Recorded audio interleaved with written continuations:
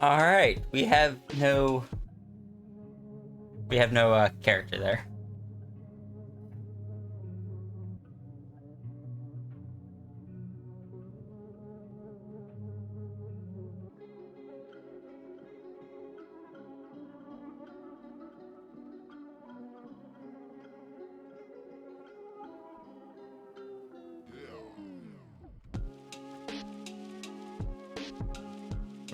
You get this one until I get the tube set up proper.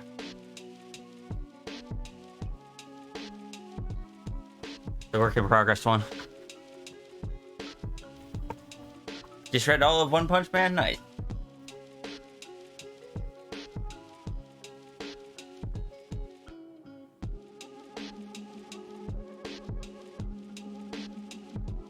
Oh no. Thank you, Werny, for the 21 months tier 1 sub.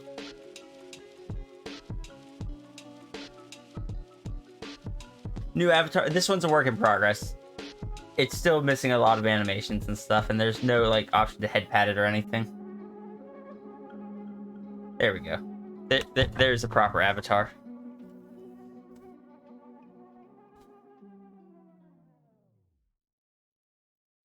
Sphinx.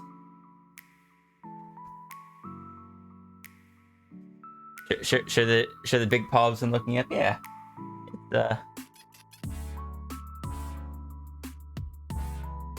It's oh, sorry.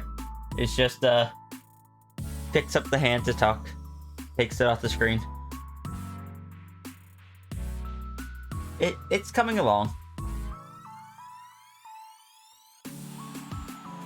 Okay, and someone redeemed head pats, but there was Alright,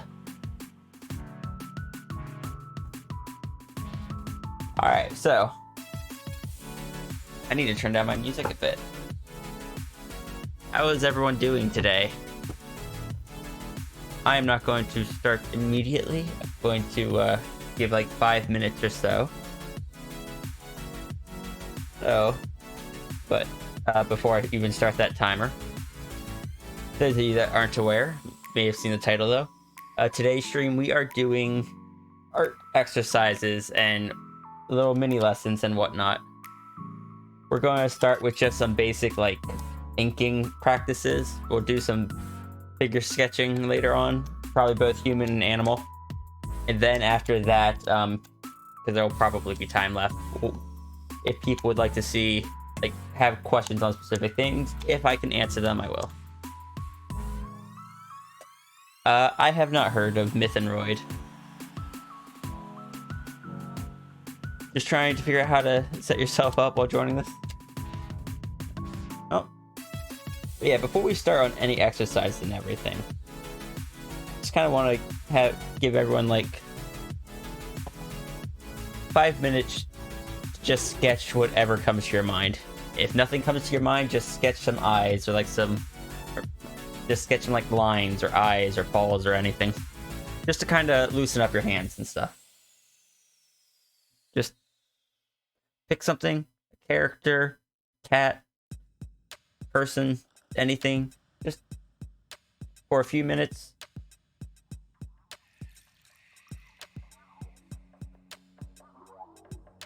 Give it a shot.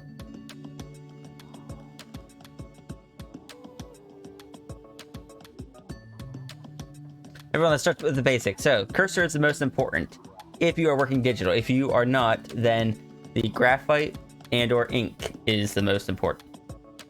Or just like the tip. I have a timer set for 5 minutes as I'm doodling here. As I said, both to just kind of warm up and to give people a chance to arrive.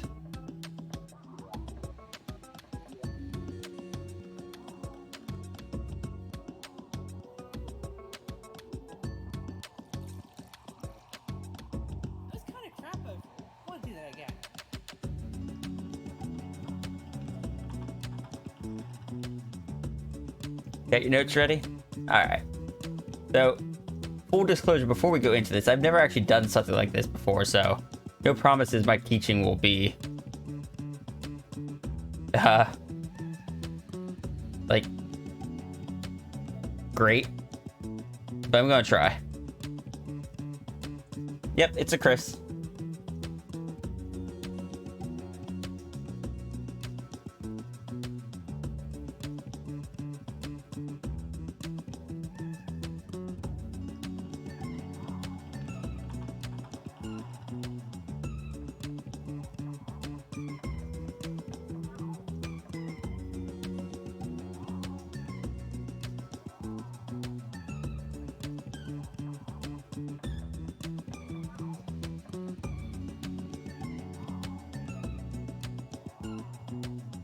Teach stuff during regular streams. Can't imagine it'll be a whole lot different.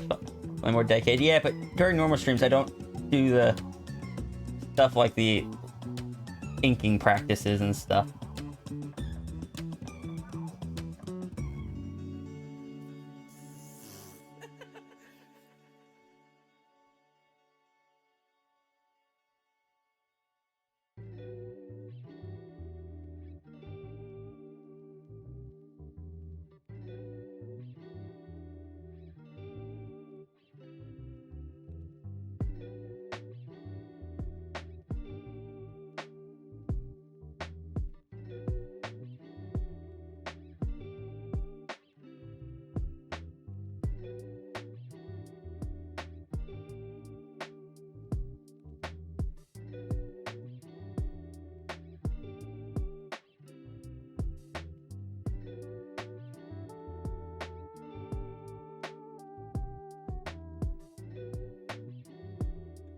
Anyone that is willing.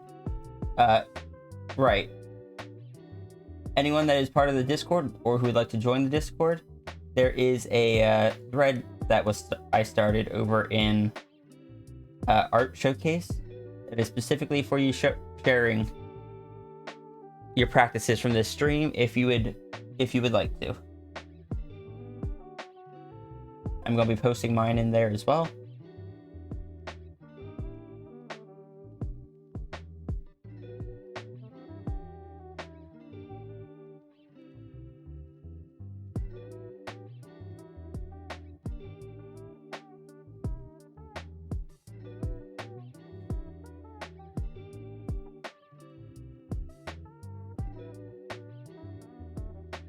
Got a minute left.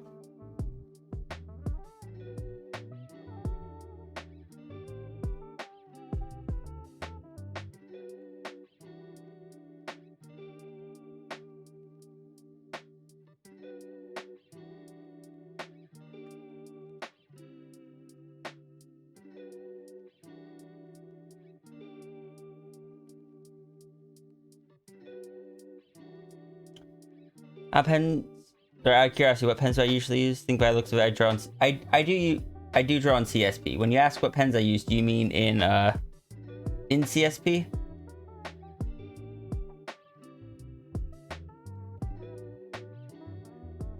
All right, out of time anyway. I'm going to create a new folder on my desktop. A new folder to store these in.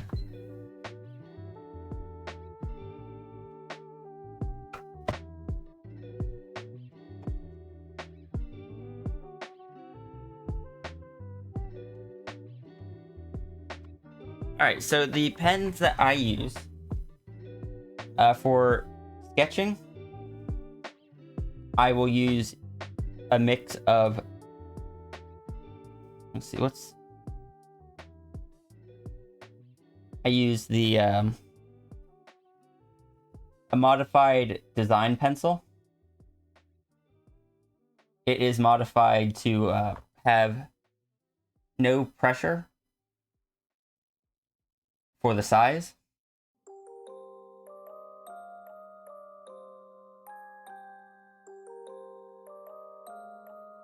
And it is modified that the size is specified by size on the screen.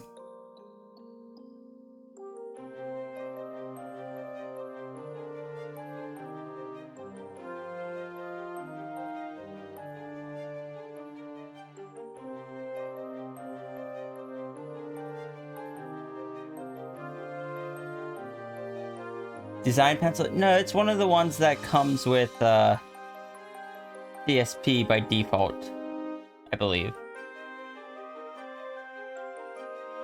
It's either called like design pencil or concept pencil.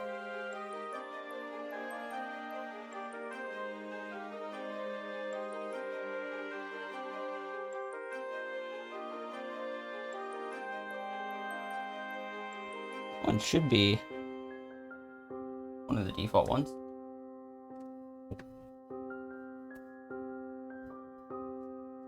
Note, if you install CSP nowadays, you have less brushes. There is design pencil is default under pencils. The reason for that C player is they updated the brush engine and they updated all the default ones. There is a way to get the old ones back from the store. I'm just not sure what they are. Pencil only has pencil, mechanical pencil for you.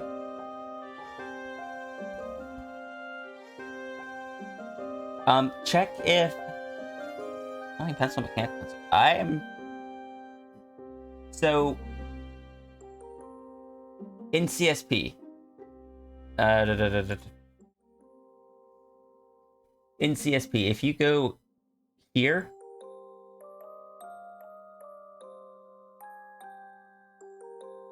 I'm not going to open that up on screen.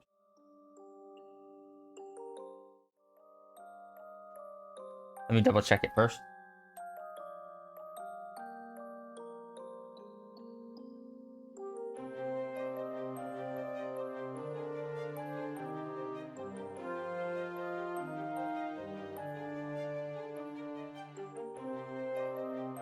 Sorry guys, 1 second.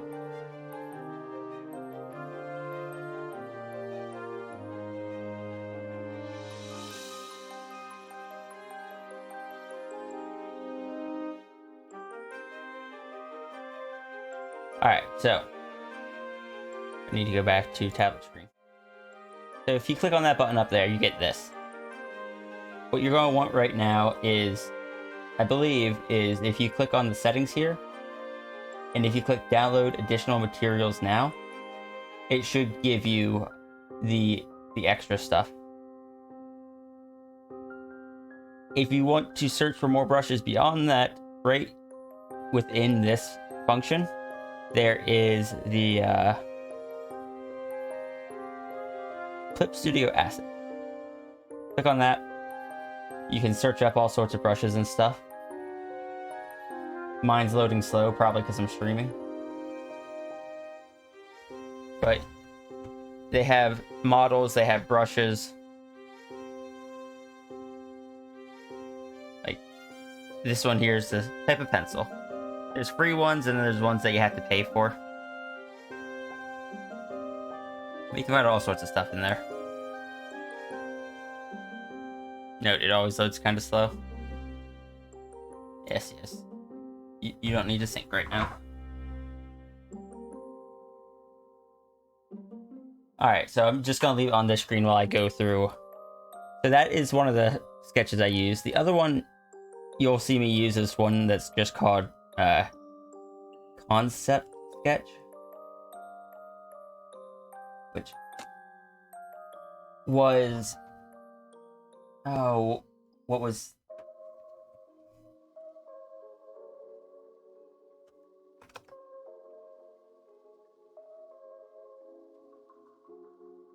Which is one of the ones I got from Vampite.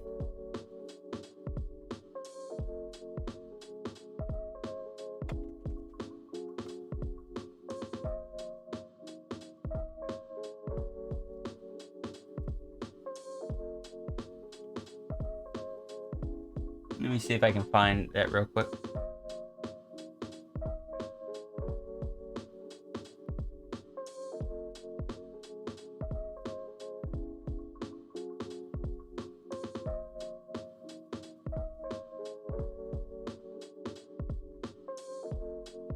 Yeah, here it is.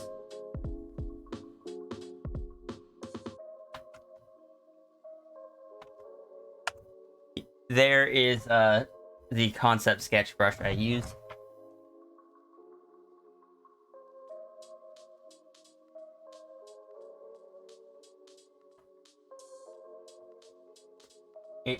It's a brush that starts thick, gets thinner like in the middle, and then as you slow down it gets darker again. So it puts a lot of emphasis on when you're going slow, because it has this really weird pressure curve to it.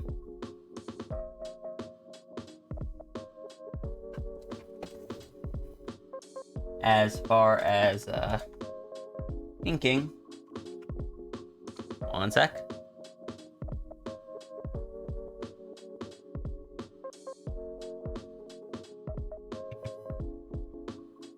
Sorry, I had to sneeze. As far as inking, I use a lot of brushes from the Friendin pack. It does cost 15 bucks though. The primary brush I use most often is called Not Scott.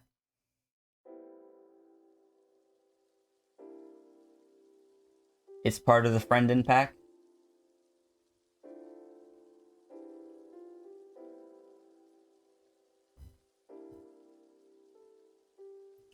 Sorry about the derail before we even... No, it's stuff to teach. But this pack has a lot of stuff that's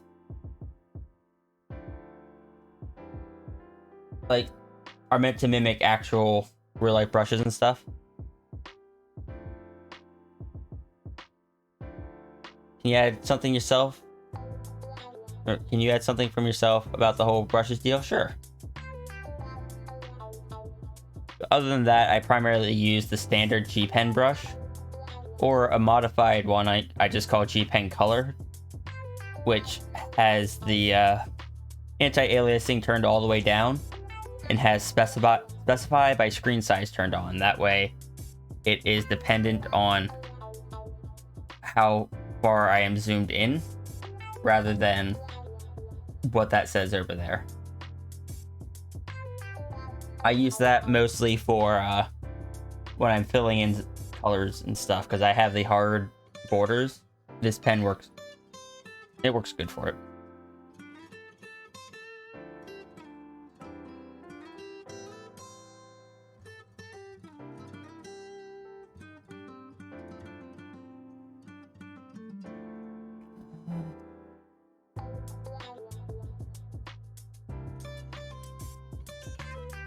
Procreate doesn't have anything like that.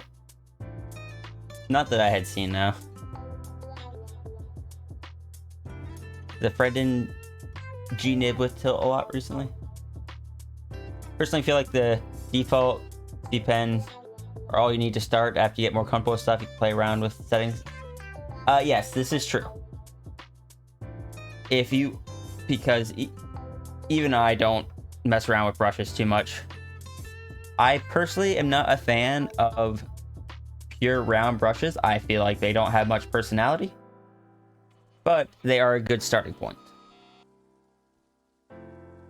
I feel like even the real G Pen, which is basically the same thing but it has texture to it, feels a bit more personality than the standard round G Pen.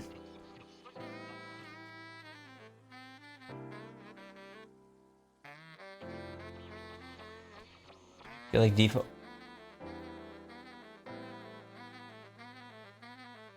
Usually when you zoom in, it's to fill something that was a detail anyway. Got bouncing a bit, but you'll definitely come back to watch the VOD later. Alright, I plan on uploading this one to YouTube as well.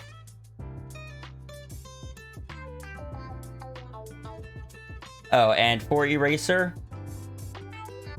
I use again a modified version of one of the basics, or one of the defaults. The modified hard eraser, that's similar to my G Pen Color, is dependent on how close I am zoomed in.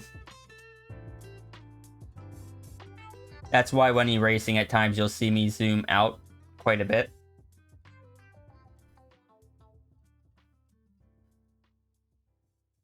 This one I never use, but I still love. It's just the unhelpful eraser. Tries to mimic the old a worn out eraser head on the old number 2 pencils. seen people do amazing things with the default G Pen, but it's hard to use. It really depends on what you're going for. I'm very much used to traditional paper where you get a lot of personality and like the line weight and stuff and like stray marks. Fun trick is it that you can do this. You can change this down here to transparent and then do the same thing.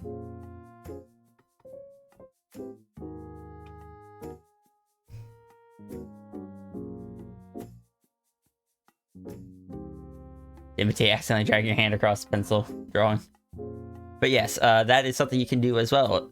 Is this down here will turn any tool into an eraser essentially. For some things it works well. Other things I still prefer just using my modified eraser tool. You can see that eraser being used for blurring effects. Well, Clip Studio at the very least does have its own blurring tool that you can modify a fair bit.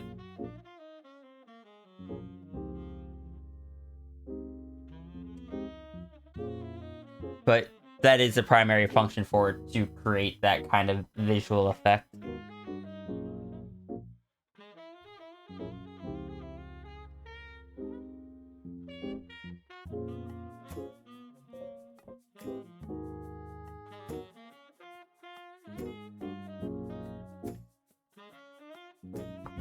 Can you change the brush source of the blur tool? Or is it just one shape? Oh, let's take a look. Brush size. I'm still on the liquify. If we go back up to the blur. Brush shape. There's a few, and then you can add your own. No, I don't think that's what I wanted to do.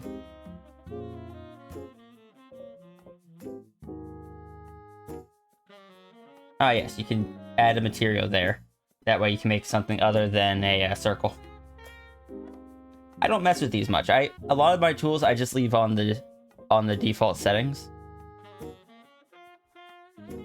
Because I know how the default settings work, and I'm afraid if I change them, I won't know how to get back. But anyway, before we go on too much further, I am going to post my little warm-up sketch in the channel.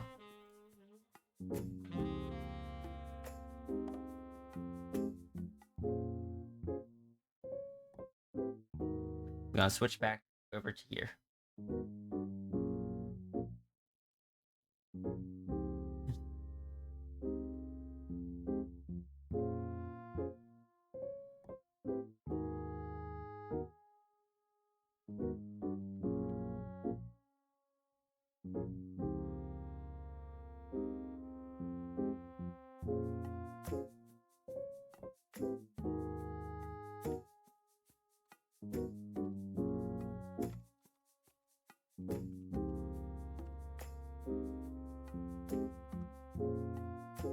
Is always reset to default.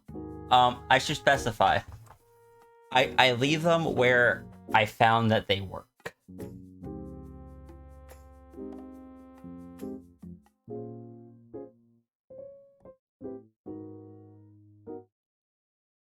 You at least use the real G Pen for now. The G Pen is kind of meh. Yeah. I mean, use whatever you feel most comfortable with. Basically, all of them will work. Thank you for the head pats. You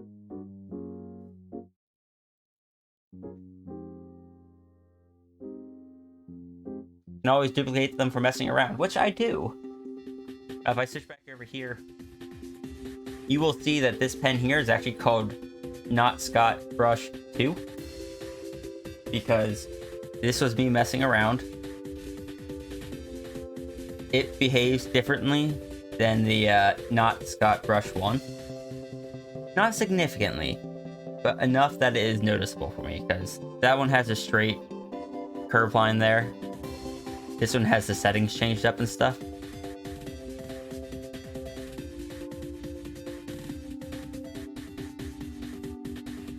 Downloading materials is incredibly wrong. Yes, it is. I'd recommend just leaving that going in the background. But alright. So has everyone got some paper or a canvas ready? Something that is good practice. I'm going to switch it back over to my concept sketch pencil for this. How many people have seen lines that kind of look like this?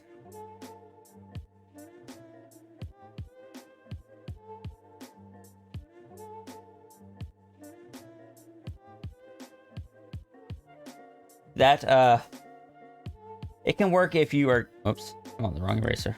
It can work if you're going for that specific effect, but typically that is furniture, wall, and crayons ready. Perfect. You want to get practice at doing all of those in single strokes, called line confidence. You want to have confidence in the strokes that you take, because if you're going over the same line multiple times,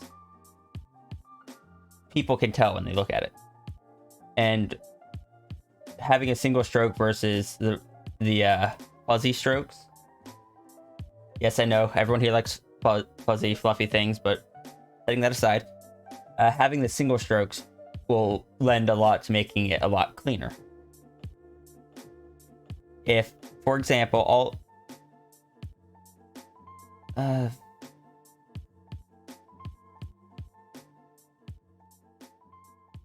where is the combined? There it is.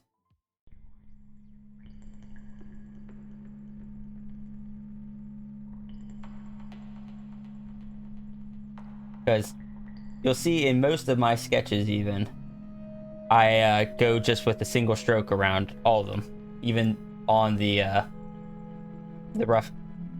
clean sketch here. There's sketches, but you can see where I double stroked and stuff.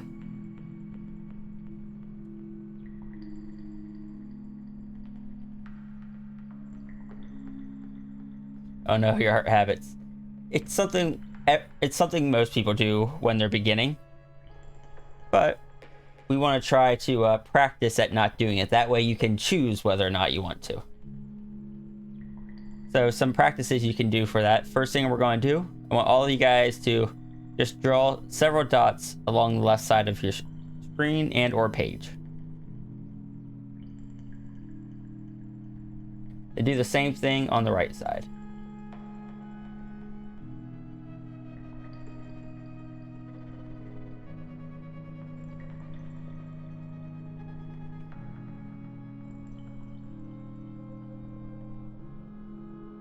It hides lack of confidence under the air of deliberateness. There's a difference you'll find. Even, the thing is, even I lack confidence in my art all the time. But you want to be able to focus that thought onto the art as a whole, not be worrying about each individual stroke. Some strokes are still going to give you just heck. I run into that all the time. But you want most strokes to be able to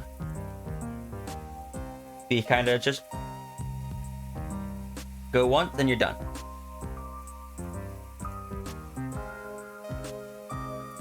Alright. Aside from Syntax, who unfortunately has to wait for their iPad to charge, I feel your pain there. Does everyone have their lines ready? What you're gonna do? You're not gonna zoom in or anything. Just go from here. You're gonna try to meet up with this other line here.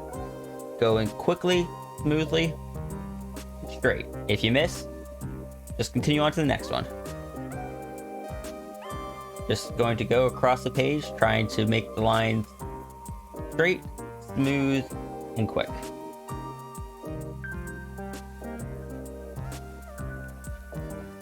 You mean once, Control Z, once? No, not for this. So no Control Z. No Control Z allowed.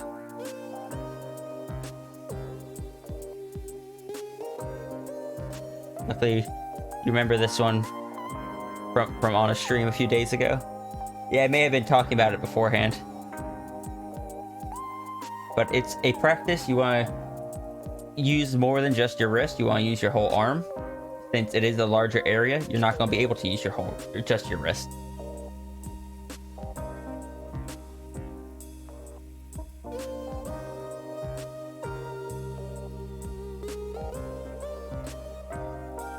I have an uneven number of dots here.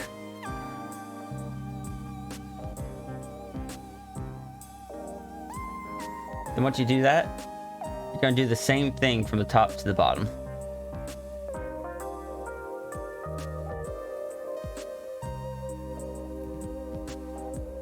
I will warn you now that I will probably go extremely ADHD on some of these lessons.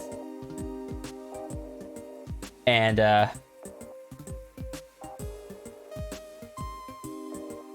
I lost my train. Go extremely ADHD on some of these lessons. I kind of bounce between facts, like I'm about to do now, because one of the things you want to get into the practice of is using more than just your wrists and your fingers to draw. Whether it be using your elbow, so just the lower half of your arm, or using like your whole arm up to the shoulder. Especially for larger strokes, that will get you smoother, more steady lines than trying to just do it with just your fingers. That's part of what this is a practice of.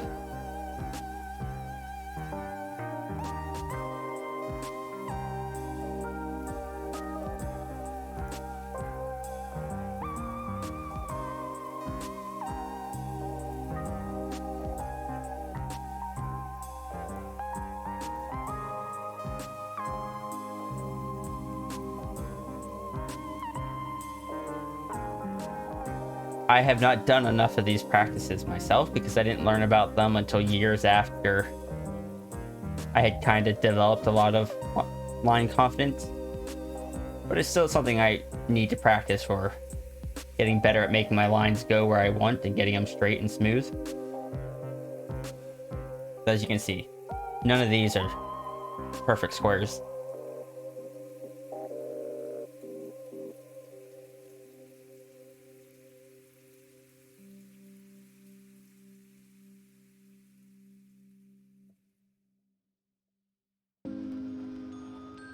Getting to the edge of my desk where I can't get a clear movement with my arm.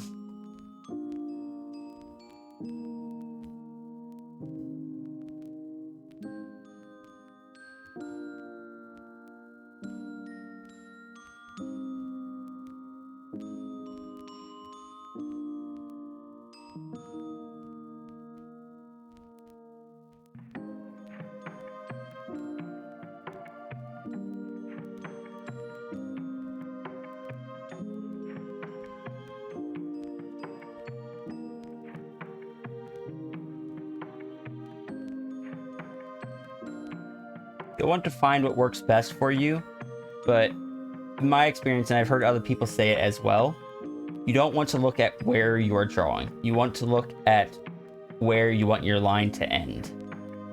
So instead of looking at my hand, I'm looking at these right side dots.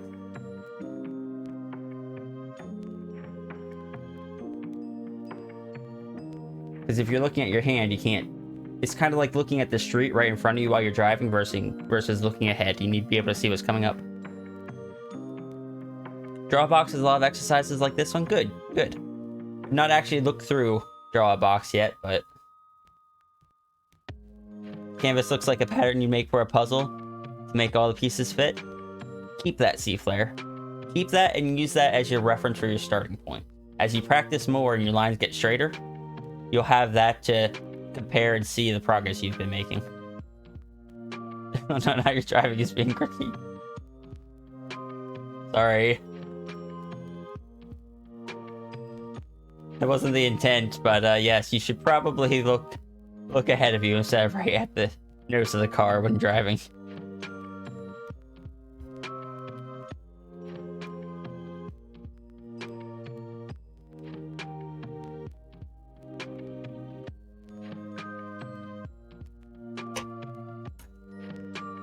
Since you've been wondering it, How much art education do you have?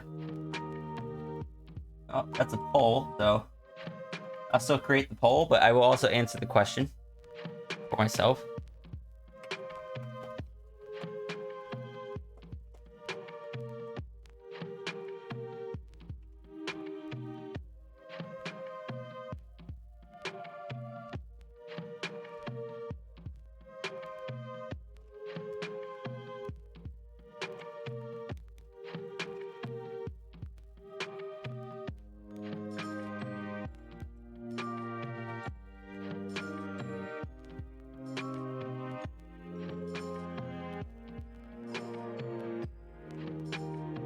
Is the self-taught / high school the same option? So in that Discord thread, can you post your pictures from the exercise? Absolutely. Go right ahead. That's what it's there for.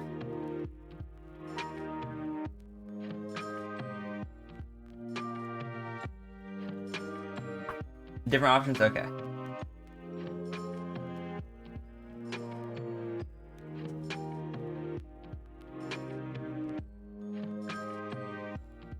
So for myself personally, I am almost entirely self-taught.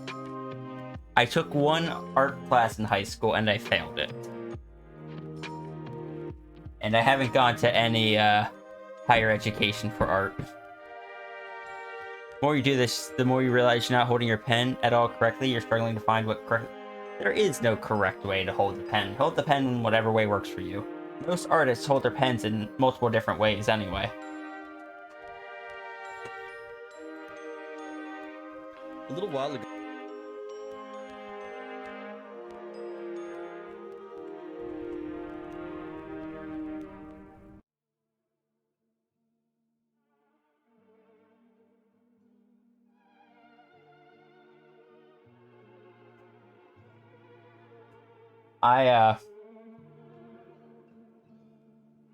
There was a whole conversation in it about it in the Discord at one point.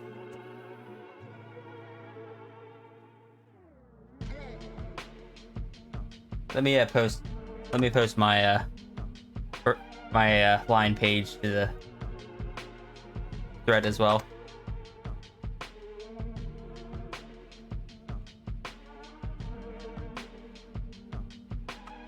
Let me see if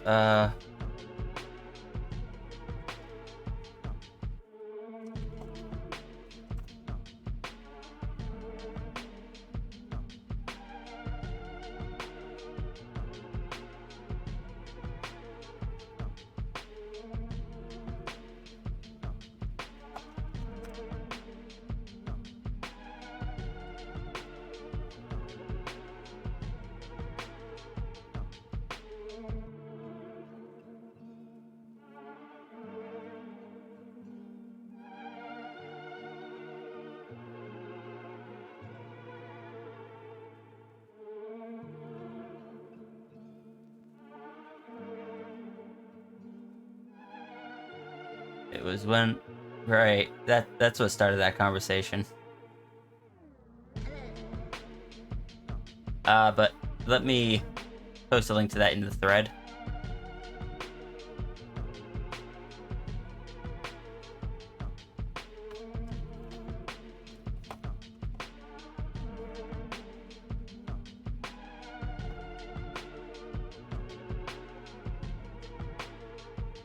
How you took 2 years of graphic design. Sense of what feels comfortable, right? All the way through the line. Ah, gotcha. Well, if for whatever reason you aren't... How much are you shifting your fingers as you're going? For this exercise, you should be keeping your hand mostly stationary and moving your arm mostly.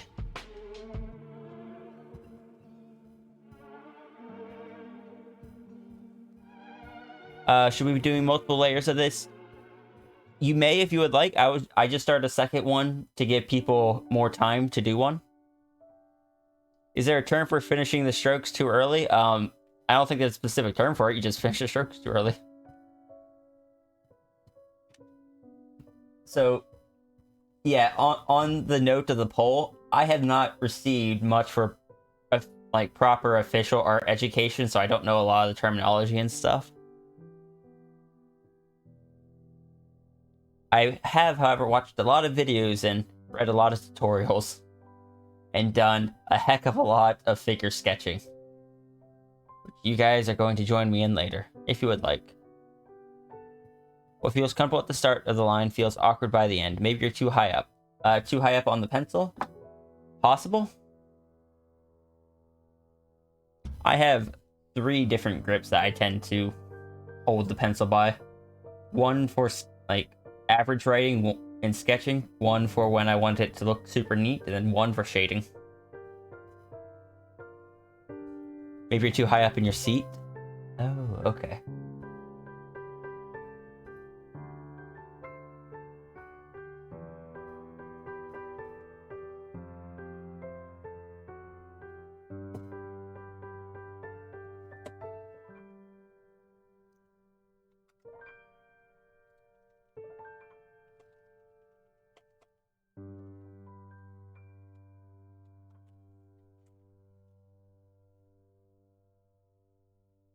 Yeah, we can,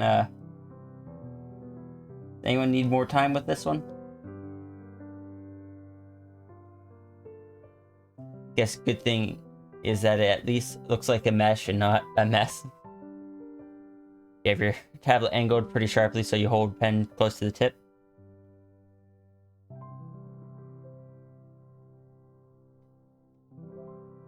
Huh.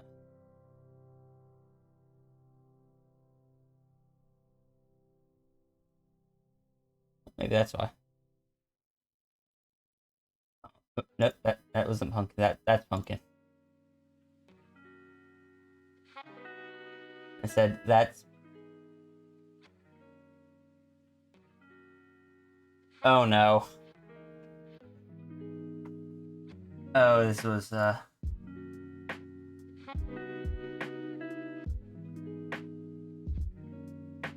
Okay. It's fixed now.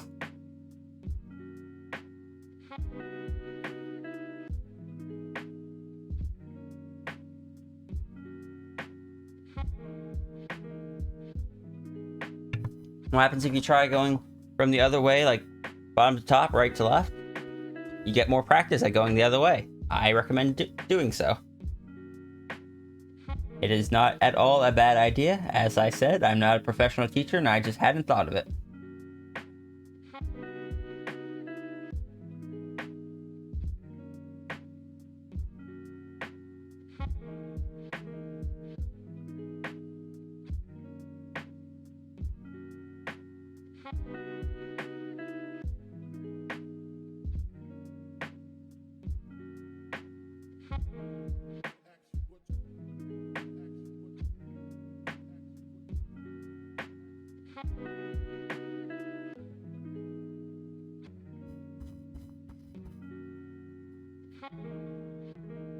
Why not just turn on the grid? Because that would defeat the point of what we're doing here.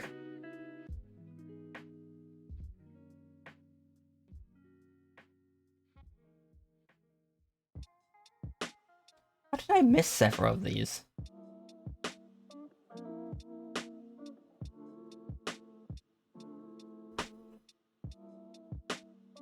If you try drawing strokes in the 3rd dimension, not just these two on these two canvas, or these two on canvas. If you have a VR headset, go for it. One of the books you have drawing half circles over each other, but like make a spiral, but only half of. I hadn't thought of that one, but we are going to be doing circles next, so it's possible to rotate.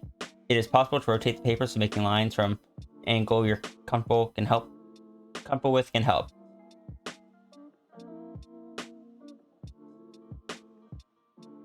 Funny fact, there is no 3rd dimension on your canvas. Artists create the illusion of 3D. Let's be on the final exam. Yeah, you guys are lucky. I'm not giving you an exam. All right, so we are gonna move on. If you still need time, just yell at me. Next thing is Your desk setup is awkward. Next thing we're going to do is circles, as was kind of mentioned.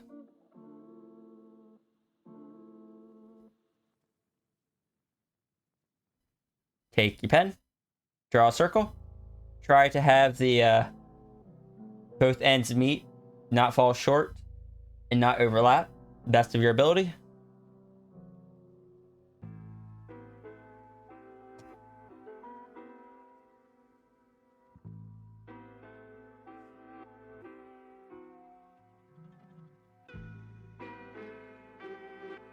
Try to keep the circles round.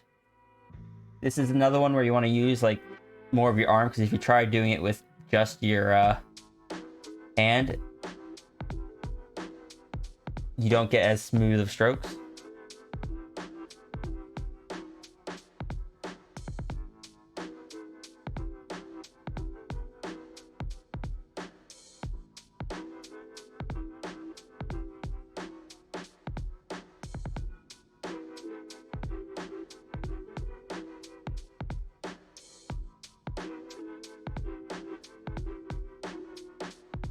Over half of the people here have no formal art education, and the highest that is here is a high school. I feel like that makes sense for a stream that is about teaching some art stuff.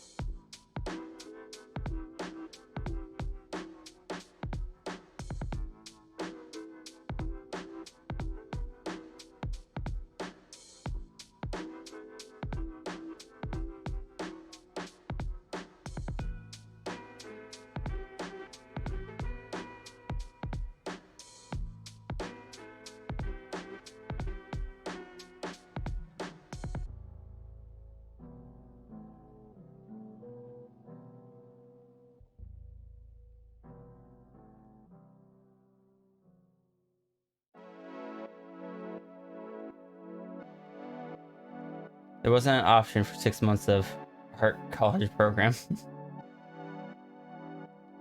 Not sure that counts as a minor. I don't know. I didn't go to college.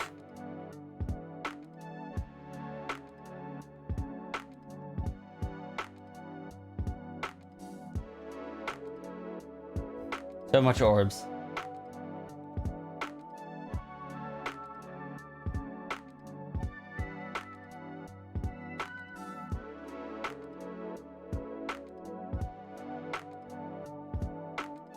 Suki for your flashbacks. Might make you the most formally trained. Nice.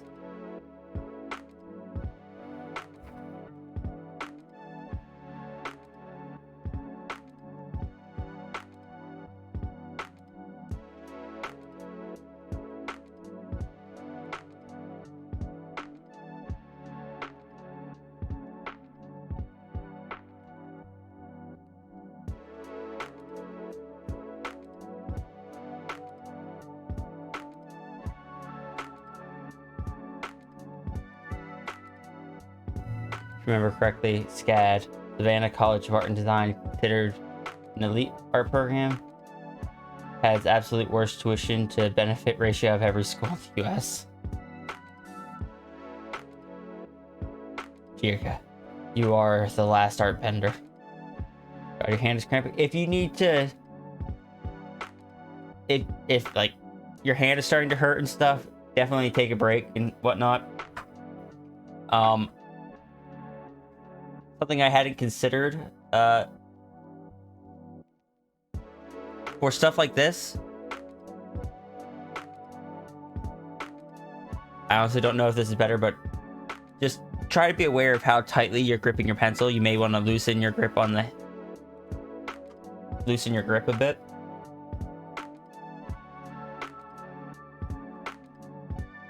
You envy my ability to close loops. Well, that's why we're practicing.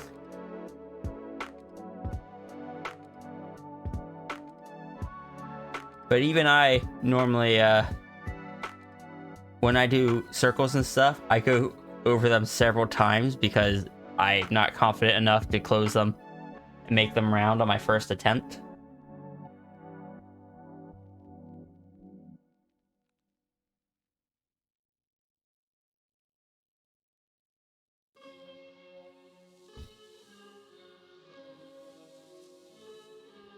try keeping like your grip on the pencil loose, and again using your whole arm. That way you're not putting a whole bunch of tiny motions on your wrist and fingers, which isn't good for them, especially in quick repetition.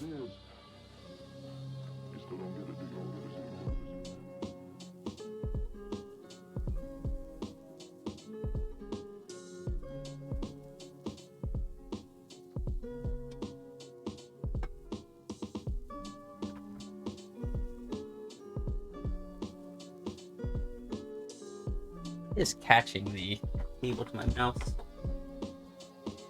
I don't know, but it's annoying me.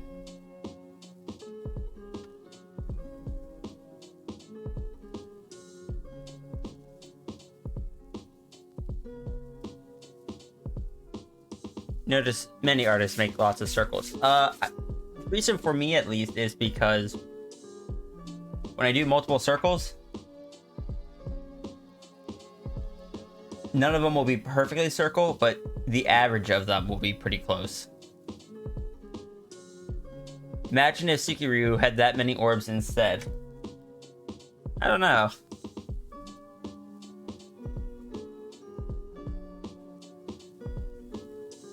I don't know about that. That sounds a bit excessive.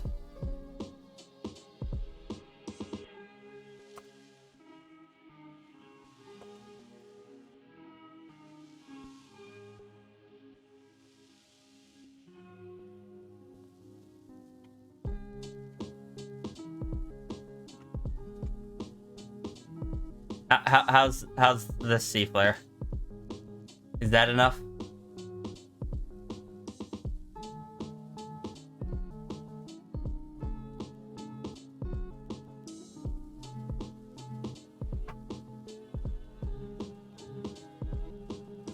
Trying out your circles. Like I told C flare earlier, keep those and look back at them later and you'll see how much you improved. What's my least favorite shape to draw?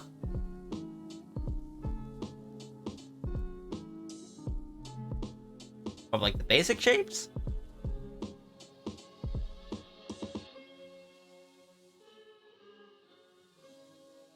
No, probably like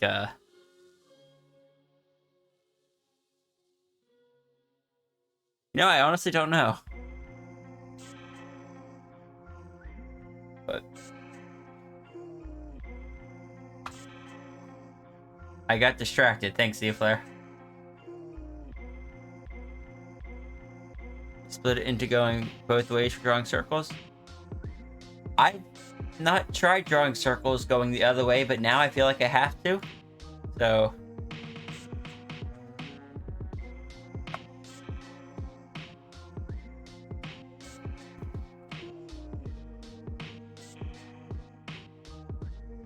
let me try that real quick. Oh, this isn't going to go well.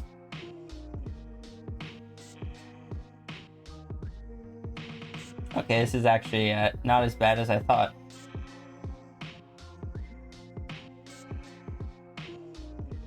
They're not quite as round.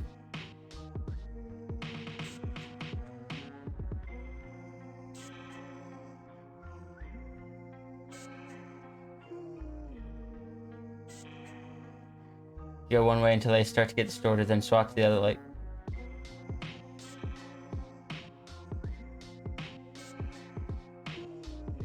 Really don't, though, like, what's the whole point of a circle? That's the whole point of it. Why is it way easier to make good circles in the opposite direction? I don't know. Maybe because, this angle here is the most natural for you if you are right-handed. I imagine this side if you're left-handed. And so you naturally start with that angle, leaving you with this awkward angle to finish at. But when you do it the other way around, you're finishing up in the strong area. And therefore you have a better view to close up the circle and stuff. If I had to guess.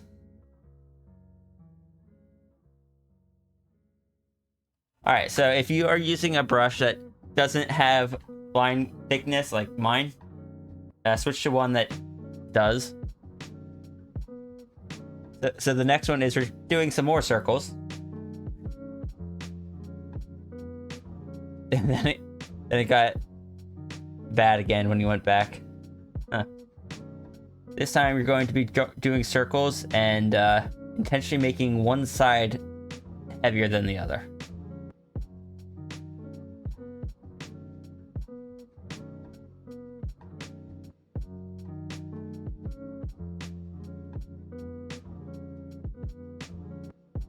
Wait, try alternating it? Yeah, I did try going the other direction. And I was able to close most of them.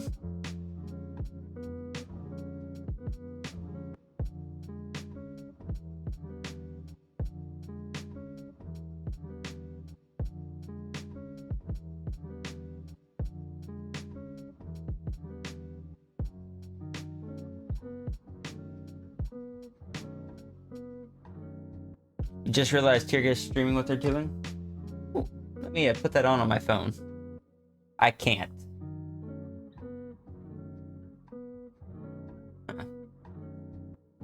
I suppose I can. It just means one or two of the avatars will break at the moment. Ooh, no, what I could do is... It might even on the Discord in that... on that account.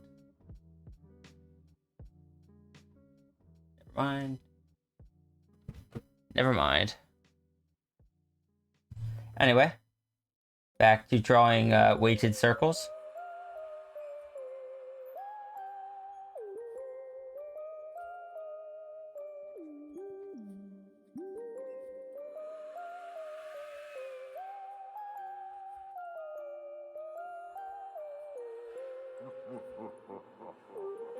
This is something I struggle at, as you can see. Those are not very smooth pressure curves.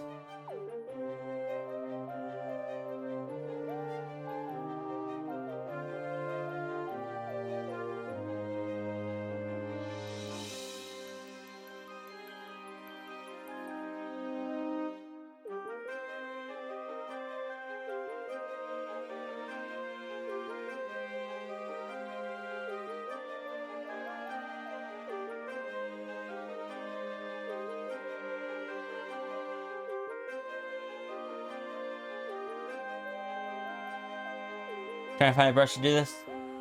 The one I just switched to is just the standard G pen.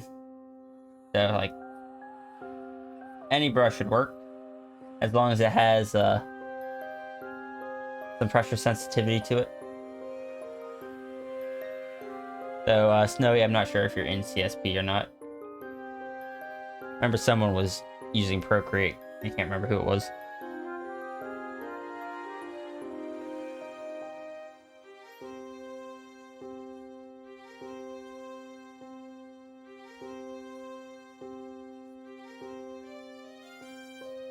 You're inside, you do not have CSP? Okay.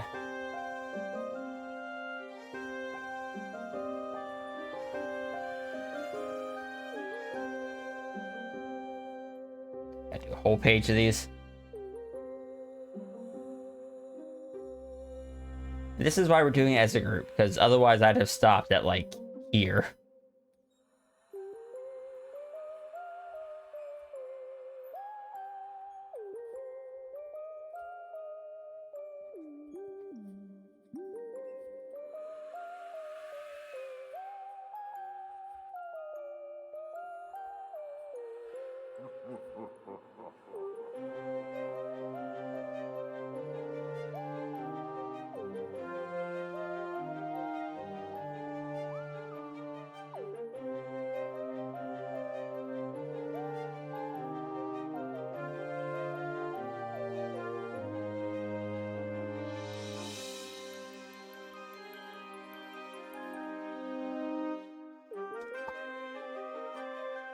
You're at work, so on a notepad?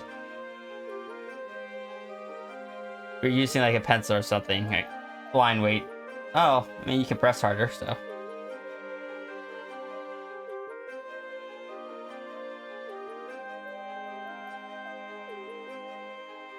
So you're working right now? You are working. You're working on knowledge. That didn't end bed very well.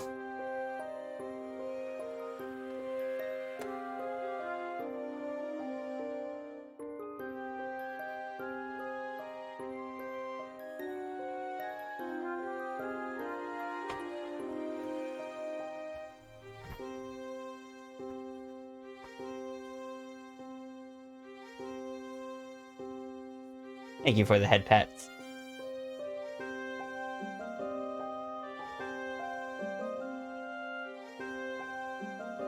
Magical Education of Wizards, Halloween Edition. No, it's Magical Education of Artists. Get it right.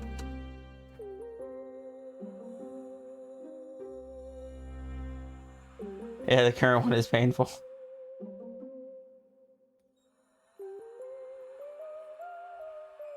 Counter, then clockwise, counter, then clockwise.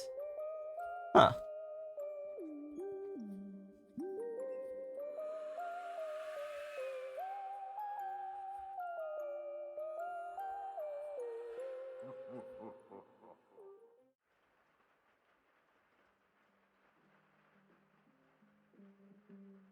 Tirka, what is this wizardry?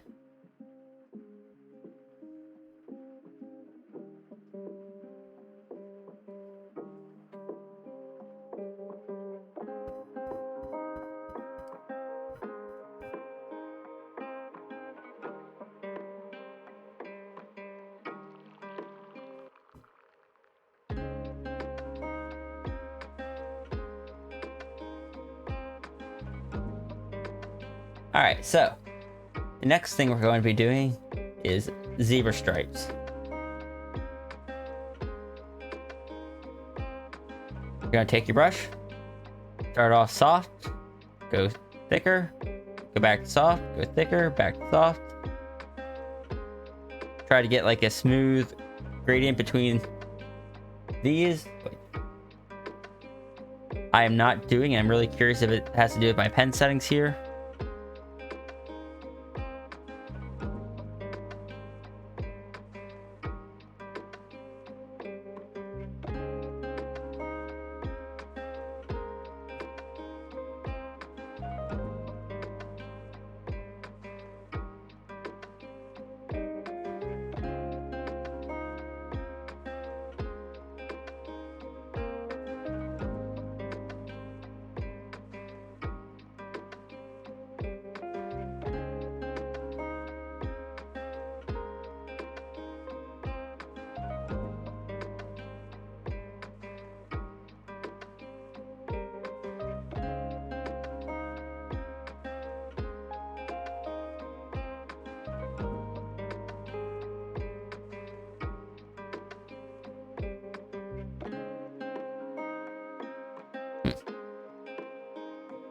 Gonna try to draw a little too? Excellent, excellent. Is it cheating if you use your favorite brush? I mean, if this one's hard with a ballpoint, yeah. So what you can do, Tangent, you can kind of skip ahead of the rest of us, is do curves, and then try to follow that same curve over and over.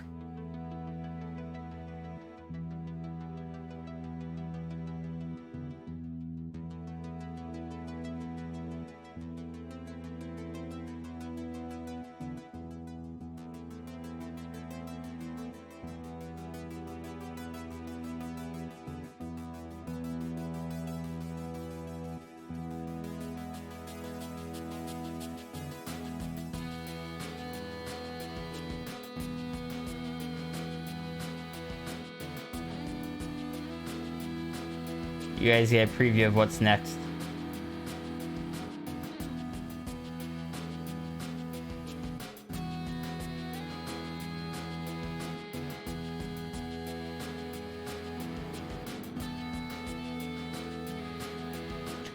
And as you can see here, this is why I normally use this kind of brush. It really lets me kind of create whatever pressure I want, though even that's apparently not too smooth.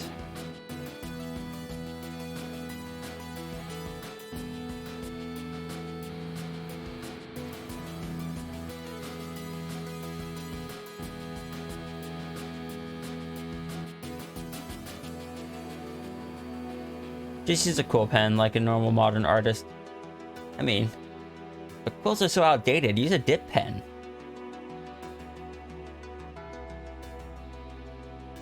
They have metal tips. They last much longer than the quill.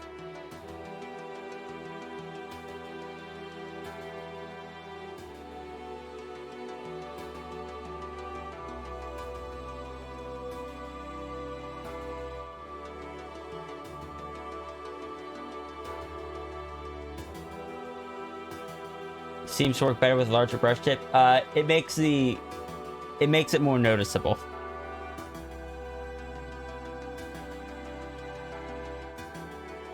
Because using a smaller brush, you would typically be zoomed in more to see the difference.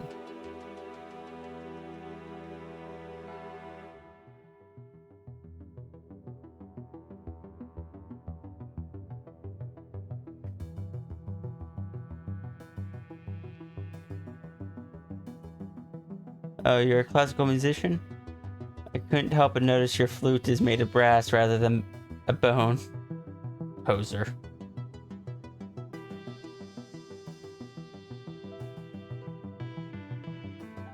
Pros of being a foxbird.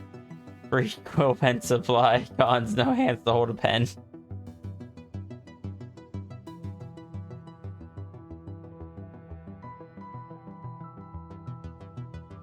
Out of curiosity, those of you guys that have that are doing it digitally, when was the last time you checked if your pen tip needed replacing?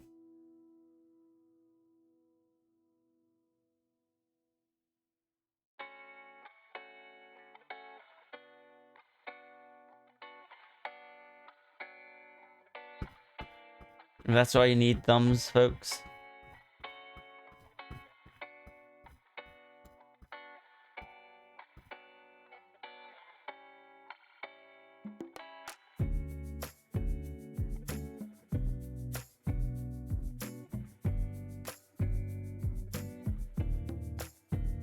Never, how would you know? Most tablets, the tip, because they're plastic, like anything from like a Huion, a Wacom, the iPad, like the Apple Pencil, they have replaceable tips because they are plastic. They wear down over time. If it's no longer pointed, if it's like looks like a worn down pencil tip, then it is probably worth replacing it.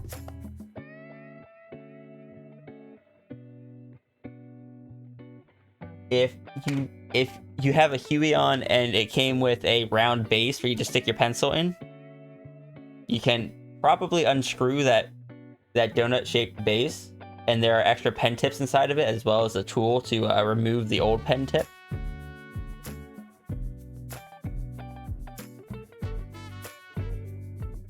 Had to replace pen tip like 4 times now. It's in like 5 years. Well, to replace the tips, you just like, do you have a Huion, Tirga, if I remember correctly?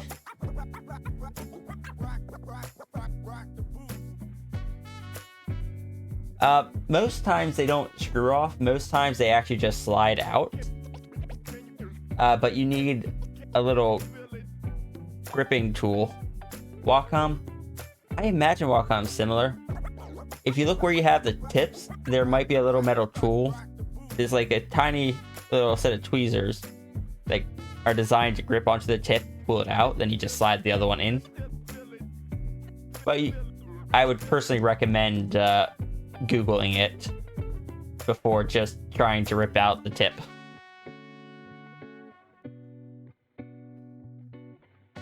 Welcome back, Bob. What's so hard to take apart?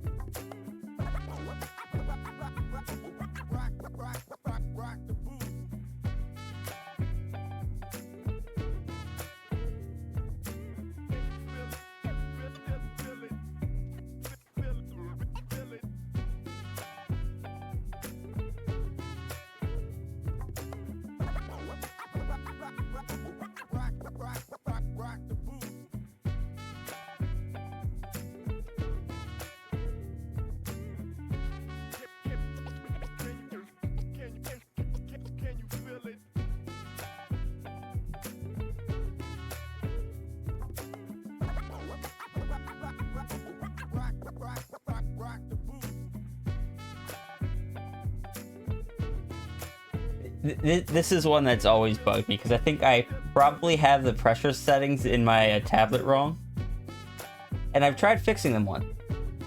But the thing is, when I tried fixing them, I could never get my G Pen, or not my G Pen, my not Scott pen, to feel the way that I was used to, and it made all of my line art feel just wrong. So I went back to my incorrect pressure settings. My tablet your pressure curve should look like this, ideally, just a straight line. But mine has like a fairly sharp curve up before continuing up. So it takes very little pressure to get that amount of thickness.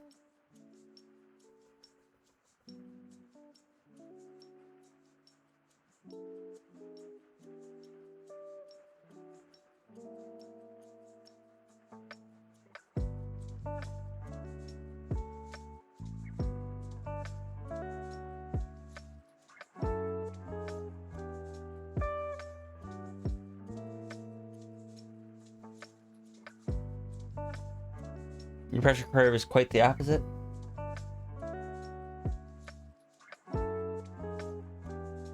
This is also a reminder to anyone that's using Clip Studio Paint. You can always go into your pressure settings to adjust the pressure curve for the art software itself. At default, it's here. Oh yeah, and it will try to adjust it automatically based on how heavy you draw and stuff.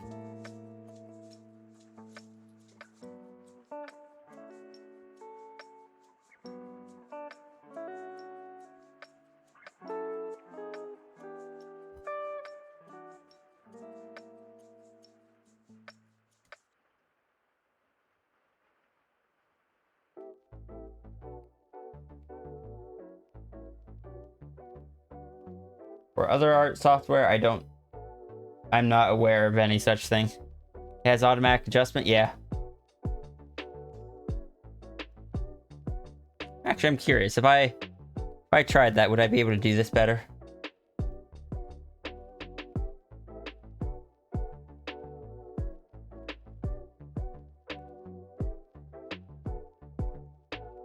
Like, let's try this.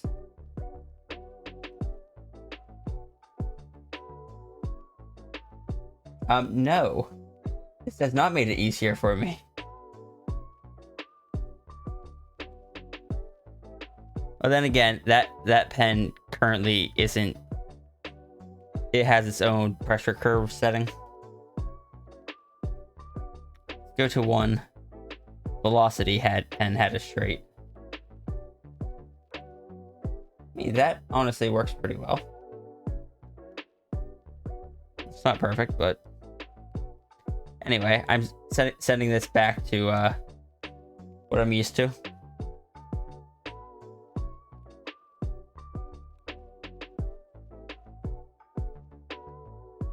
This one's taking me a while to do because I kept getting distracted. It's like a line of hot dogs on strings. I don't know what you're talking about. The Charlie Zebra stripes.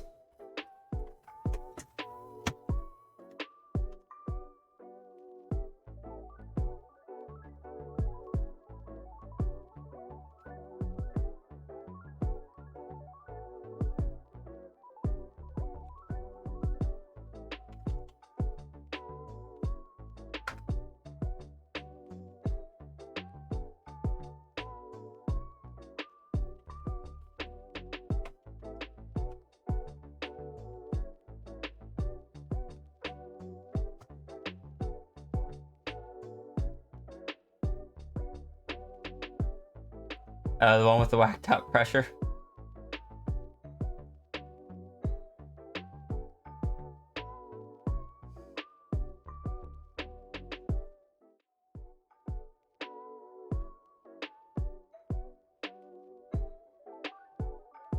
feel like your stand can open up. On the other hand, you don't really want to. Yeah, C-Flare. Before trying to open it, because especially since you have a Wacom, I don't know if it's the same. Google it. Just later on, Google it. If you need to write it down for now, do so.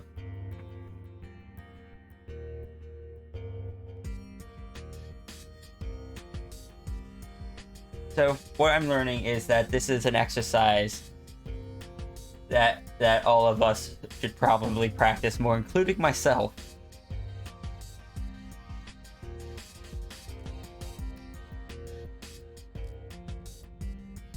Because mine are not smooth in the slightest. I do need to step away real quick. I'll be right back though. Give anyone a chance to catch up that needs to, because this one takes a while.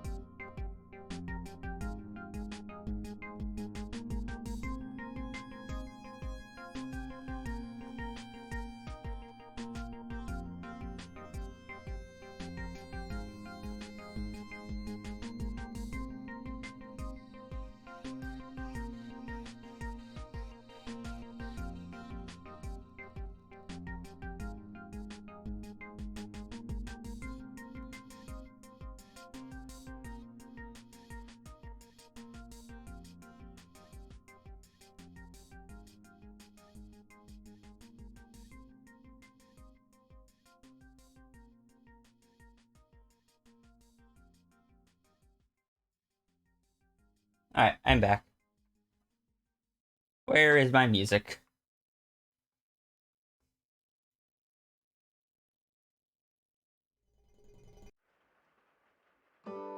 There's music.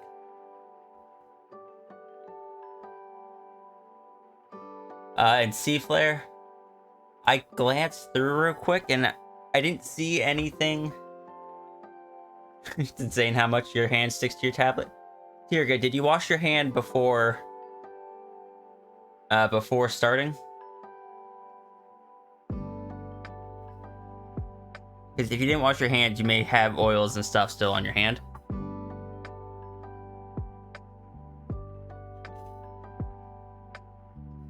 Okay. And have you... That's what artist gloves are for? Yes, that is what they are for. But if you don't have it, even if you do have it, you still want to make sure you wash your hands. Something I don't always remember, admittedly. But I try. You have a oh yeah, you did mention that. Alright, so. Next thing we're going to do. Anyone who just joined in,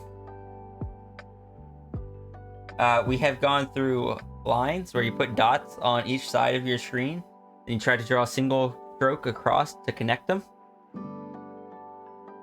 We have done circles. We have done weighted circles where you have to make one side intentionally heavier than the other. And now we just did zebra stripes. Next thing we're going to do, flowers.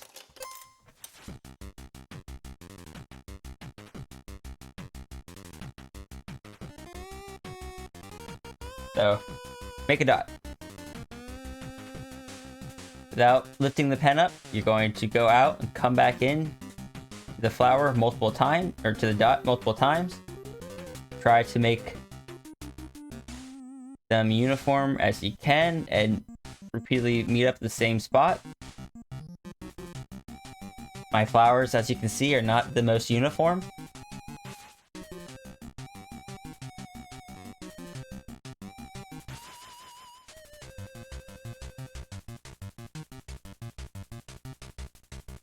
They're trying though. They're trying. They're trying their best.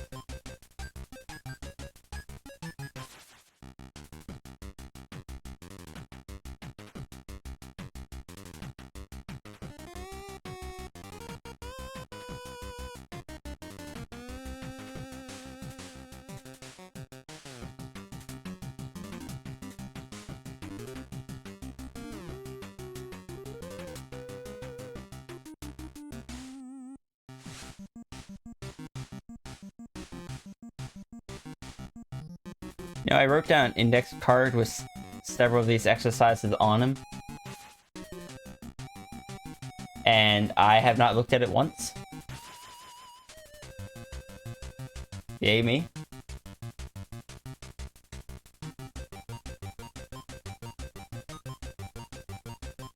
This is why I do not like when people tell me, oh, if you forgot about it, it's probably not important. It's just like, yes, this is important. This is literally what I'm doing. And I have not taken the minimal effort to try to remember what it, make sure I've remembered everything. Because full disclosure, I already forgot that I had said that we were going to be doing the squiggly lines next.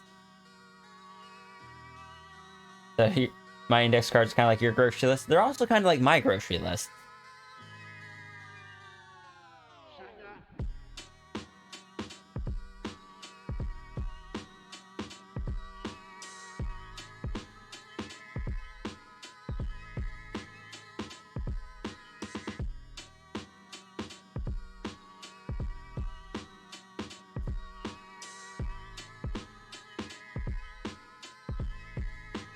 It has to be the most riveting and exciting art stream ever. And I super appreciate you guys being here. Use them like a checklist at the end. It's not efficient because you have to run back and get stuff sometimes. But like me, I just forget to look at it. I also forget to fill it out. I'll go through the week, be like, okay, I need to remember to get this. And then don't write it down. Try and draw a straight line. Looks like the seismogram of a Category 7 earthquake. Well, I will tell you the same thing I told the others. Just continue on. Don't try to redo the same stroke. You want to do one stroke per line. And then, when you're done, keep that page. Because as you improve, you can look back at it and see the progress that you've made. You can see where you started.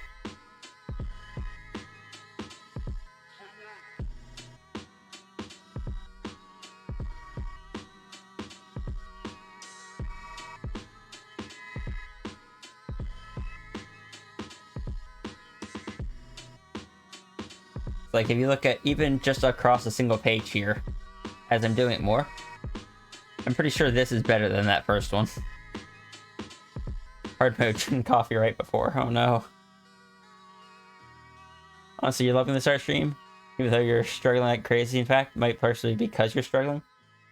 Like, these are all exercises that I've been aware of for years and never do. Because they're not exciting.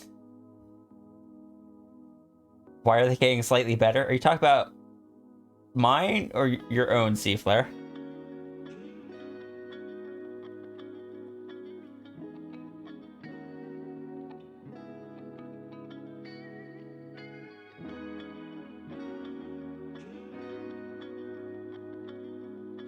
As said, this is the kind of art stream probably got to participate to enjoy. Yes.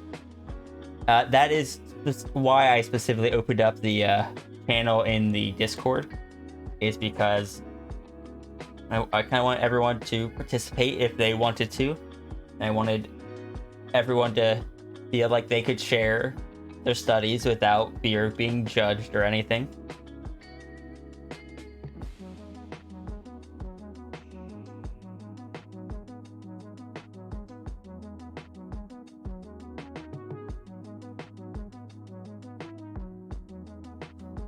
Both. It's getting better, Seaflare, because, you know, when people say keep practicing, it's because it works. As you're doing it, you're practicing the same thing over and over, and even if it's just a little bit, you do get better at it.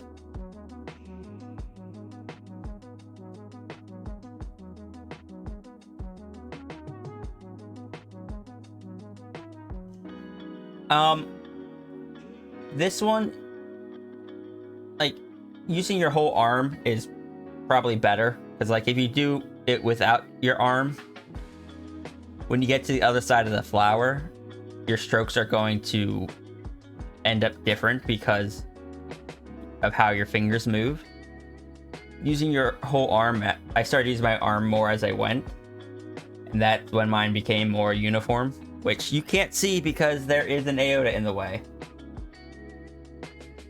There, that you can see it better behind Ryu, because Ryu isn't freaking, like, I don't know, nearly 8 feet tall.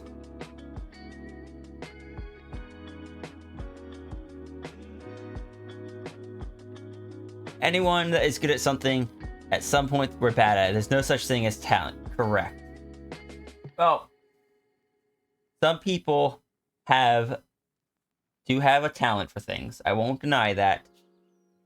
But talent on its own will not carry you. You need to nurture that and turn it into skill. Because talent is natural. Skill is developed.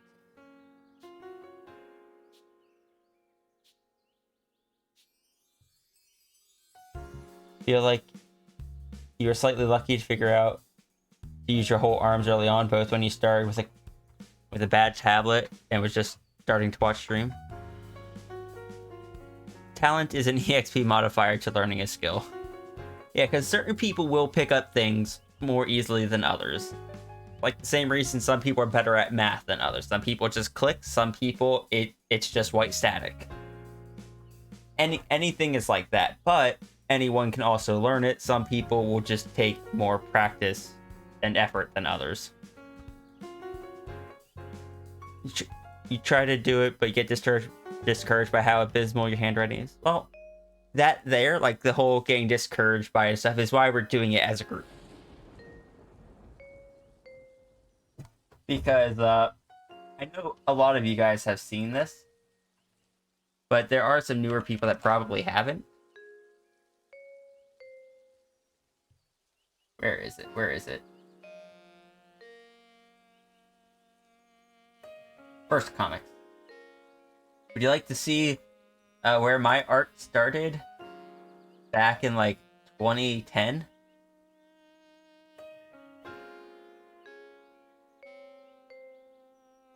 This is where I started with little, I don't even know what's going on here.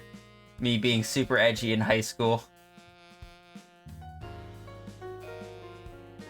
And I have gotten better just through a lot of practice and stuff.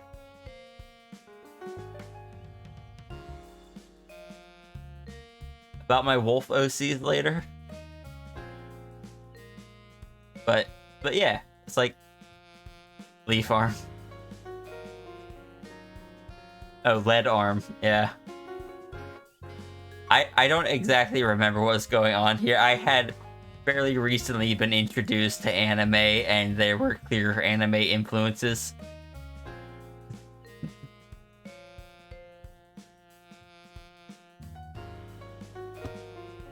You like writing on different mediums, like whiteboard are more fun to do math on than paper or an art program?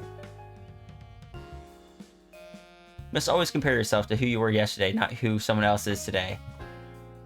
Yes, though with art, you don't always necessarily want to go just back a little bit, because it's very difficult to see the progress you've made from 1 or 2 days ago, for example, or just like your last drawing. But if you look at where you were, say, a few months ago or a year ago, you'll be able to see the progress you've made. Have I considered doing a draw this again? I have, and I've done one.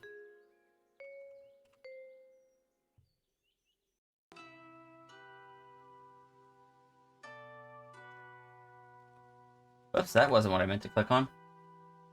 That caused me to search up Artist Beware WWCO. Because I got curious if there were any.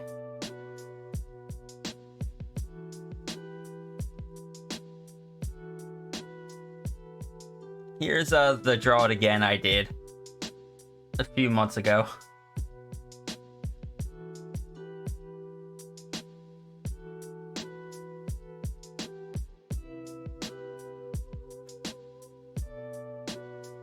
This is my character Eisuke. I entered this one into the anime club art contest, and it came in first place.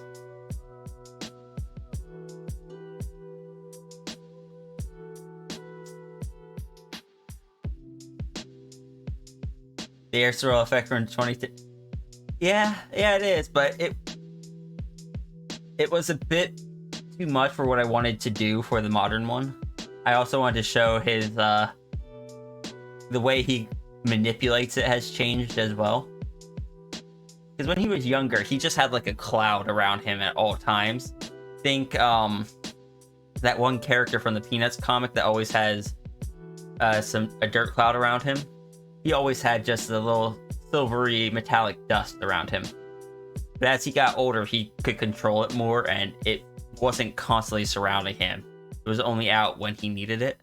Pigpen, yeah, that character.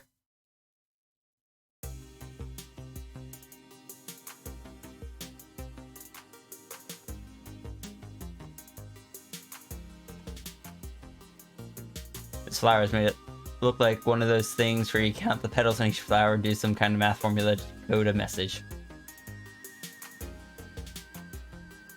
Just knowing it looks cool. The new one is also good. Yeah. I don't remember exactly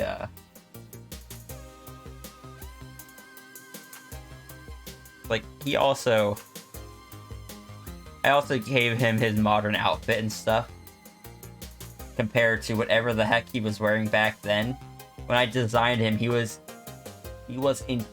wore intentionally mismatched clothing, including sandals with socks and a scarf.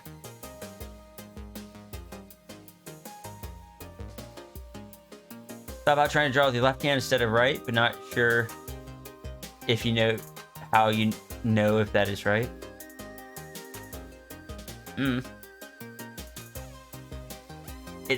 It is something that I need to practice at.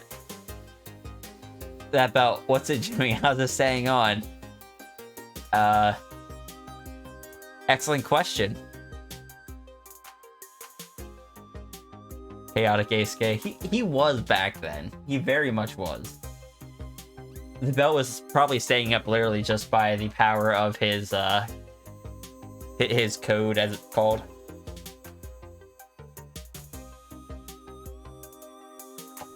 But I should try, I should start practicing drawing with my left hand. Because as much as I try to make sure it doesn't happen, if anything ever does happen to my right hand, I don't want to be completely taken out of the game of drawing.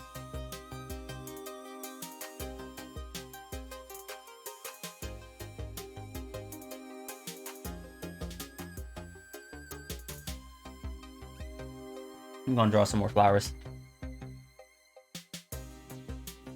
Try to do them quicker this time.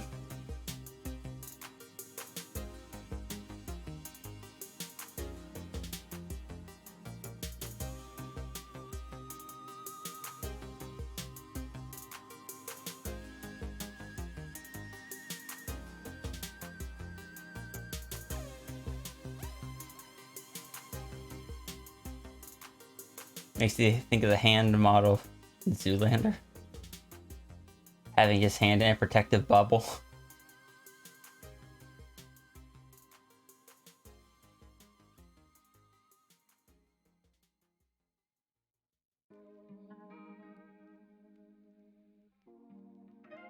Because there is also the fact, like, I work a physical job. I once had my, my left hand once was, it got infected and it was out of use for quite a while.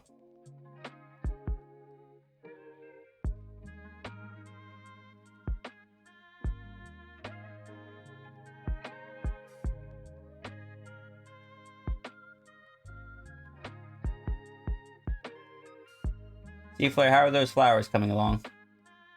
Oh, this one. I don't know what happened there. We're gonna pretend that one just isn't among the others. Hunter Show 51, thank you for the follow. How are you doing today? We're just doing some art studies as a group. If you would like to join us, you may. On the Discord, there is a channel for people to share their own pages.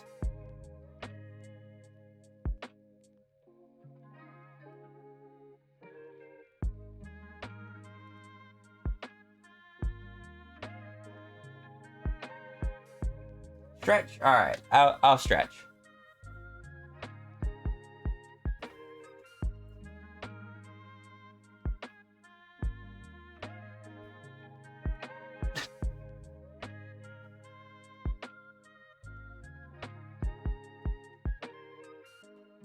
Thank you for the stretch reminder.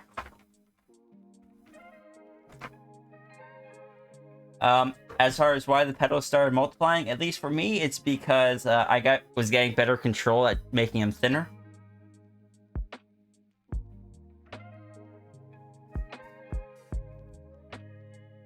Oh no, we've been peer pressured.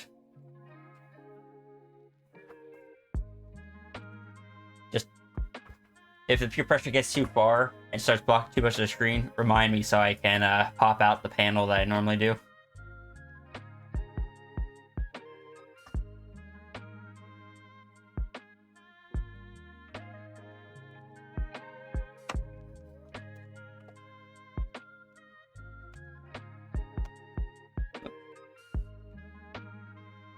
That technically worked.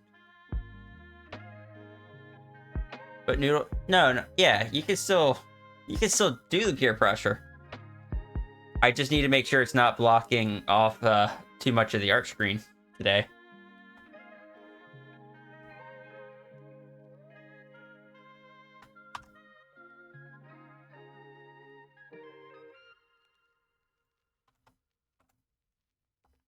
All right, so we have done the petals.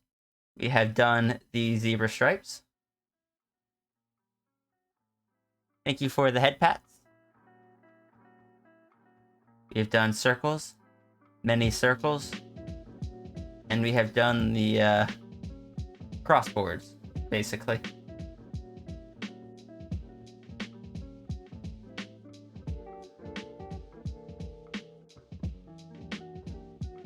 Oh, got some good flowers there. Got some very good flowers there.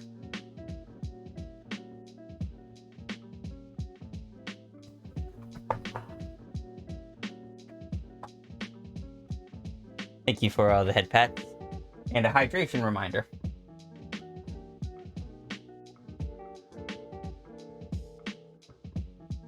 Squiggles next, yep.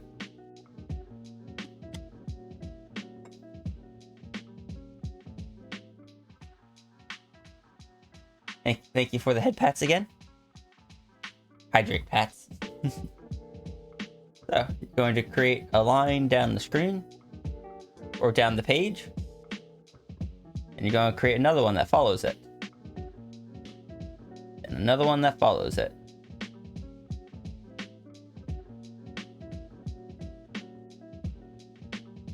Just going to go all the way across the screen.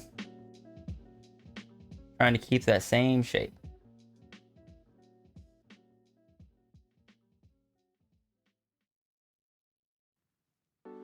Wasn't sure if the petals weren't supposed to cross over each other. They tried that for a bit. Much harder.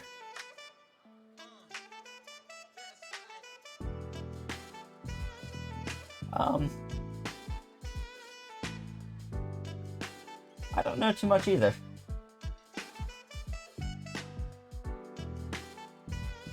As I said, these are all exercises that I don't do too much myself. But I really should.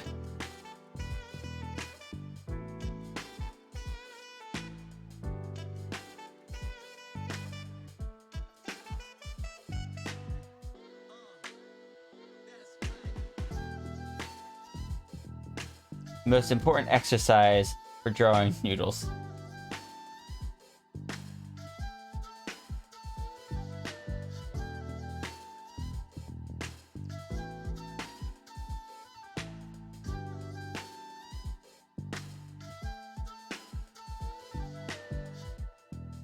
My shape here has kind of started tilting.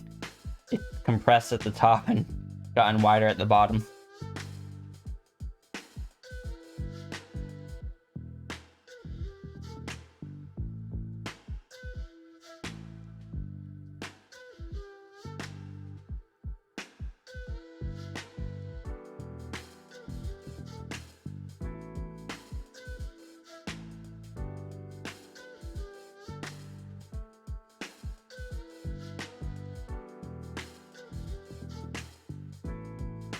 Have I ever seen a long dog? I mean, I believe so. Even through the tissue under your hand, it drags. Makes the sound of a squeegee when there's almost no water to wipe. Oh no. Oh dear.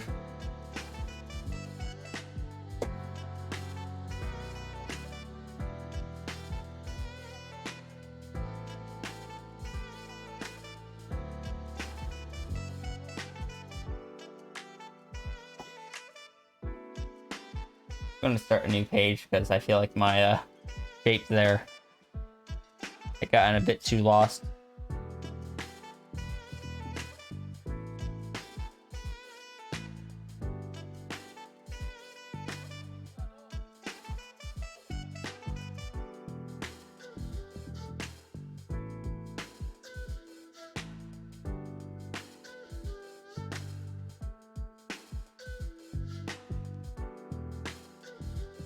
But But this time I'm just alternating, going up and down both ways.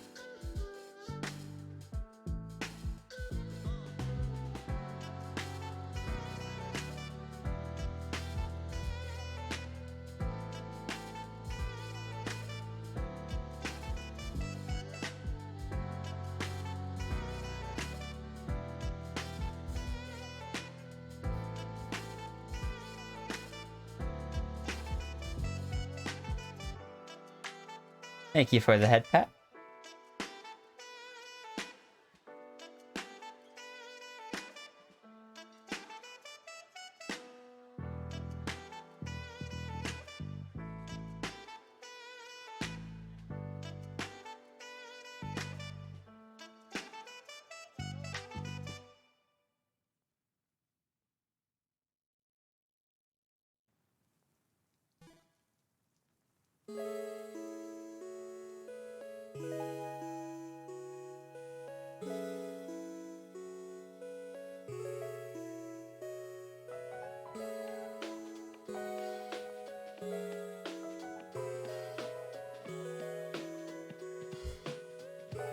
You might not do these exercises that much. Try some other ones in the future. Why is that, C-Flare?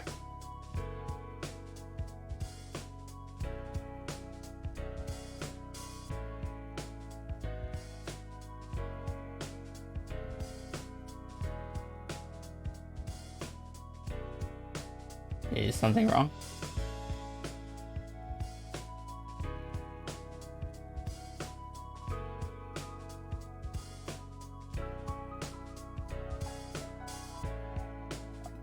Doing it from the left side is much more difficult for me. Mildly triggered your Oh, yeah, sorry about that. Because it's the repeating pattern. That is completely fair. Let me just get that off the screen for you.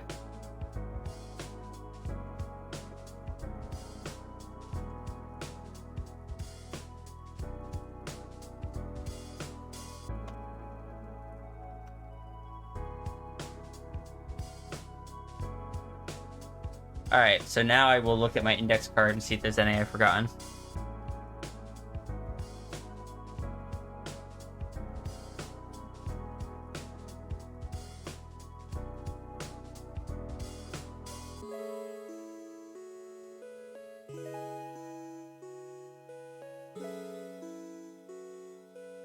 Alright, so. Sorry, why does it feel a bit yeah, sorry. I marked a spoiler in the Discord, so you don't have to see it when you look through there. I'll ask everyone else to also mark it spoiler when you post it to the Discord, just as a courtesy.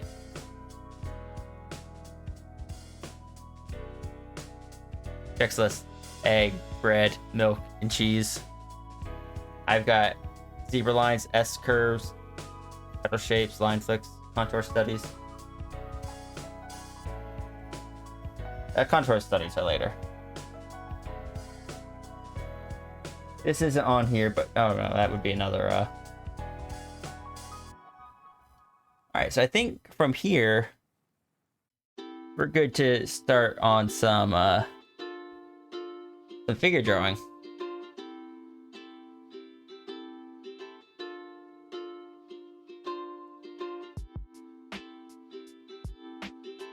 I'm actually going to create a new canvas for this.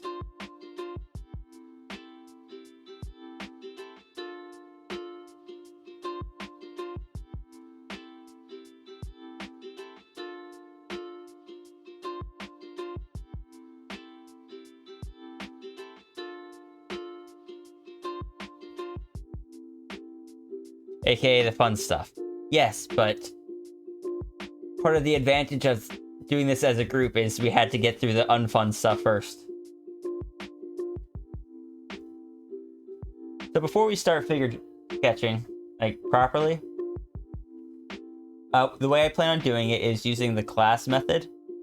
which means it's going to start out with 30-second drawings where you want to mainly get down like the body structure, the pose, the weight, all of that kind of stuff. That's what you're focused on. You're kind of finding the quote-unquote line of action, getting the movement down, because oftentimes that's all you'll have the time to do. If you don't get it all, don't worry about it. Go on to the next one. As you do it more, you'll get faster at it.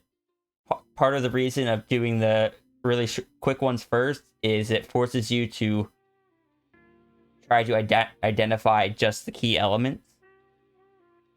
After that, they'll start to slow down. It'll go to a minute where you can start breaking it down into like the rough body shapes, where you kind of want to break everything down into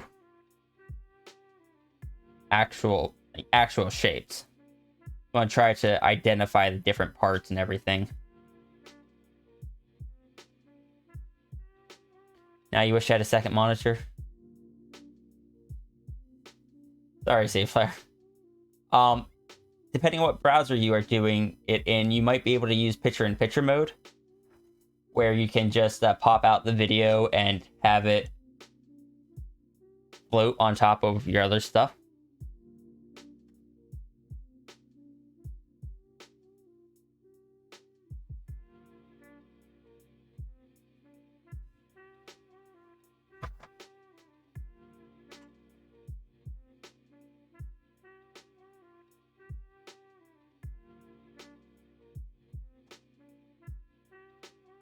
Also, where would we get the images for sketching? I'm going to put them on my screen. At least that is the goal.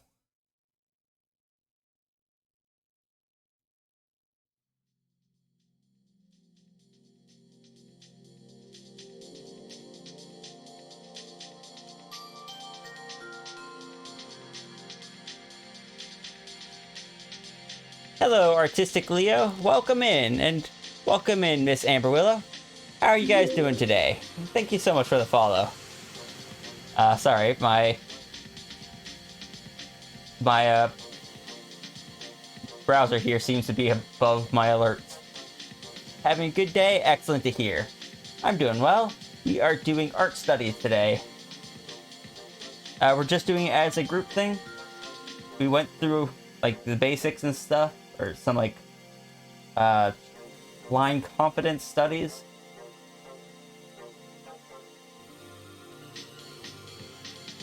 Yeah, including like the zebra stripes and then flowers and stuff. Now we're actually going to start figure sketching. Ignore your no, you're perfectly fine. I'm glad you like. I'm glad you like the Neuter Dragon. So basically, I need my keyboard. Get rid of the stuff up at the top. You stream practicing things you're not too used to with art too? Oh, nice. Your message got mildly buried? Uh-oh. Question. Maybe you could outline or out loud say out loud something like, okay, next one.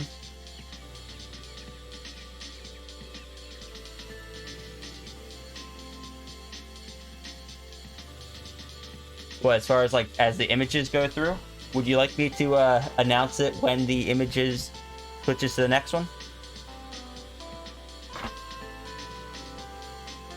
Just think about hosting my stream, but you need to learn how.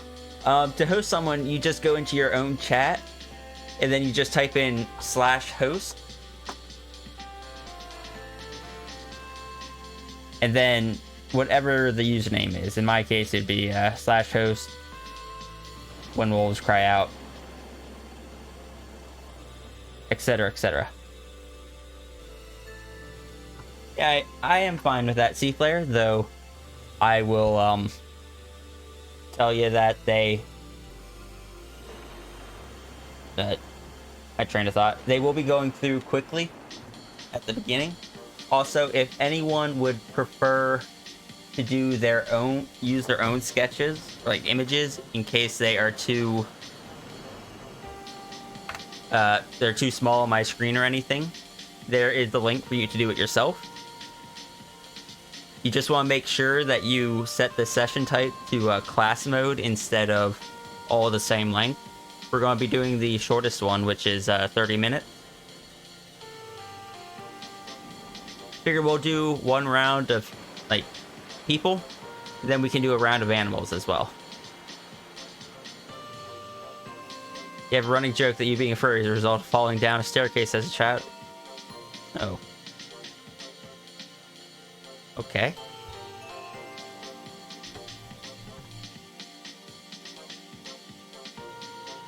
I mean, thank you for the host, Miss Amber Willow.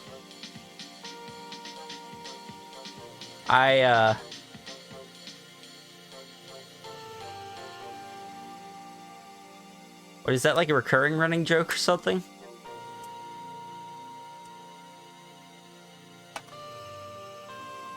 But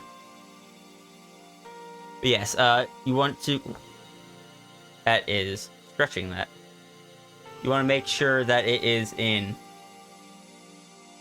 class mode if you plan to use your own images.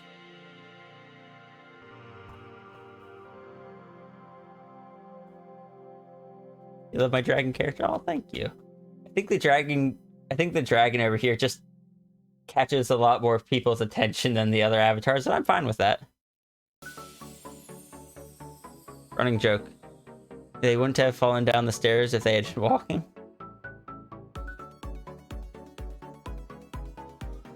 Thank you for the head pats.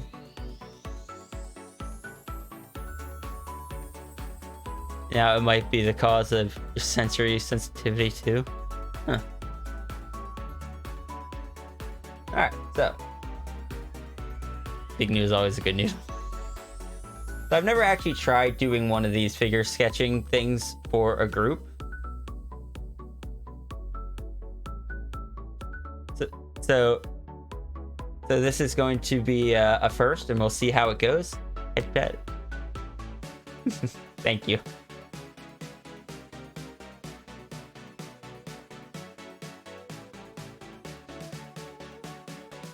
I honestly think it's kind of a self-deprecating joke because in society there's a lot of incentive for conformance that becomes toxic when internalized.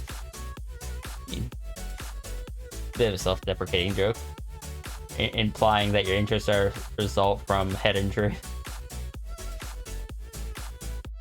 Nothing wrong with just enjoying something because you enjoy it.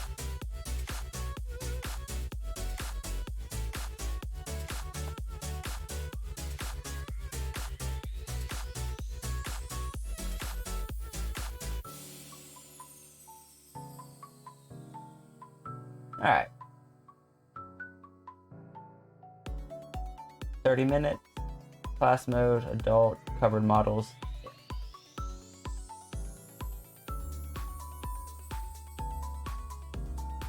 What software do I draw on? I use Clip Studio Paint. What web browser is this? No, this is Vivaldi because this is Microsoft Edge because I use Vivaldi as my main browser. And I don't want to put up my main browser onto the stream. So this is the browser that I never use.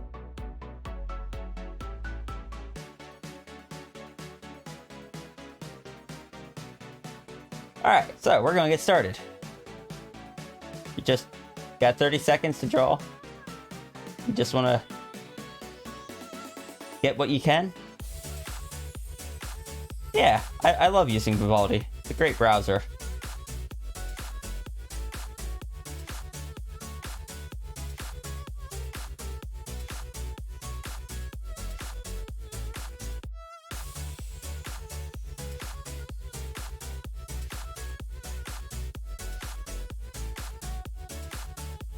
That's next image.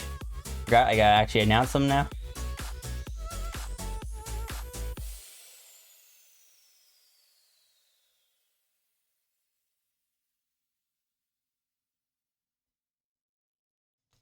Really good drills.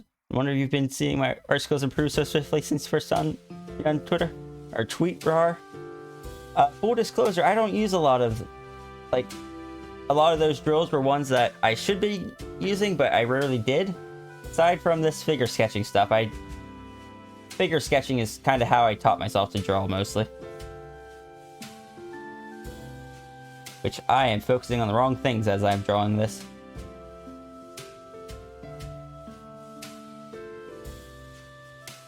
I do apologize if I forget to announce some of the changes, or some of the image switches.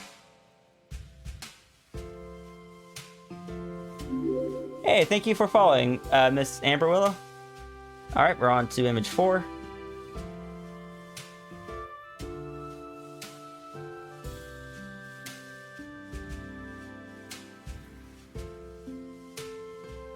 I apologize if it's also apologize if it's harder for me to keep up with chat while we're doing this.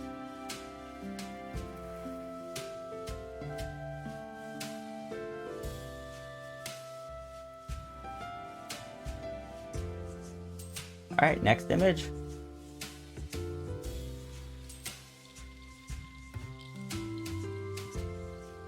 Because one of the fun things about gesture drawing is you get to draw at angles that you normally wouldn't. Like this is an angle, someone's back 3/4 angle. You don't draw it very often because it doesn't typically, unless you're drawing a comic where it is someone facing a different person. Just not something that comes up. Next image.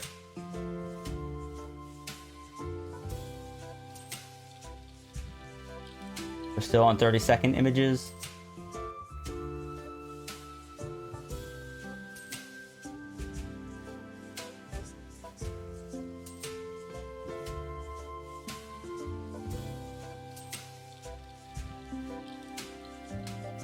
Also, you get to see some different body types and stuff, depending on what collection of images you use. Next image.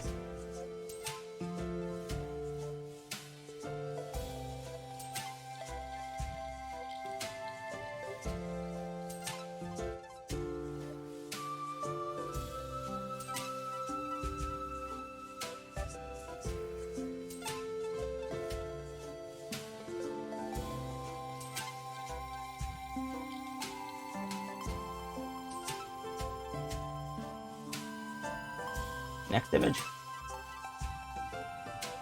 One thing I've been practicing is posing models like this, so it's neat to see what examples I use.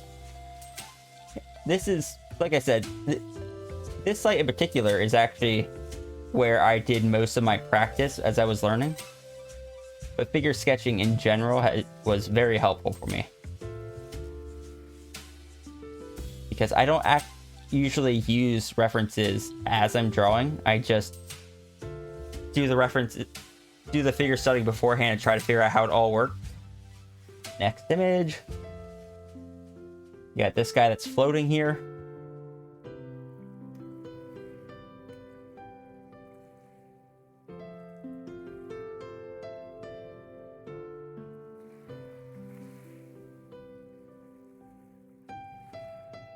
We got 2 more 30-second images, then we'll be on to the 60-second images.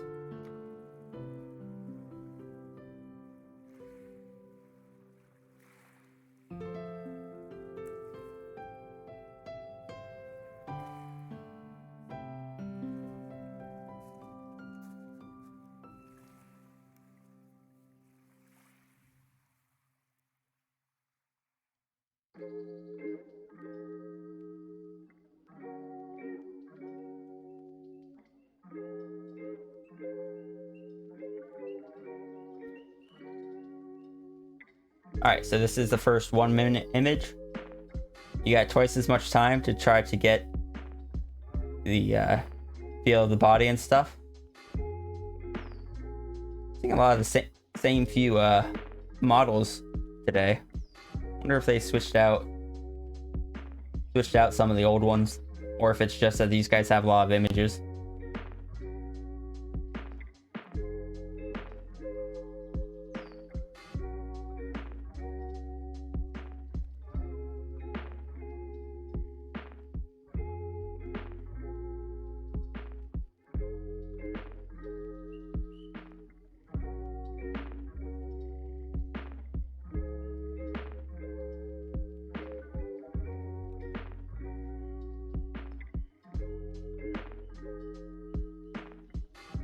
It's been very therapeutic to get back into art via the same method, not dwelling how accurately you put down your lines, instead focusing on the overall picture. Yeah.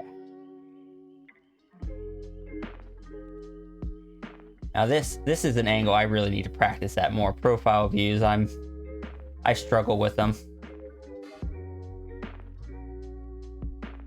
They're not used that often, but when they are, just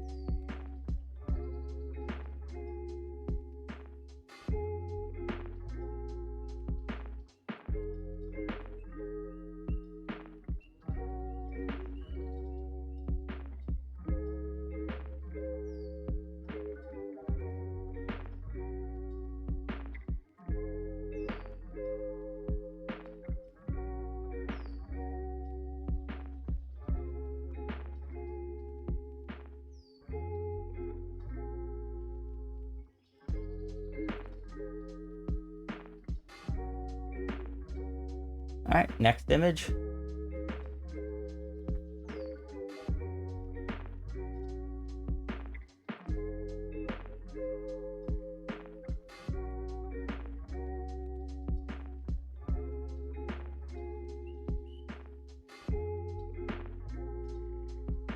Just realized some of my sketches have probably been covered up by the web canvas itself. I apologize for that. I still have the 30-second one, also running out of space so many times. Oh. Create new layers as needed. If you need to skip one image in order to like set up your canvas, do not be afraid to do so. These are not a test. These are for you to do as you are comfortable doing.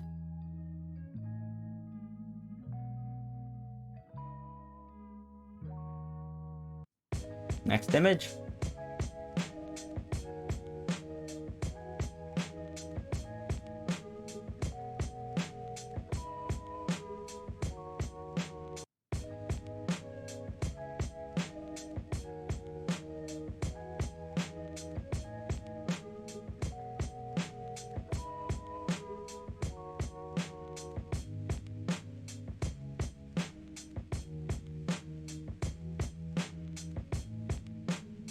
The fun thing about figure sketching for me is when you're doing it later on, you can choose what you want to focus on. If you want to focus on just learning how the shoulders work, for every image, you can put your entire 30 seconds, 60 seconds, etc. into just drawing the shoulder and learning the ins and outs of how they look in different scenarios, or just the legs, or just the arms, or anything like that. Ah, this is one of the older images.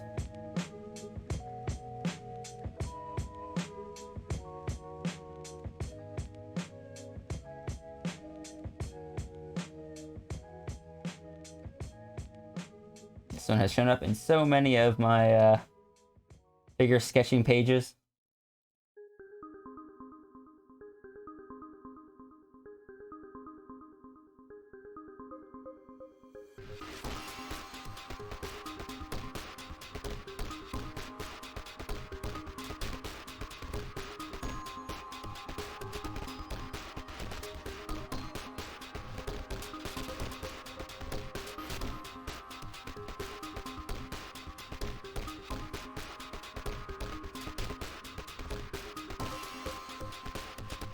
Laptop is getting hella slow. You wonder if it's time to look for a newer one.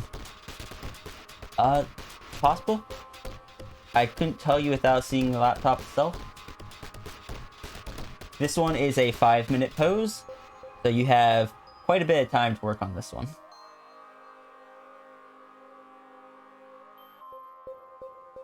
So when you finish up the stuff that you have been drawing for them, start working on the details and figuring out where you got stuff wrong. Focus on stuff like negative space. Focus on which is the this kind of area in here. Anywhere that isn't the subject itself. Focus on proportionate things to the others, how high the elbow is on there, how high the hands are, etc.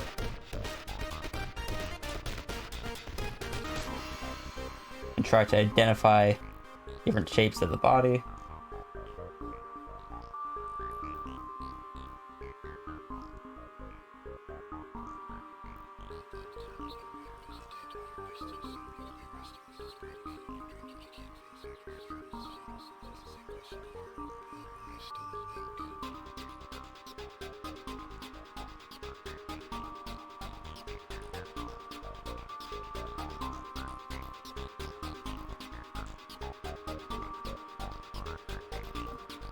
Sometimes you'll find what the shape that is the first instinct to draw is not how the actual shape is in the image.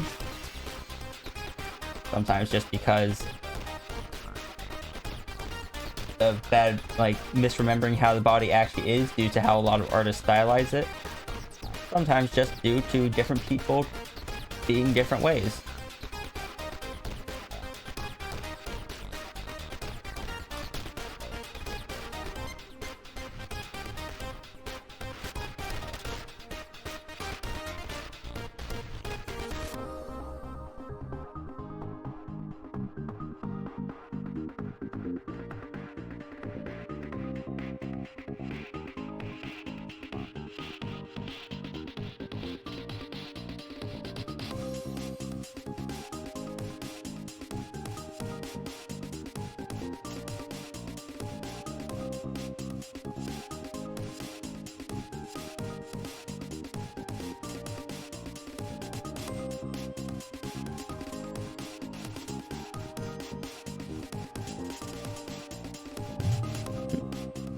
Sorry, I bumped the mic there.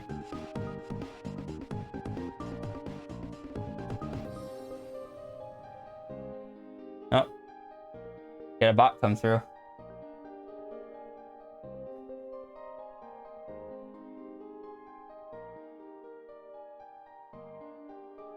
So we're going to have one more image after this one. It's going to be the 10-minute image. Then everyone, if you would like to, you can share your sketches in the Discord channel. We'll take a little break, and then we'll do one for animals, and we'll see what we want to do after that. Are there any rules of thumb to follow regarding proportions, or is it just a matter of practice? There are rules for it. I do not know them. Because I have no formal art education, everything I do when it comes to proportions and stuff are mostly down to feel. So that's unfortunately not a lesson I can really teach.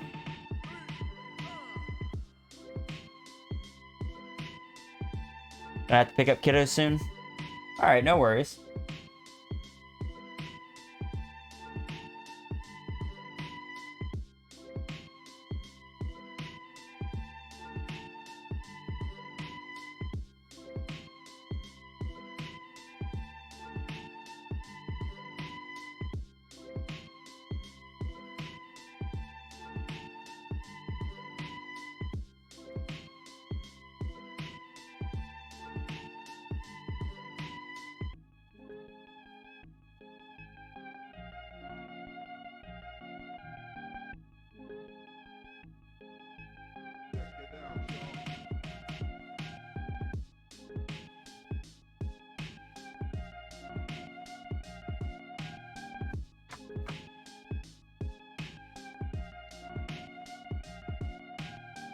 It's like, as much as I would love to teach you all the stuff, there are certain things I don't know either. Oh, I was wrong. There's another 5-minute image. We have 2 images left.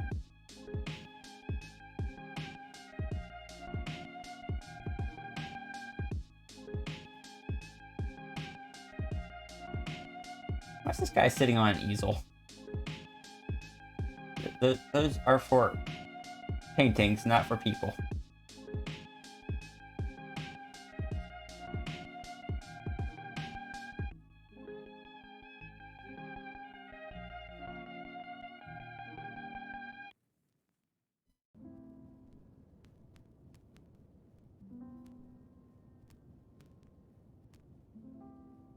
Where's been taking your focus?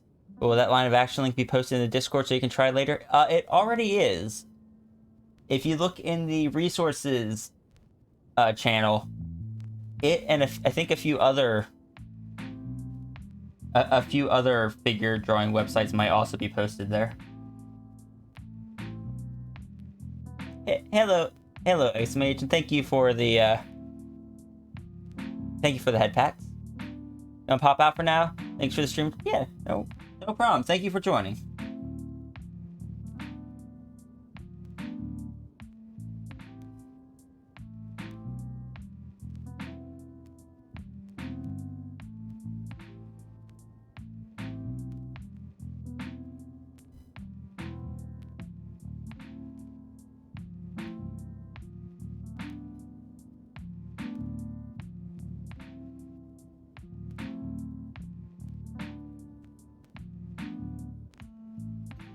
Thank you for the head packs, Galaxy.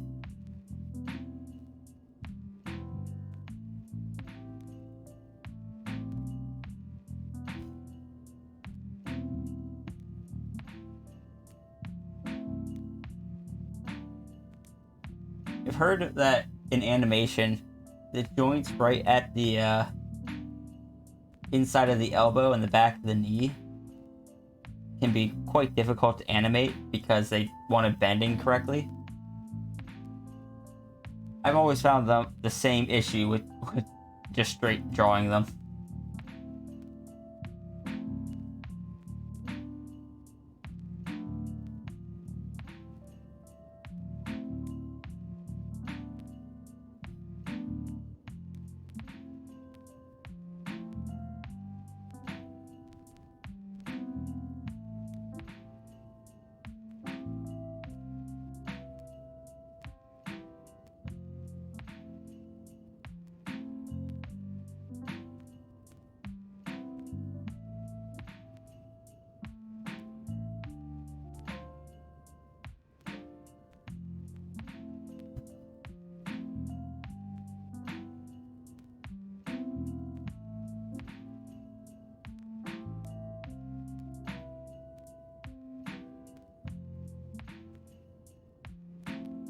But yeah, line of action here, it has ones that, like these tools, they have this one that's of people.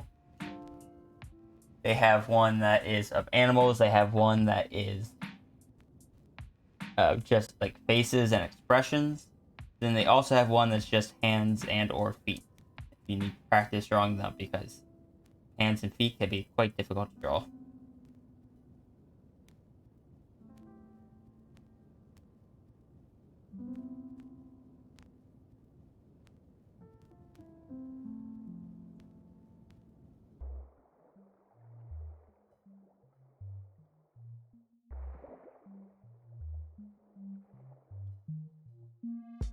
This guy clearly has stage fit. Yeah.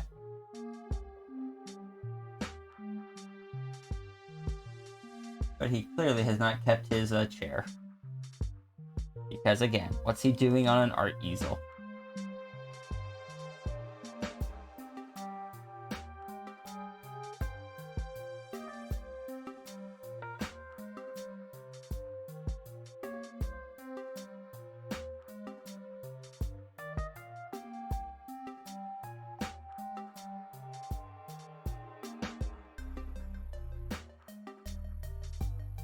Surprised people have time to chat here during this.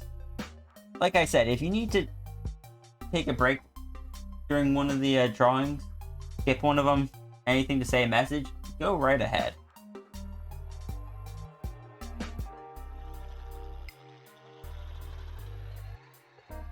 Lifting it easily.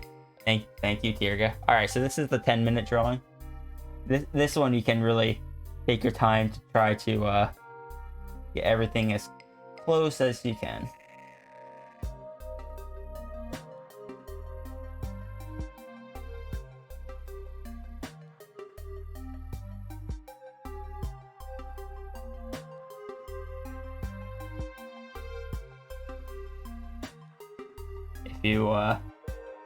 If you feel like you're finished before you have time, go back through and double check all of your lines, make sure they actually match up with where you think they do.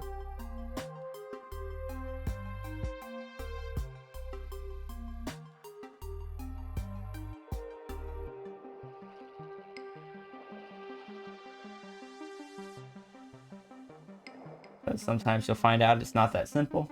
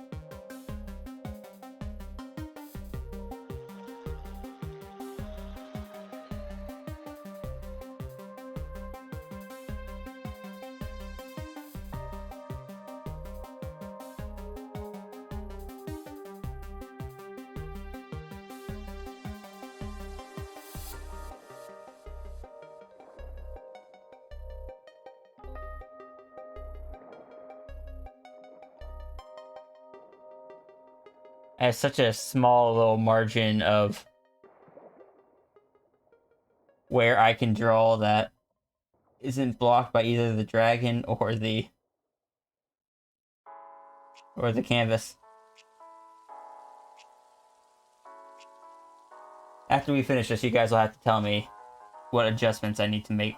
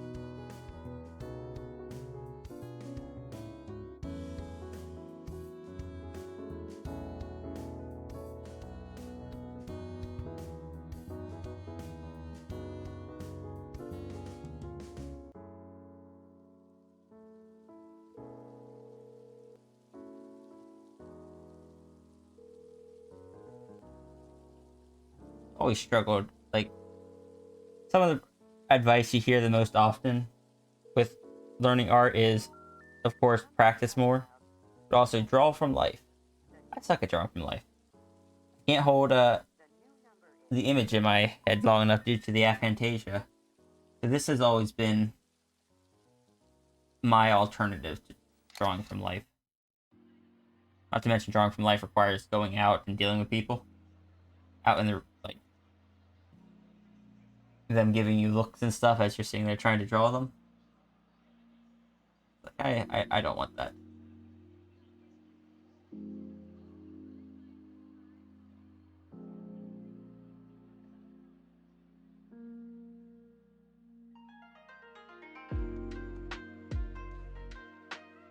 Technically, drawing from life is still... You're able to get more information from it because you can see depth. But, at least for me, figure sketching has always worked just fine. Or, sorry, the online tools have always worked just fine.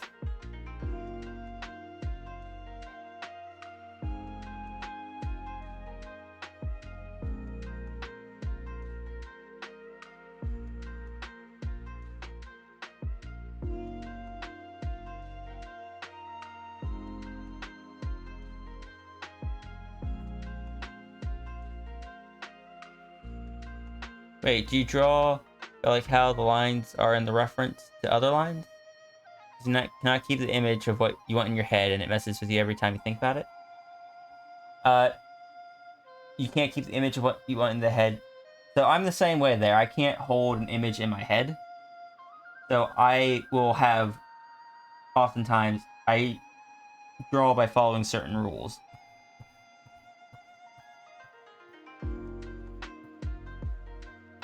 There's you that looks at nature and has huge problems figuring out where to put lines. All right, well, after I return from after we return from the break, maybe that's something that we can break down. Got a minute and a half left.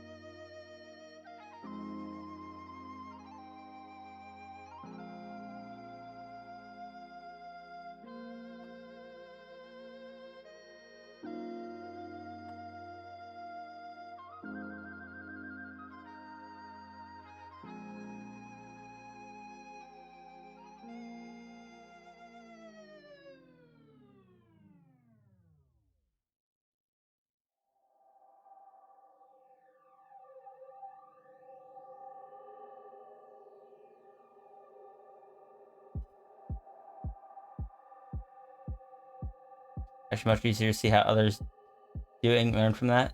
You can imagine stuff. You can imagine, you can put it in 3D space. Like, where do the lines go?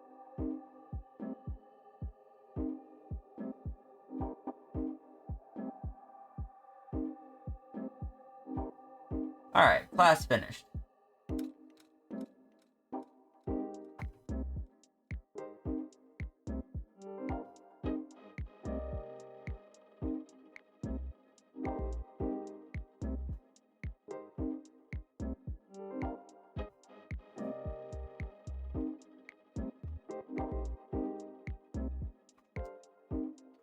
Actually, just managed to fit that all onto one page. Last one was a lot harder for you than the 5-minute one. It tends to be because you have to... Like, you have more time to notice your mistakes and try to fix them. Or do you just mean the specific pose was more difficult for you?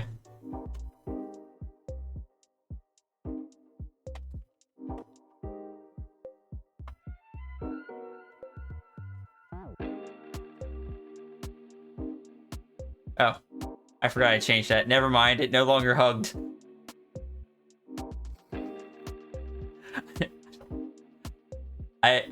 Sorry, Stiefler. I thought it still said.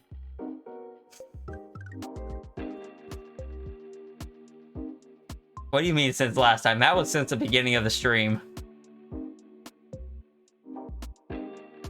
Spent so much time redoing it, ran out of time. Shift between time allotments really messes with you.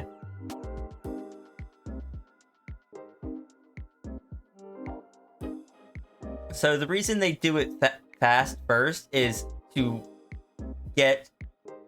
practice getting the actual motion and stuff, like the balance, the weight, and everything. And then they kind of let you start adding in more details as you go. We're only doing the half-hour classes because that is what that's what I feel is reasonable. It's also the shortest amount you can do. But oh no, turn that off. The classes can go up to like 6 hours, where you start at 30 seconds still, but then you get up to poses that are 20 minutes long. Take a break, then you come back to 30-minute poses, take a break, come back. You got 50-minute poses, a 50-minute pose. You take a break, then you start over again at 30 seconds. It looks like, and then you go all the way back up to your final one is nearly 2 hours on a single pose, which I have never. I think I've done the 1 hour classes maybe like less than a dozen times. I typically stick to the 30-minute classes because my attention span isn't that long.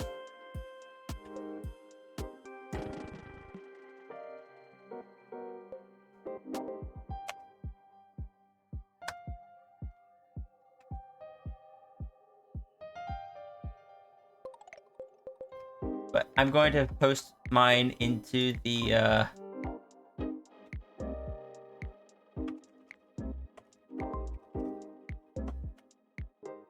posted it into the library, and then I need to step away real quick and I will return.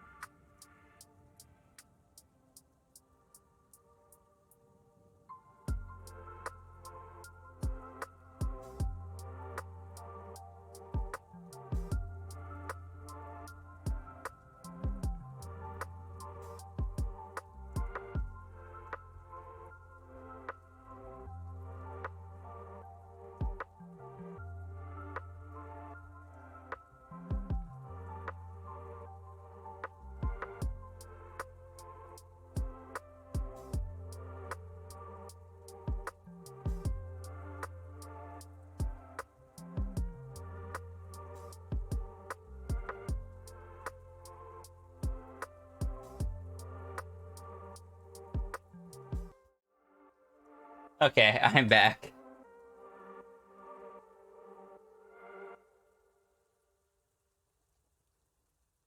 Alright, let me take a look at everyone's announcement news themselves.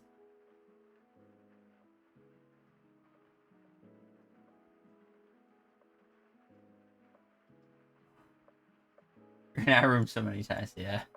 I've done that.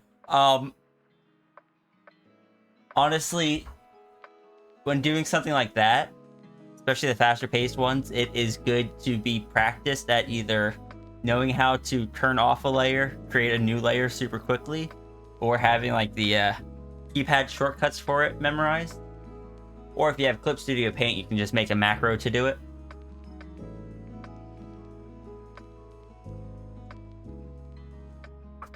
Alright, C-Player, how you're supposed to follow along? Please explain what you mean.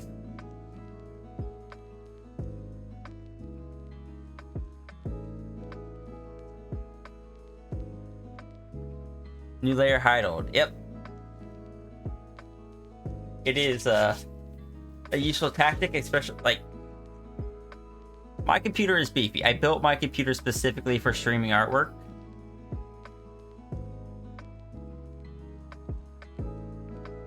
Hello again, Miss Amber Willow. We just finished up our first 30-minute class for figure sketching. Look what you...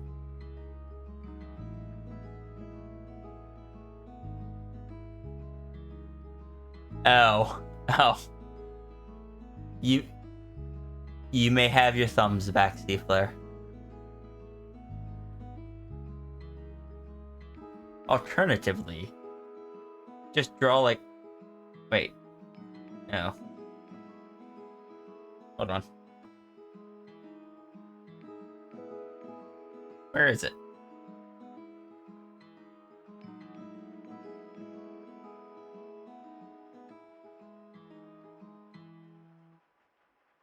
Yeah, just hold the pen like Ryu does.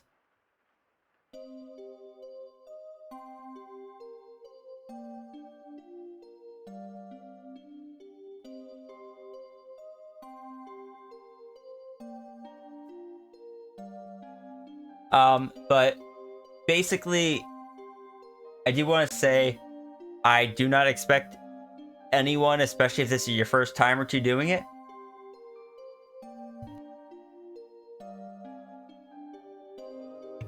Sorry, had to sneeze.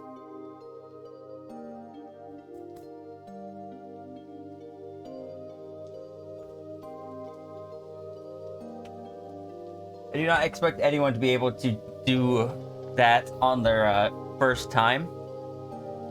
But the goal kind of was to introduce you to the concept of it and see how it works. Perhaps interest you in doing it on your own at times. And kind of like I mentioned early on, when doing it, you can focus on specific things. Like if you are struggling with how arms work, like how to draw arms correctly, you can do a class and focus all your time on drawing the arms. Don't worry about the rest of the body, just the arms. It helped. I did that a lot as I was learning, and it felt so much nicer because rather than having a little bit of improvement over the entire body, I was able to kind of hone in on that one body part and really figure it out, and it felt much better to see that more significant improvement for that one body part, and then I could kind of move on to the next one. Being honest, this isn't your first time. You surprised how you did with a couple poses? All you guys did very good.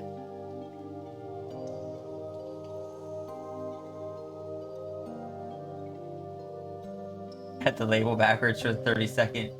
Oh yeah, yes, I've done that before.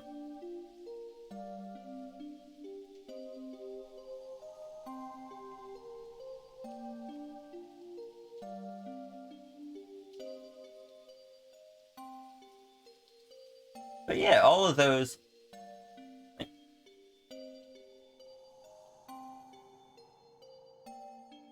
all of those, you can, even the rougher ones, you can tell right what's going on, and that's kind of the goal, is to break it down into the simple shapes.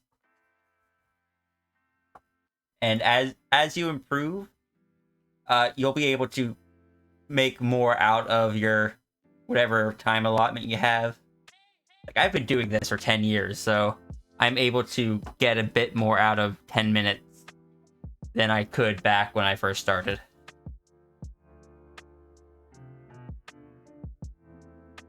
The other thing is that you can also, instead of just the anatomy, you can focus on stuff like clothing or hairstyles. Anyway, C-Flare, you want to know where to put lines.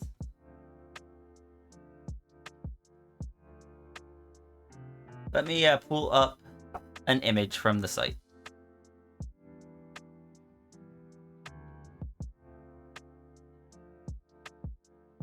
There's not specific practices for it, but we can kind of go through it.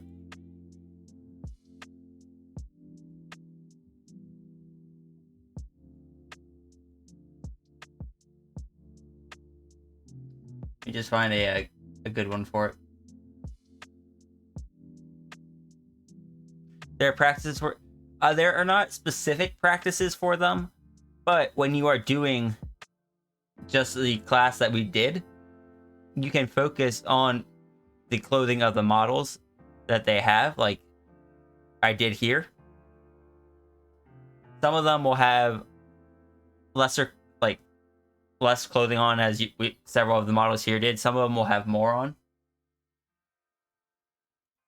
But between this and the other sites, you get a good variety of clothing types. Like some of them...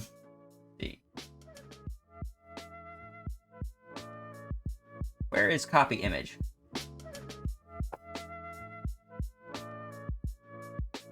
I'm not used to, okay, fine. I'm not too used to, Microsoft Edge, so...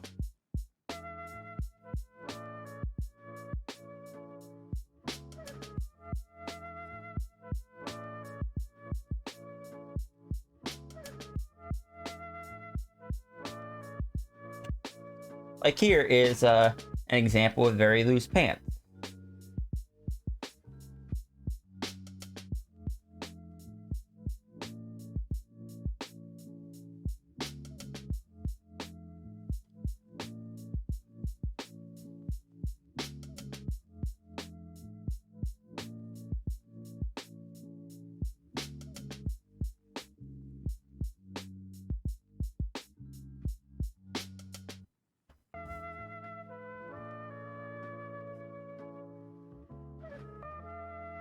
So you would be able to see the lines that such loose pants kind of form as it goes through.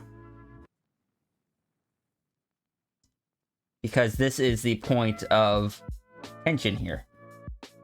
And this is another point of tension. So those lines kind of want to go towards those points of tension.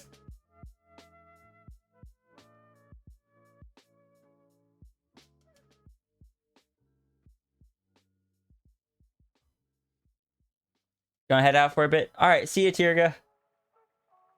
Yeah, I'm gonna be streaming for oh, the plan is for 5 more hours. We'll see how that goes.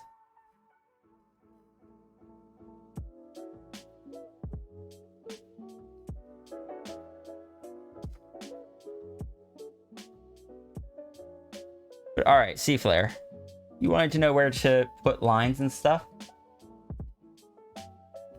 The way I do it is, let me pull up what you had. 5 more hours. I'm going for 8 hours each day. The difference today is that there's not an hour or 2-hour break in the middle. It's just straight through. Because if I put an hour in, I would be going, or if I put 2 hours in, I'd be going till midnight. Don't forget to stop and eat at some point. Yeah, fair point.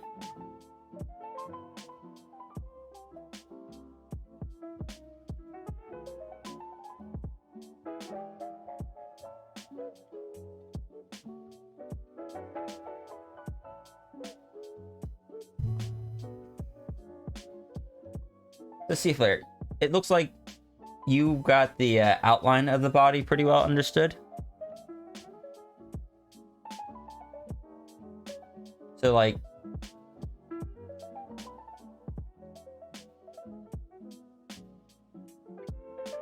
you catch the rest on VOD. All right. Yeah, if we have been going for too long in art practice stuff, just let me know, and I can just move on to working on like personal stuff, because I do have some alerts I want to kind of work on.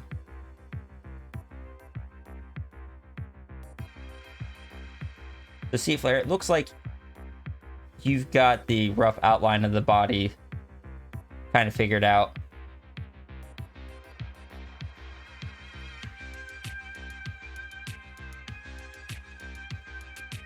From there, you kind of want to identify the different features of the body.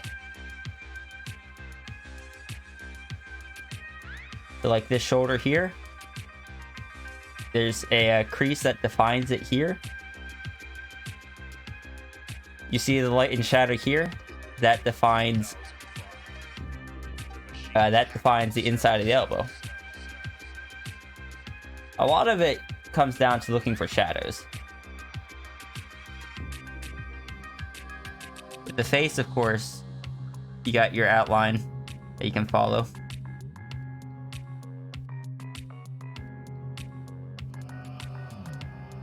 You see more shadows here, so that's the jawline.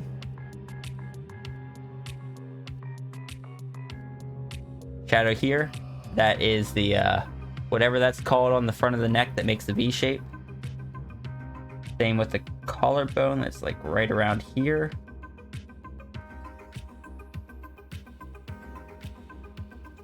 More shadow, so that's an area of definition.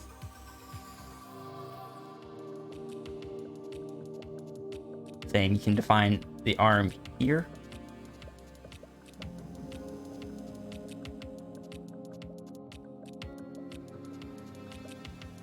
When it comes to the clothing area, a lot of it's going to be in the wrinkles. But again, you can make the definement there. You got the shadow of the chest there, shadow of the stomach.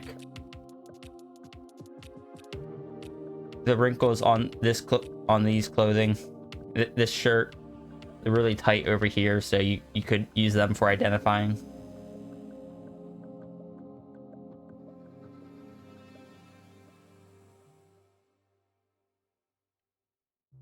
Another outline there.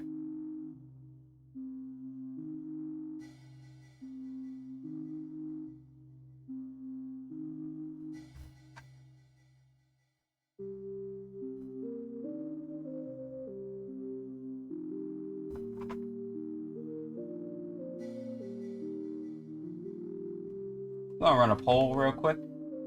If we should continue art studies, or if we should take a break for a bit.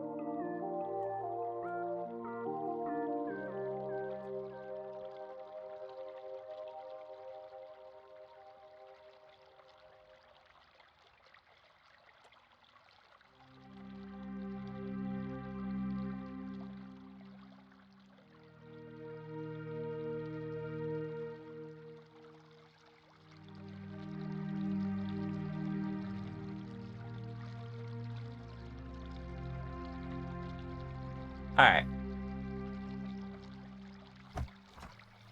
I made the poll. But the other thing is, the other thing you can do, in addition to just looking for those lines, as you practice, you can start to break down the body into shapes, like I mentioned.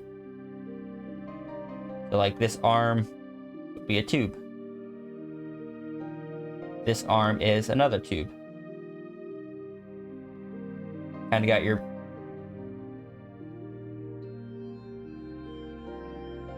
cube, for not quite a cube, but you know, for the chest there.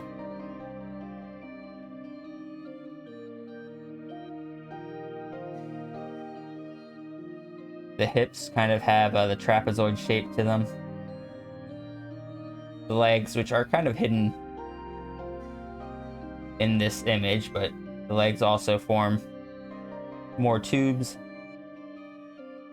The knee would probably be about there.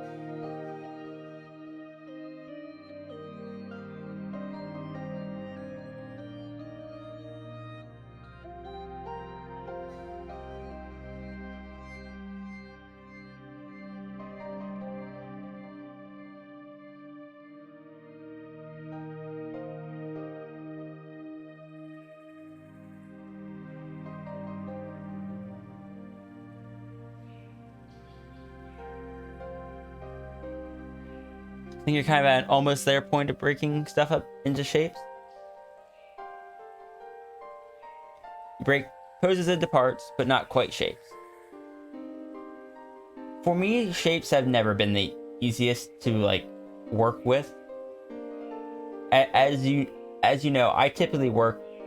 Oh, that wasn't what I meant to turn off, but there's a good demonstration of what it looks like all together.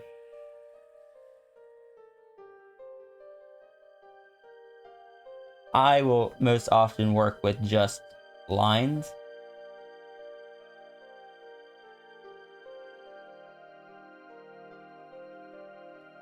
Then I'll sometimes I will vary the size of the joints to tell me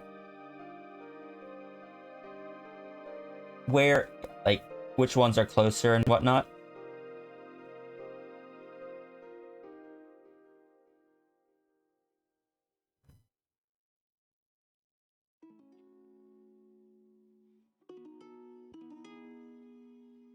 Then I have my I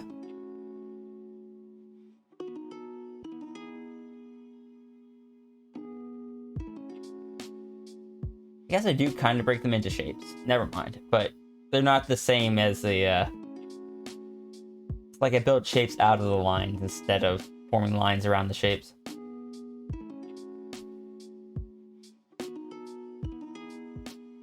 Take a look at how the pole's doing. Okay, it looks like it's pretty universal.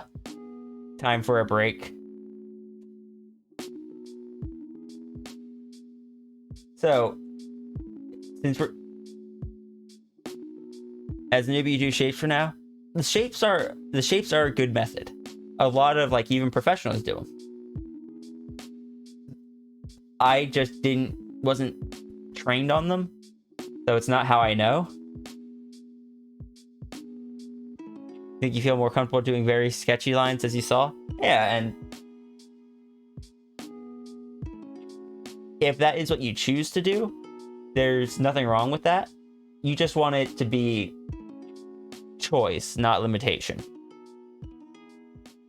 You want to become comfortable at doing both types, and then you can choose which ones you want to do. If you prefer the sketchy lines, you can. But you want to just, like I said, have it be a choice.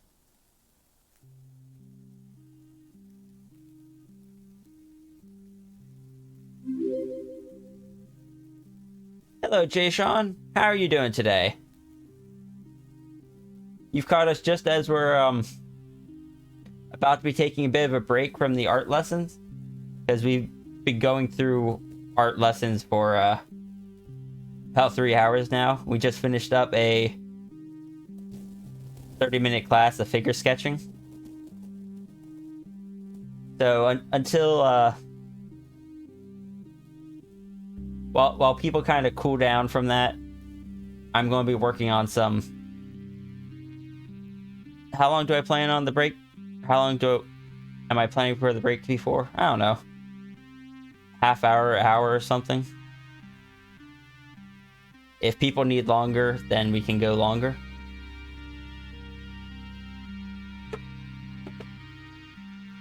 Because I will admit, especially when you're first starting out with figure sketching or you haven't done it in a while, especially those early 30-second ones are kind of a lot of pressure.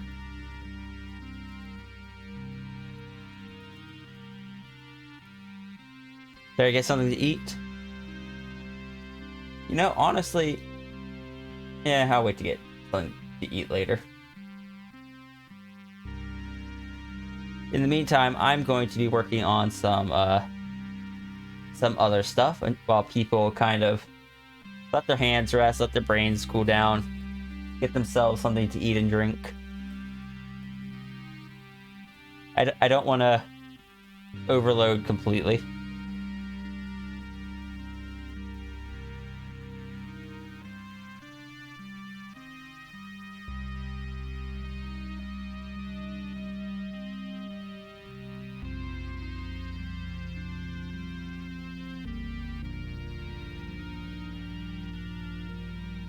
But again, I do want to say, just like, I really do appreciate all of you guys doing this with me.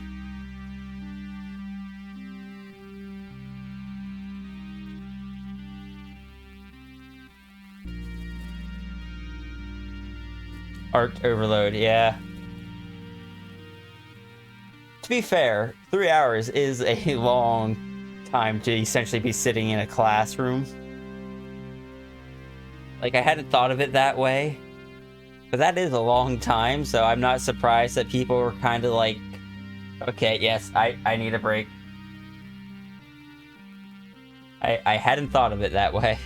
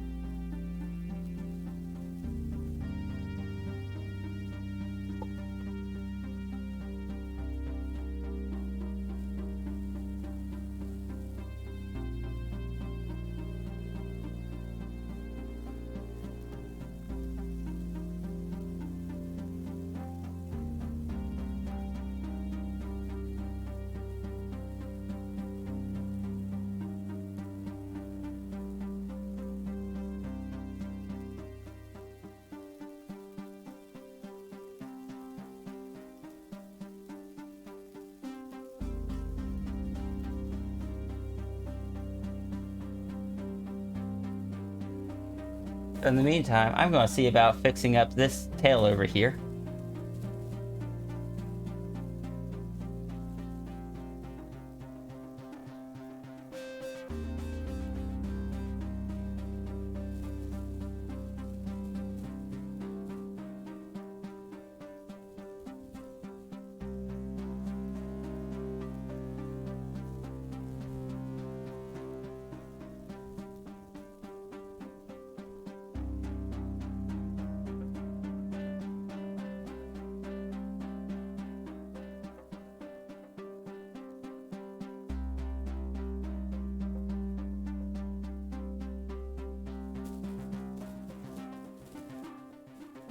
In the nice time, I'm going to be working on fixing up this tail here.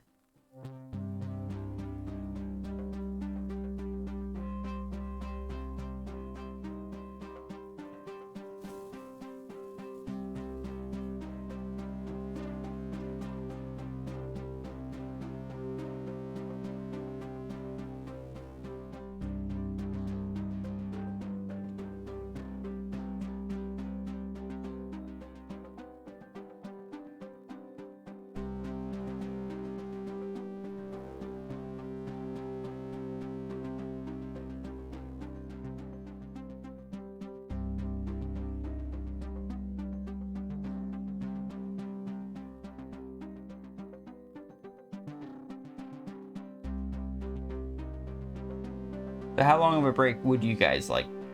Just so I know what I'm looking for. Half hour, full hour.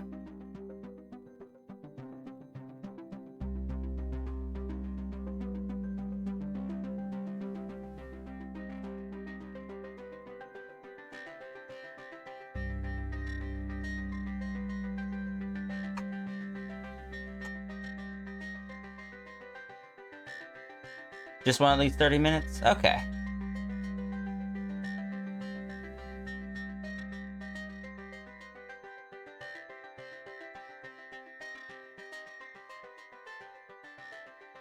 At the end of 30 minutes, we'll check to see how people are feeling, see if they are up to doing some more art studies.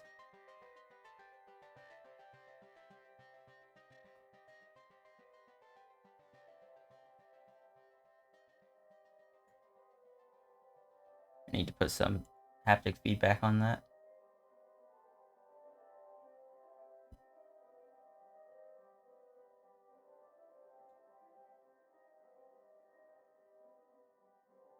Just really need to stretch and chill. Yeah. Totally understand.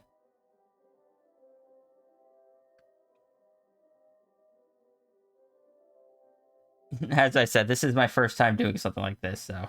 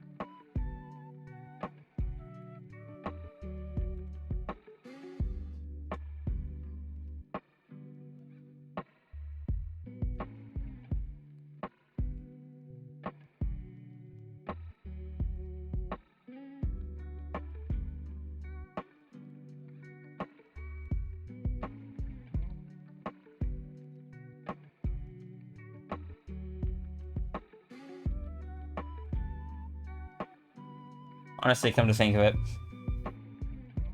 I should probably take this time to stretch and stuff as well.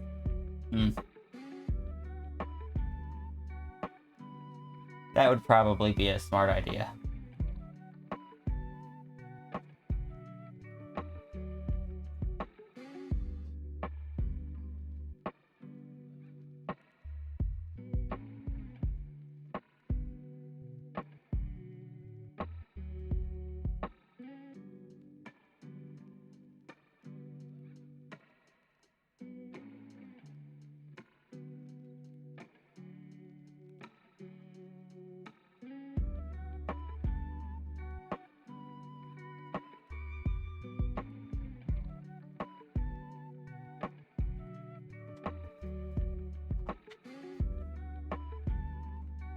Stretch.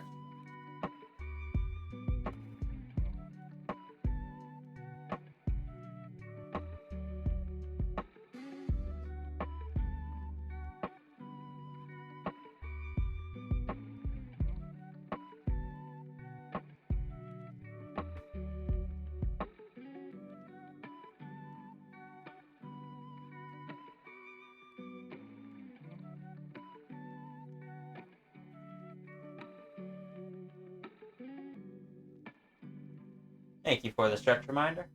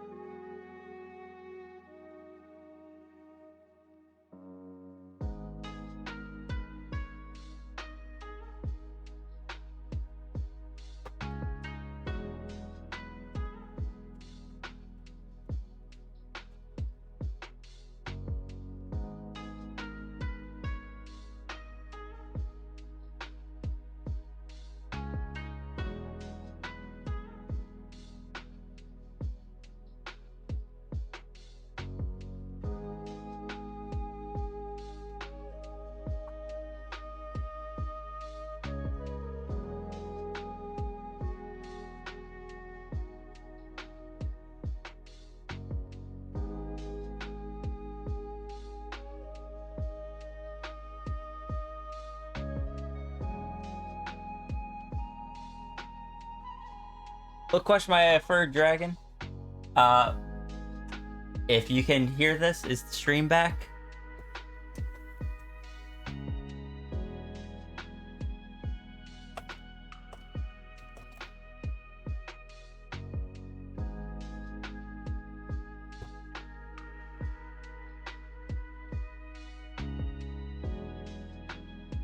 Looks like the stream should be back. All right, so yeah, there's Ryu, my Sona, has two primary forms. The first one is just a Sphinx with mane wolf colorings and mane wolf tail, and the second one is the fluffy dragon. The Sphinx one looks like this, though the little avatar down there is still kind of a work in progress. Also, I just noticed that I forgot to turn off the sketch layer as when I exported the talking frame, so you can see the white sketch lines behind him.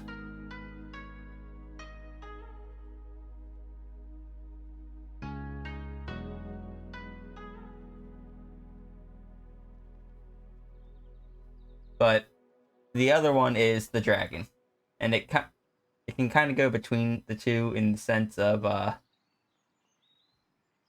like this is a very rough of the normal character, and it shifts from one to the other. And thank you for the follow, Luxray Face.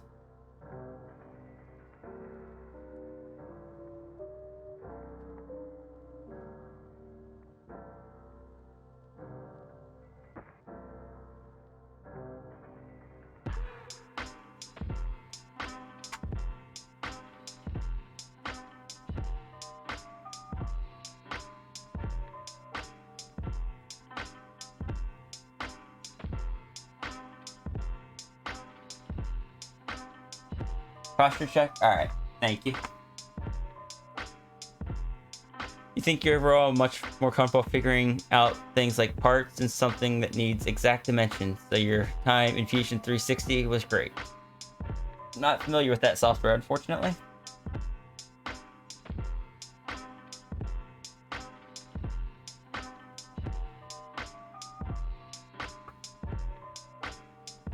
For ATF, be like,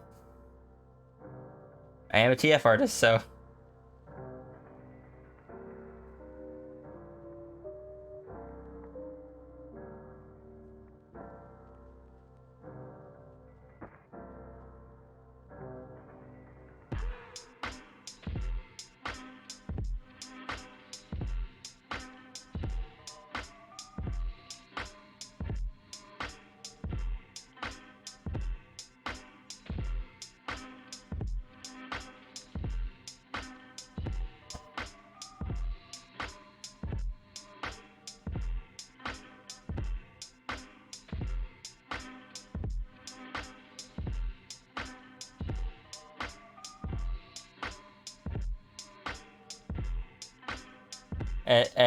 As for more organic shapes, you know those images are generated by AI kind of stuff. Like, yes, I have an idea of what it should look like, but you can't place your finger on it. That's why some things look wrong. And I get that, because not specifically organic shapes, but I was having trouble with that with animals for a while. You ask for prices and stuff. Right now my commissions are closed anyway. Thank you for the interest, though.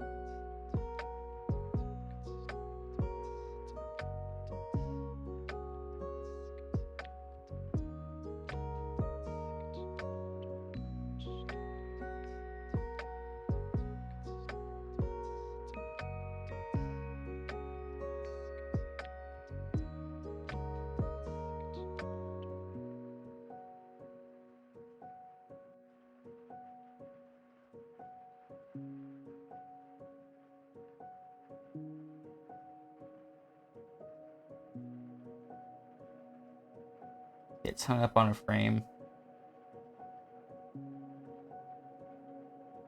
Which frame does it get hung up on? Frame 1 just doesn't look quite natural enough.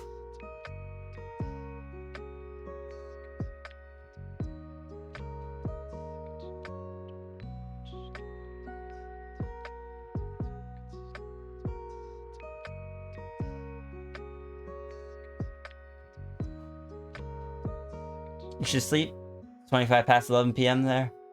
Alright. Have an excellent night, Luxray Face, and thank you again for the follow. Prices are a bit of a pain, but you commission Polish artists lately. Both know the pain of how much stuff costs abroad.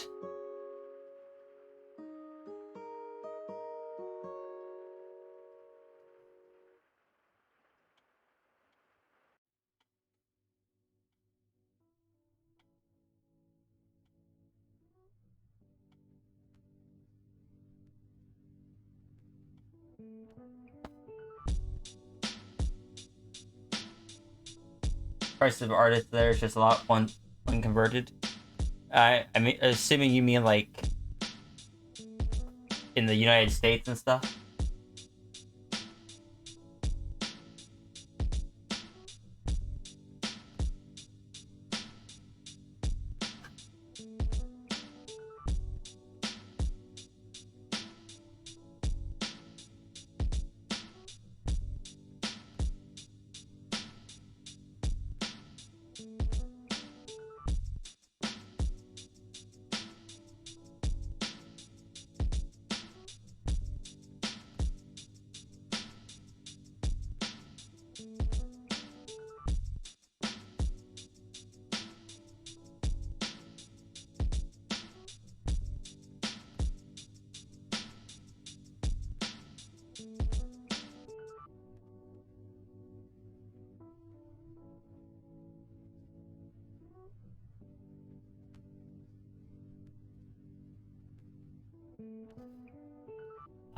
Yeah, sorry. There's not much we can really do about that.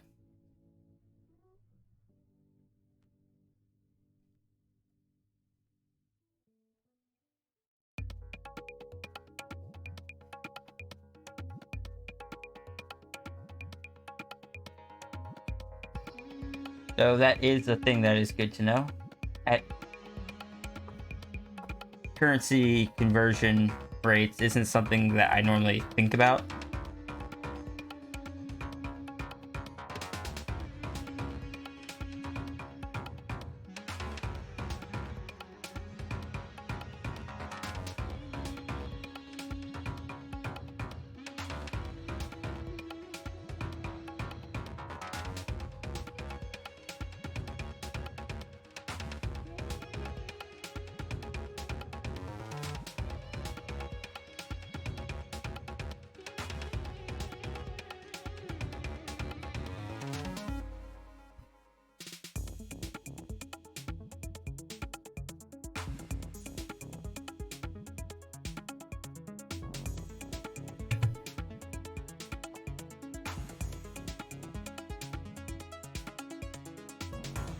So, even if it was hiring for people, did you guys enjoy the first part of the stream? I believe having a chat with a good friend of yours. How by going to Germany, his dad was able to finally afford repairs to home after strong hail over there. Salary's like 3 times as much compared to their products cost nearly the same.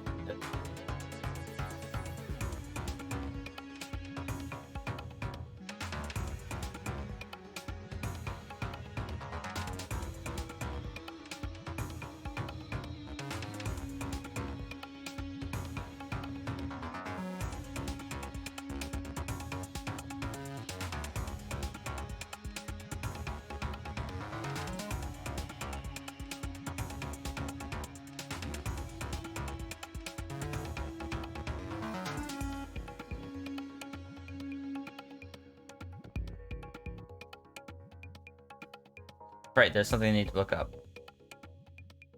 Also, I want to see how this looks so far.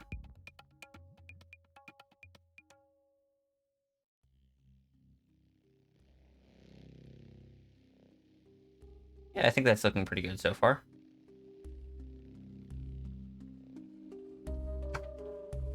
This is going to be the replacement for the tail animation over here, because let's be honest, the tail animation over here is not great. It just occasionally goes flick, and that's it.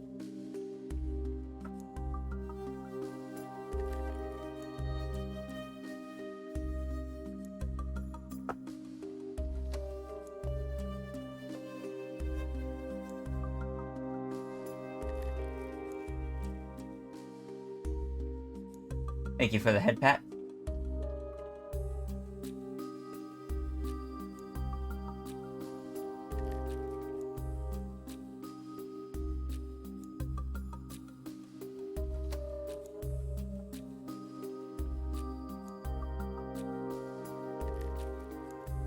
Having it at least twice as fast should look nice. I don't want to... I'm a bit hesitant about having it go too fast. Like, there will be more frames in between. But it's just going to kind of be constantly switching back and forth. So if it goes too fast, it'll, let's see. Up here I have my frames per second. Switch that to 24.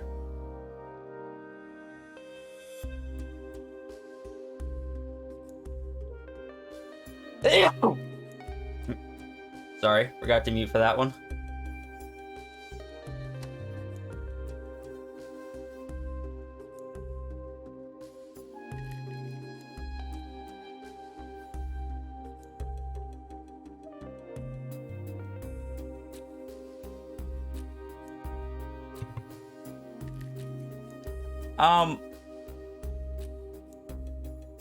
It's like, if I decide to make it just an occasional swish, it would probably be faster, but I kind of like the idea of it just like lazily drifting back and forth.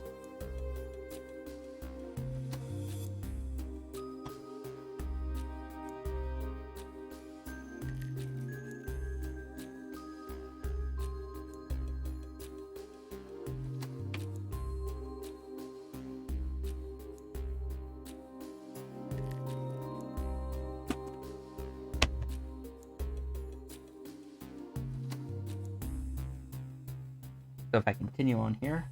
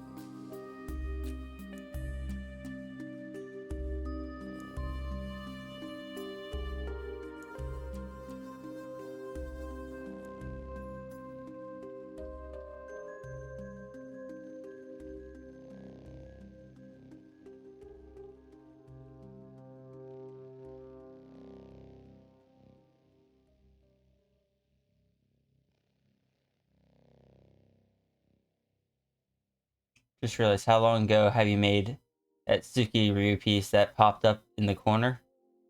And that's the server banner? It's been a while. Okay, that avatar transformation and animation tweeting is absolutely killer. Is that VC chat supported, or VC chat is only 3D models. I use a software called V802. Or V802 Mini, technically. but it basically is just 2 PNGs, 4 technically because it includes the blink. Though this one actually doesn't have. This one is only 2 because the blinks are kind of baked into it. It's got the smoother blinks and it has the talking animation there.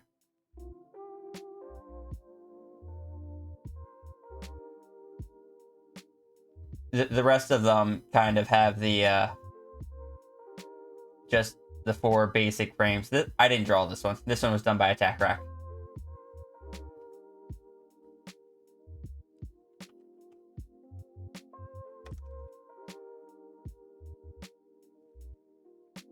But V802 Mini can be found there. This animation here isn't done through V802. This is just done through OBS. Basically, they're different images, and I have automation set up where it turns them on and off at the appropriate time. This one here is this one is back to V802.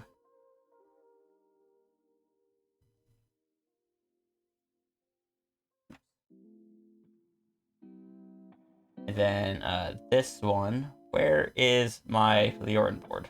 There. It switches over to another specific image for the little transition there. And then it goes back to V802. Neuroblep.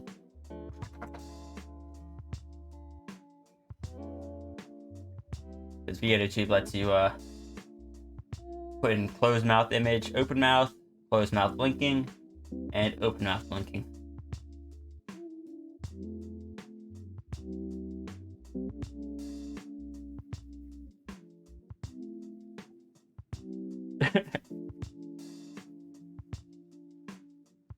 I like adding little animations and stuff to my stream. I'm currently working on redoing the tail for that because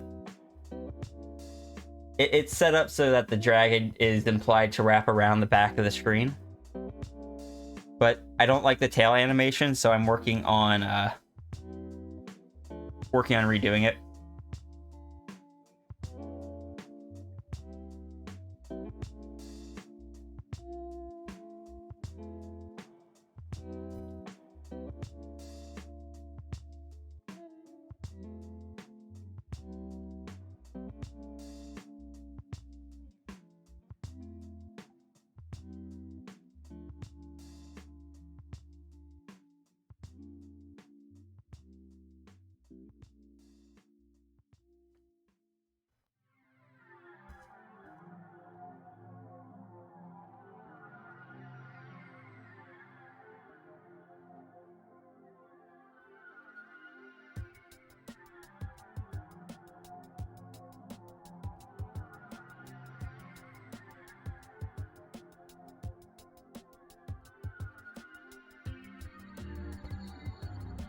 When I'm done with getting at least the base colors of this done,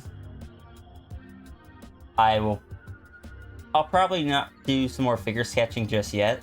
I'll probably see if there's any like mini lessons people would like to hear about.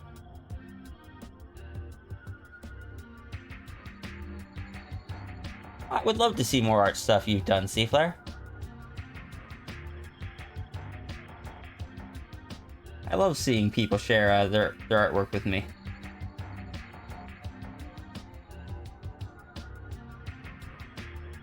I worded that weird, but I trust you understand what I mean. Like, I love it when people share their art with me.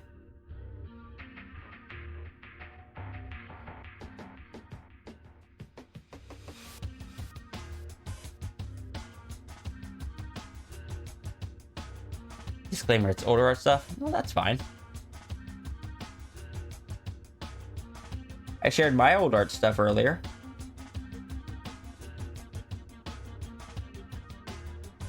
The question is, Seaflare, do you look at it and do you look at your old stuff and say, like, think that it looks bad, or like it looks far worse than what you can do recently? Because if you do, that just means that you've improved. That is good. Like, it, not necessarily good to look at your old stuff as bad, but that feeling means that you have improved.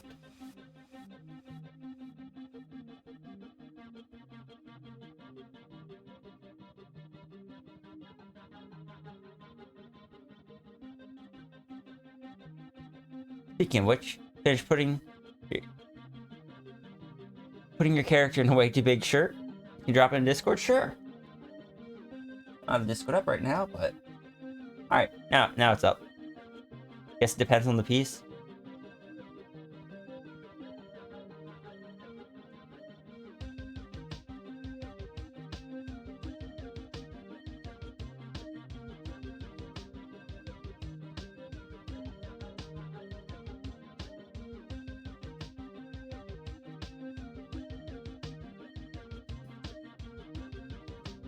Let's take a look at this in the 24 frames per second.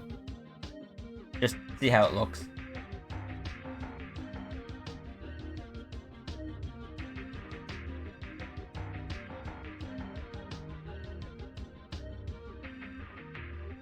Ooh, we gotta pause.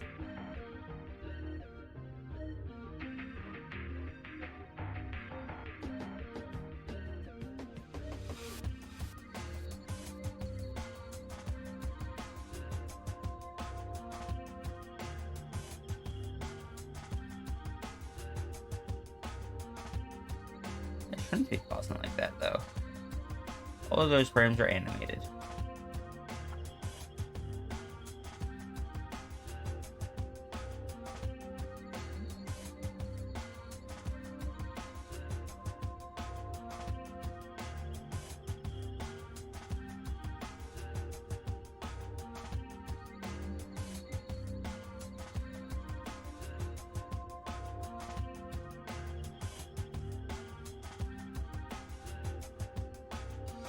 Render before starting playback.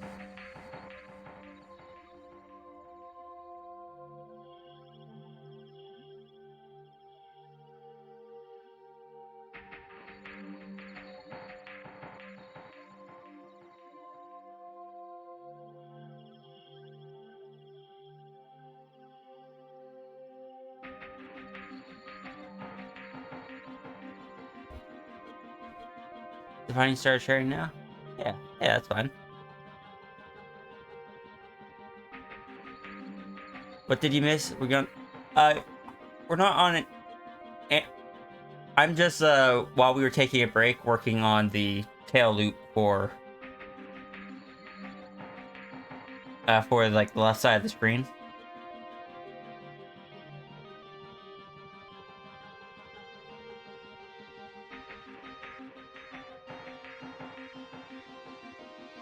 Okay, I just had to take it, switch it to the speed.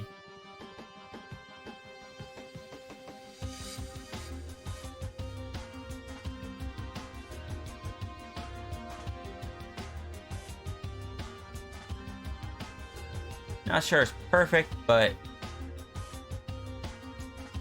I feel like it works. I'll switch that back to 12 frames a second though.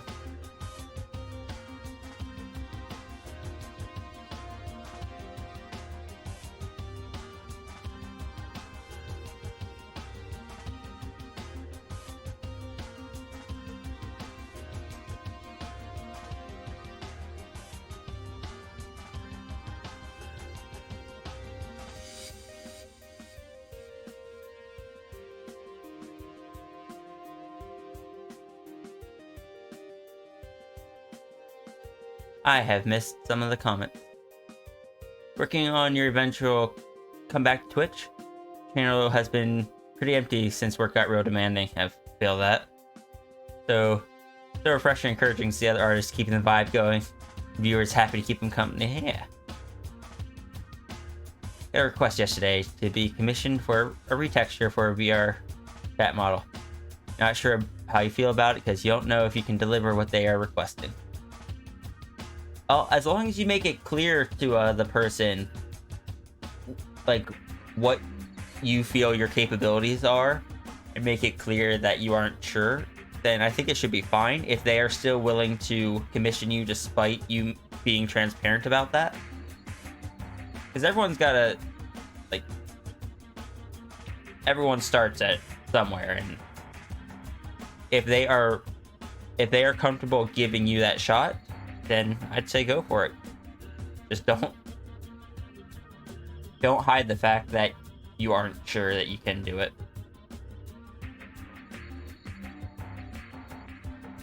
Definitely keeping tabs with me, as animation is one of the major realms of interest for you. Okay. Thank you so much for sharing what you've been working on. Well, if you want to see a different animation I've been working on, very slowly, I have to open up a different software.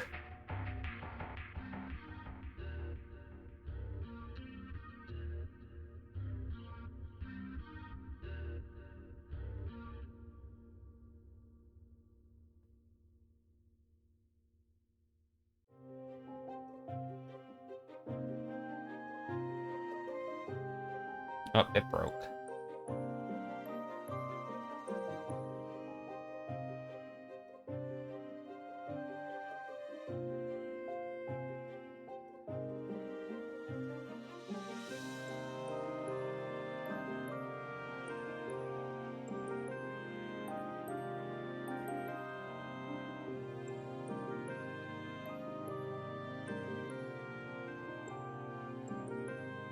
There it is. This is a different animation I've been working on.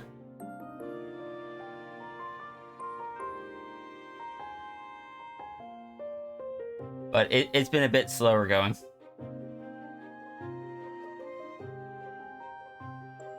At some point I will get it all finished up, though. My computer is struggling to play it without lagging, apparently, though. That time I got it.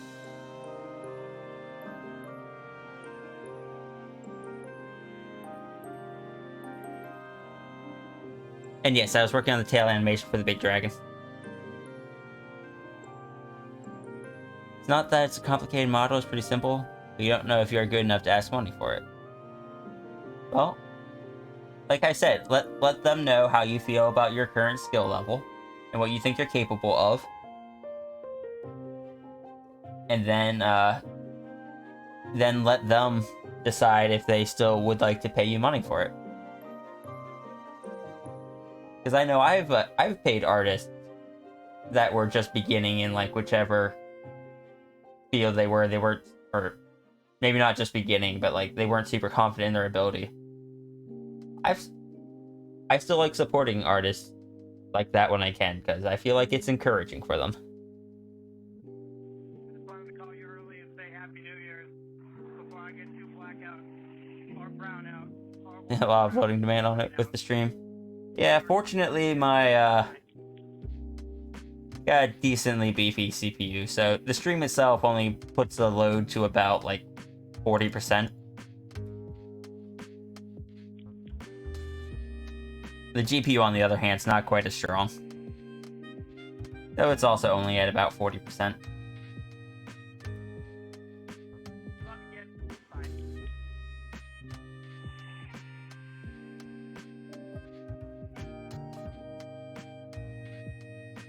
What if I move all of these just to be 2 frames apart instead of... can I switch that to like 10 frames per second? Yes, there's a 10 frames per second option. Okay, that was not what I wanted to do.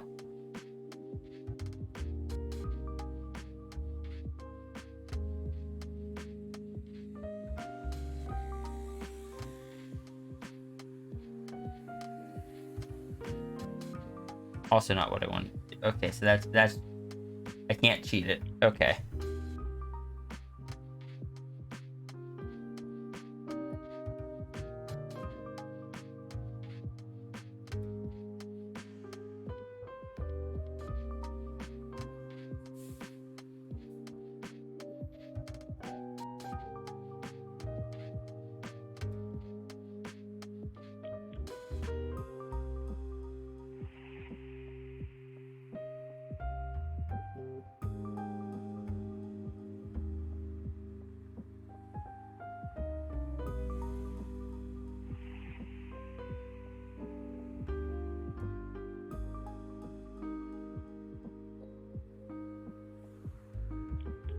think that's a good speed for if it's only switches occasionally.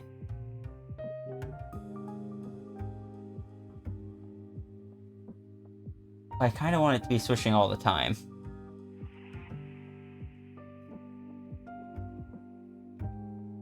Just like a lazy little swish. Hello, Tiomara. Welcome in, welcome in. Watching another streamer critique a submission for animating transformation sequences. Now serendipity would have you stumble upon me. Filling your head with ideas, oh no. Sorry, got too much art you need to do. That there is a mood.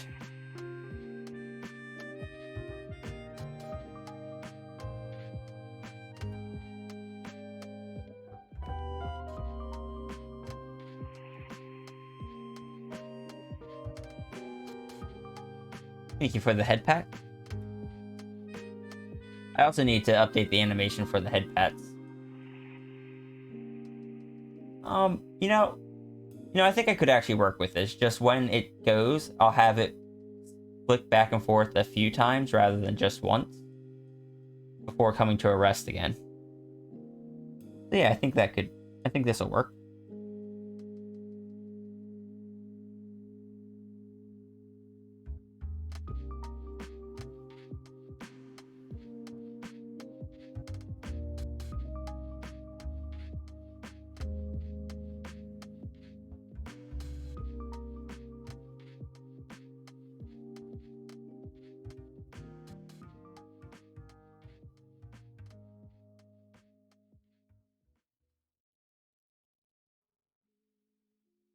But I'm curious who the other person, the person that was doing the animation critiques was, because I'll be completely honest, one of the main things that got me doing TF animations was seeing other people do TF animations and not being fond of the way they were doing it.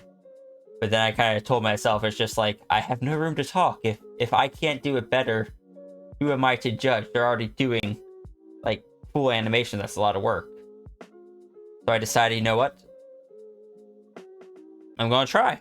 I'm going to try to do an animation in a style that I like. But this one would be more of a nose pat. Yeah, but I want to animate it so like the hands at least moving a bit. Like moving back and forth on the nose. Like down here. Because this whole thing, this big dragon, was kind of a joke that people fell in love with.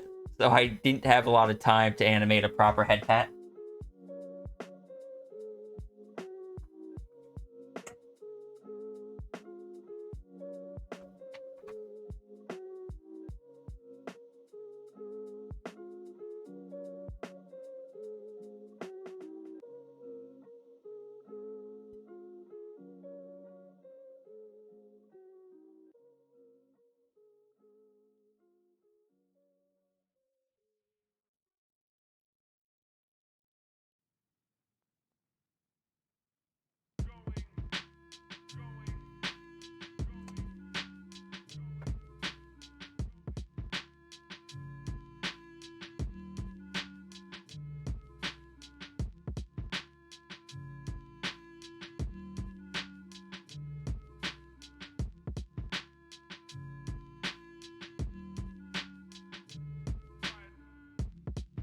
Sorry guys, as soon as I finish this, I will go back to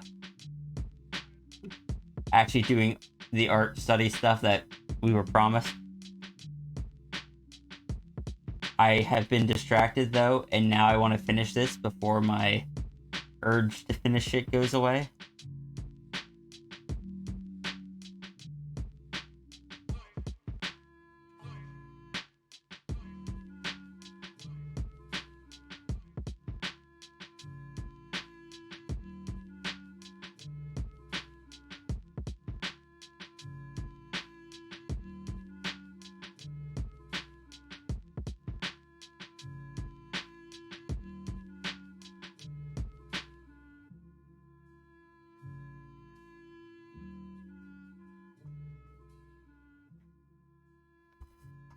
distracted 2 times in chat. Well, pretty sure we all know that that's an underestimate.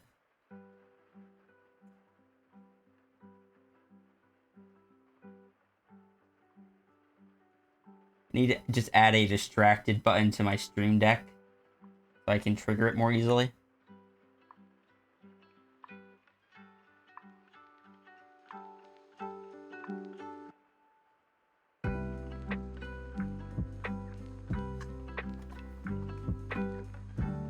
Either that or a Paulbot says something to C-Flare button. Yeah, the bot's working properly today.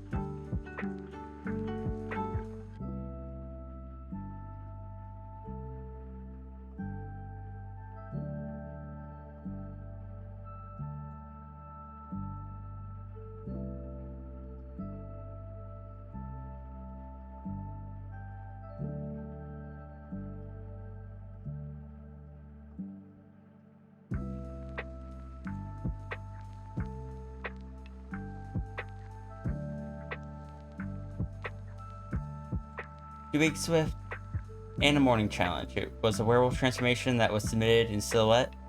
Corners that piqued your interest were animation frame shuffle for stutter stepping, the sequence that makes it more fitful and hesitant versus silky smooth and confident placement, making it more experienced and willing of a transformation. I need to write this down because I am very interested in this, because I've just kind of been going at this animation stuff all on my own, and watching some other people critique some animations might help me notice stuff in my own. Doing Swift.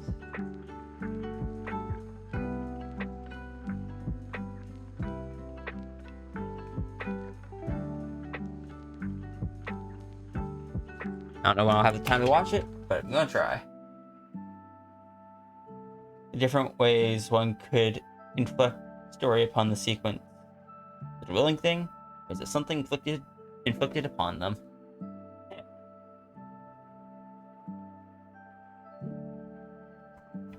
I know for my werewolf animation, I tried going for kind of very jerky movements to make it feel very forced.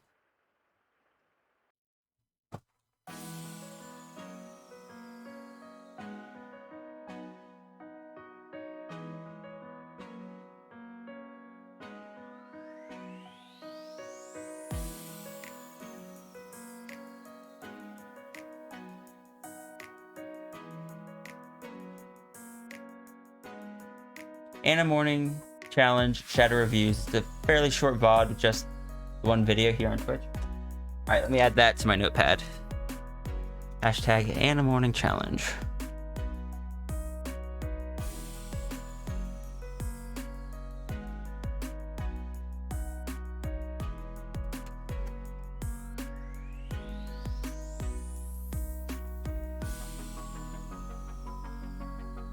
Alright, let's take a look at how this looks. Huh. That did not help.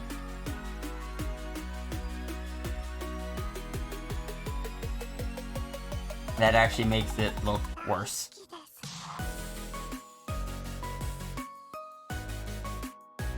That's what I get for doing animation without any timing chart.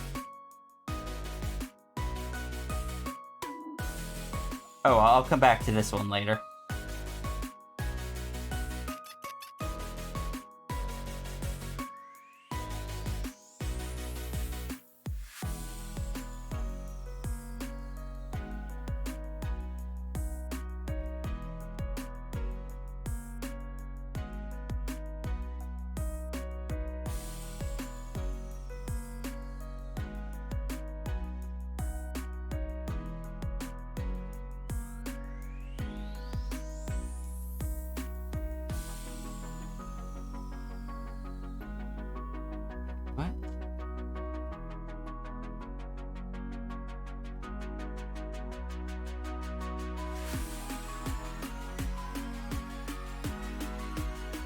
Oh, I mean, that certainly didn't help then.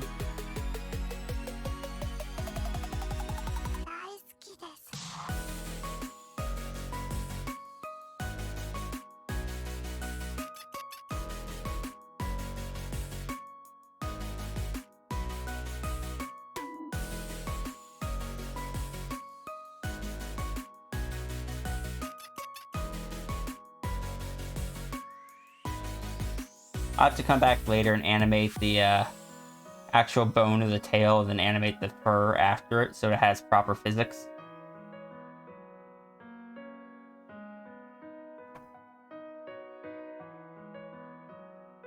Faster in the middle, slow at the end, shoot past the end point and switch back up. Yeah, like I said, it's what I get for not having the animation chart. I do know how to do it. But I was just kind of,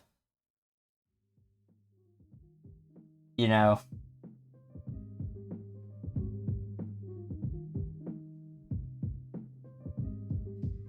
squishing some spacing of D-Flare. You know I know what I'm doing when it comes to that stuff. Guys, turn off the...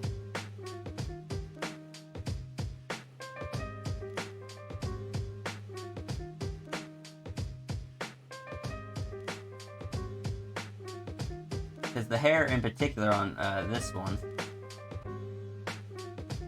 I had to do that a lot with it.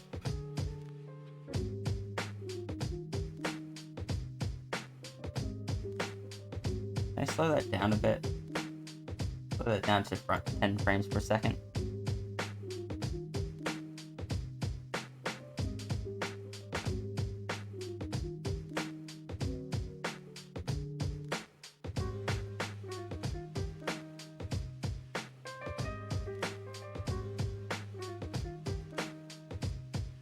But like I said, that normally I do that with timing charts. I time all that stuff out beforehand, and I didn't with this one.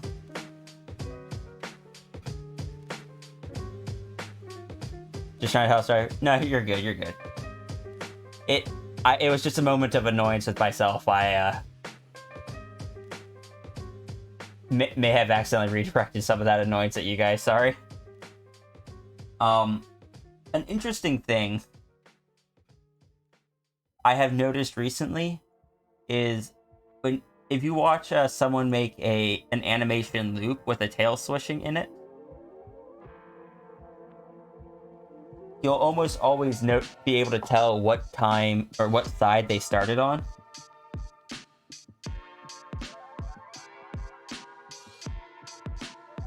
Because, let's say this is their body.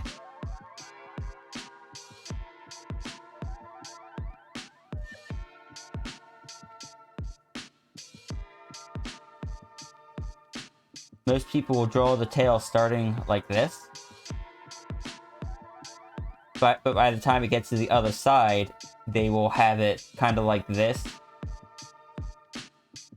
And swing back, start to swing back down, and kind of have that S curve to it.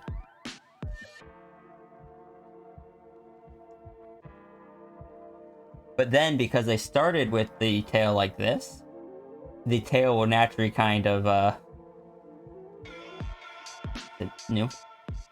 they'll have it just kind of meet back up.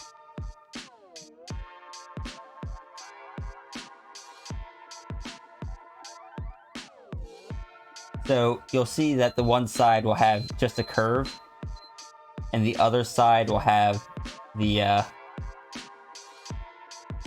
like the S to it. Typically like that. And the one that has the S shape to it is typically the one at the end, in the middle of the loop. It's just something I've noticed recently, because it's something that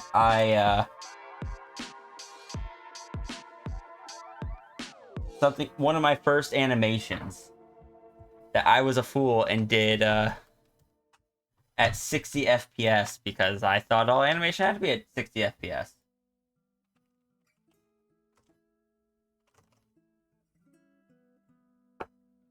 That part was very visible in it.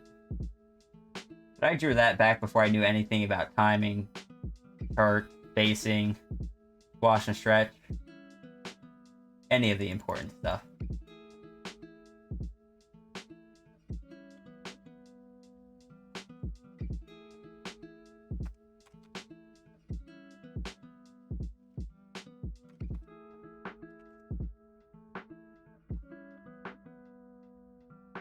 BRT.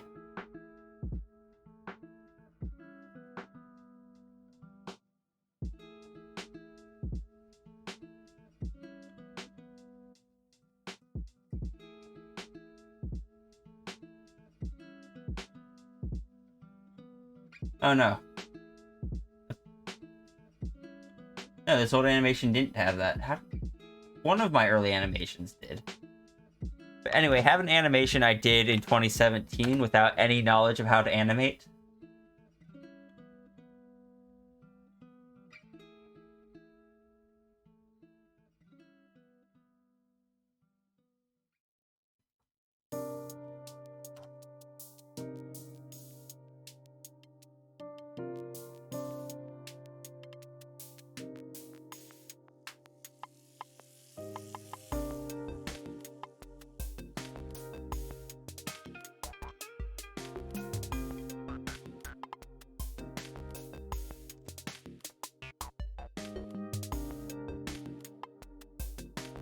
And drawings as 60 FPS frames go.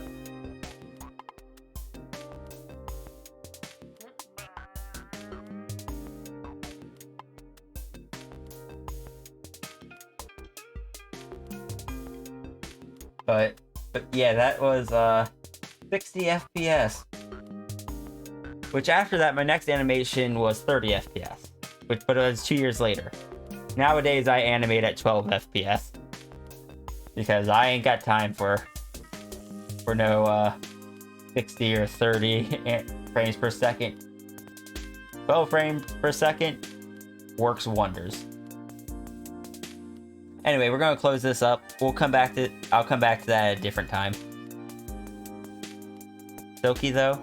But you see, the thing is, as long as the frames are consistent, your brain will still process it as smooth. This whole animation is done at 12 frames per second, and I've never heard anyone say that it looks choppy or anything. Obviously, it's not perfect, but it works. Also, I don't think my stream is at 60 frames per second.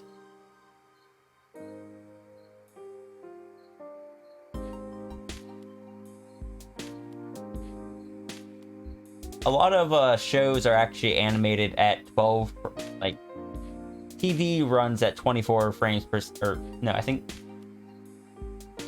movies typically run at 24 frames per second, and TV can run up to, like 59 or something like that. But a lot of animated shows are animated technically 24 frames per second, but they're animated on 2s, which means they only animate every other frame, kind of what Artistic Leo was saying. But because it's technically 24 frames per second, anytime they need those extra frames, like for super, like extra fast motion, like running or something, they have those extra frames available to them. They just don't always use them because they don't need to.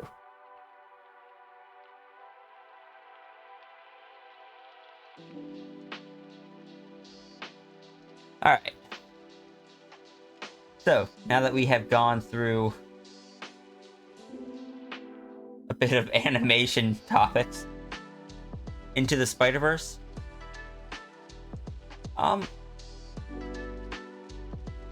Into the Spider-Verse is one of those odd examples where it actually did feel choppy to me going into it.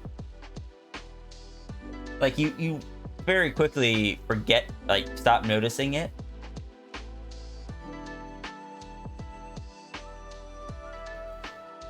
Maybe it's because I'm much more used to seeing those animations. No,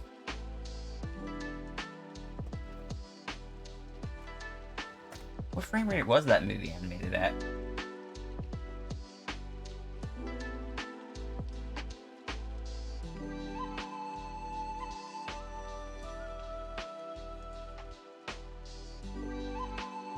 The frame rate varied between 24 images, animating on 1s and 12s per second, the latter case being the same image twice. The producers described the effect as making the animation crunchy.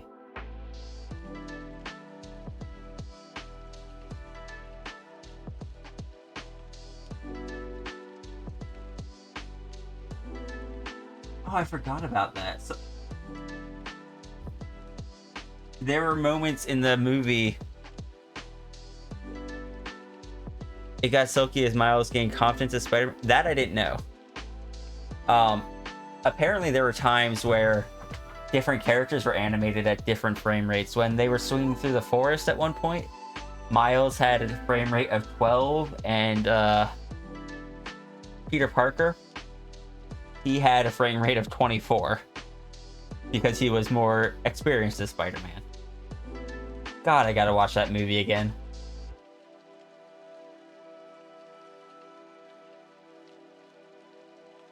They had low frame rate at the start, but it got faster as the movie went. Okay, so you see, I legit didn't realize that.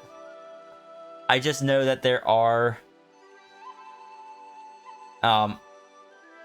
some like animations and stuff you can find, like especially online, where they're animated by like indie teams where the frame rate is lower, and it's really obvious at first, but after a while you just kind of stop processing it.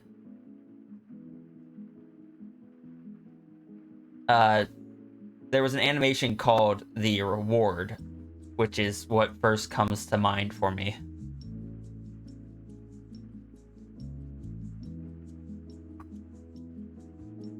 You don't think you noticed it yourself till you saw the doc? Huh. I gotta rewatch that. Anyway, so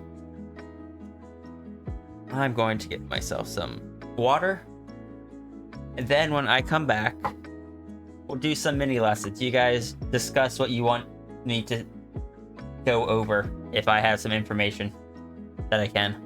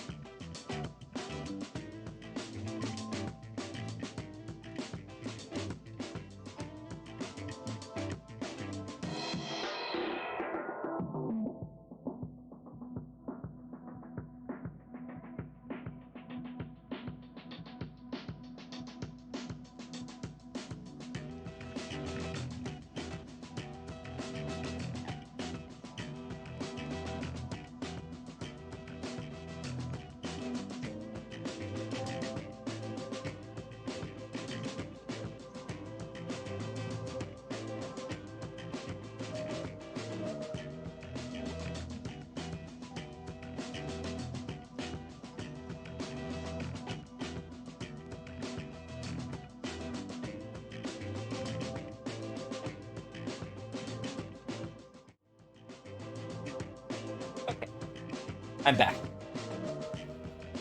For good things about Spider-Verse, never saw it yet though. I will not tell you need to watch it. I will say I highly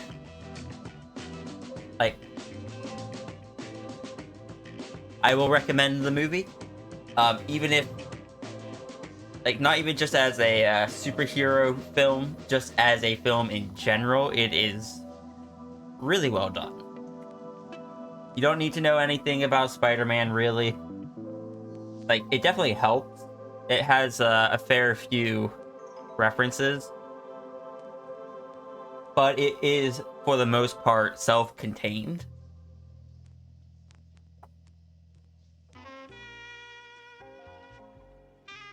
Hey, Silver Sun.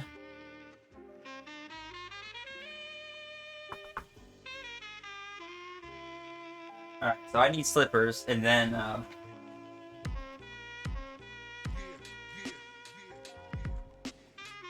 wait, where are my slippers at?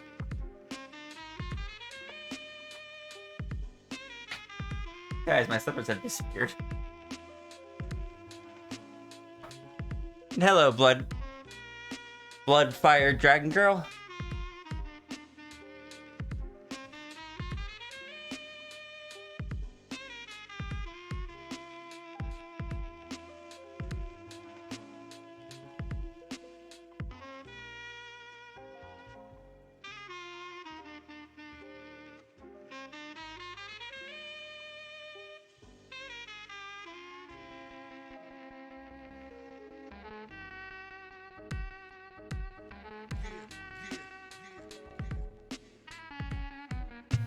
Okay, I found my slippers. They were in the living room for some reason.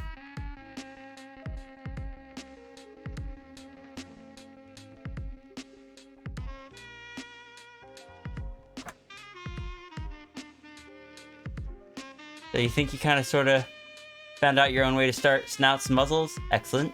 I have to check it out.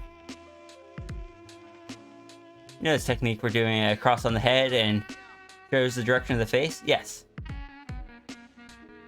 Sort of started trying that out, making sort of triangle or pyramid. Just a single point with 2, sometimes 3 lines going from it. If that is what works for you, that is what works. Alright, so are there anything that you guys would like me to share my knowledge on as far as how to draw stuff?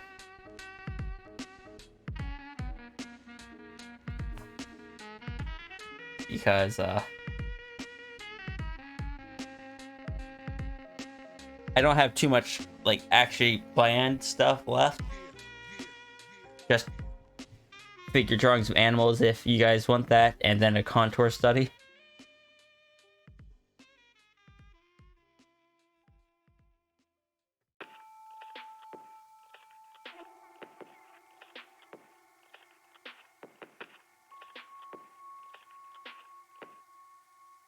Here it go. Oh, we found this song again.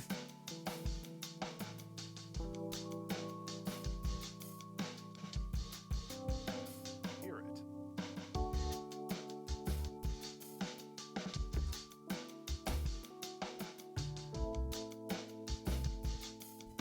Feel it.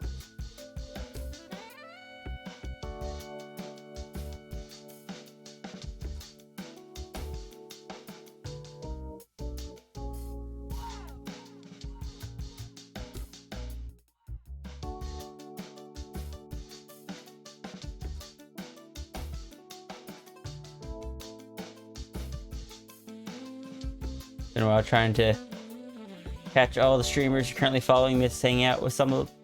Yeah, I totally understand. It's very difficult because there's only so much time in the day, and streams are definitely a long form entertainment. Animal anatomy, you're gonna have to be more specific than that. There's so many different types of animals. Mixing it with a human one?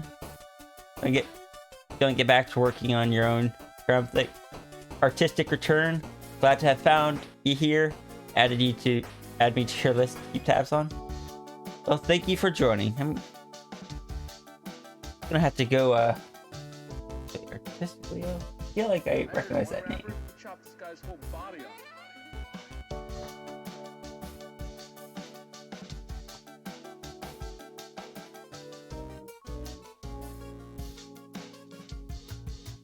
Here it goes. Ah, I already follow you on Twitter, that's why. Thought I recognized it.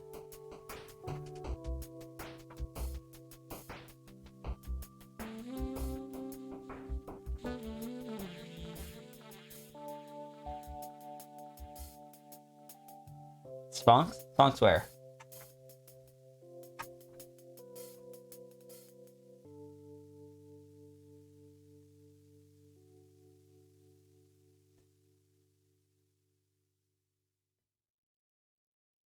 For ears on top of the head. How do I do placement? Always had to finagle it a bit. Alright.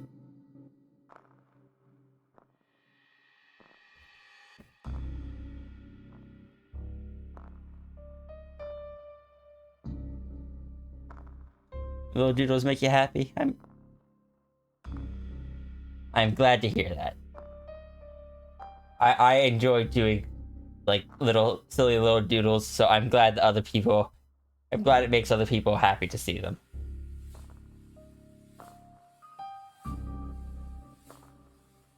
What did you miss while you were away? Not a whole lot. We mostly spent time talking and like discussing some animation stuff.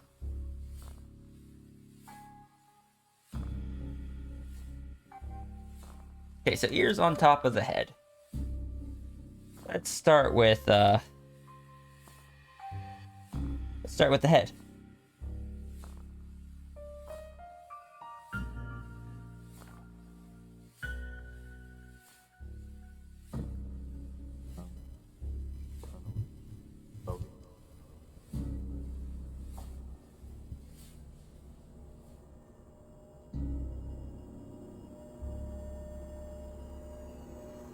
Oh yes, the anime. Also remember how I mentioned Paul Practice on Discord? Seriously, appreciate if there's time and willing. Perhaps.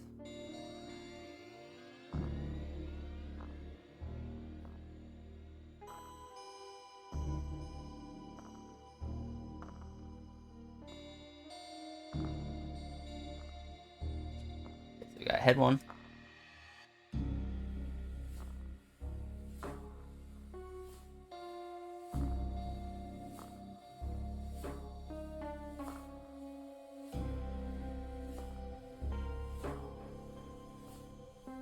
I just don't know if I can provide enough about calls. And two.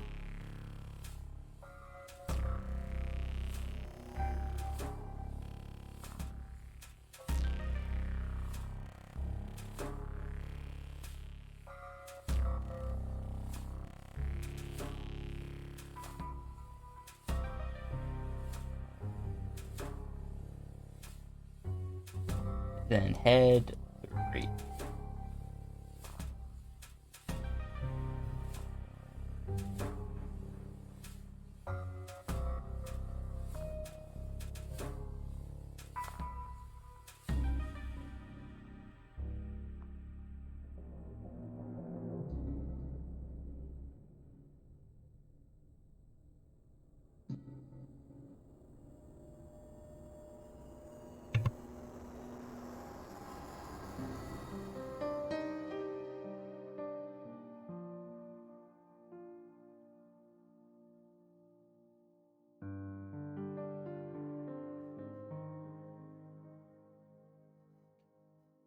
Don't just take out the top of the head, kind of take a good portion of the side of the head.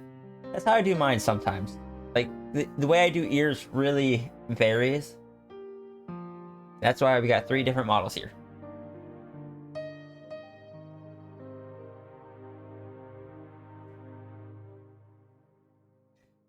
It also just varies, like, as you guys know, I draw my anthros with very with very short foreheads.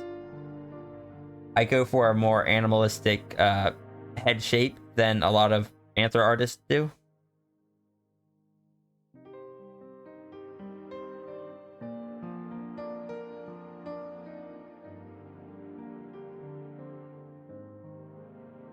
So if you go for a more human head shape, that may affect this as well.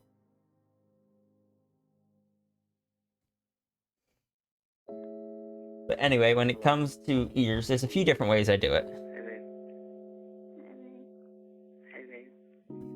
The first one is like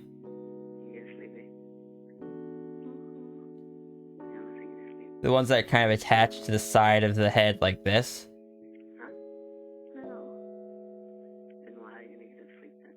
They can kind of face forward. I tuck them around the side and then I... No, that's not... Oh god, I'm overthinking it. Yeah, I kind of bring them around like this.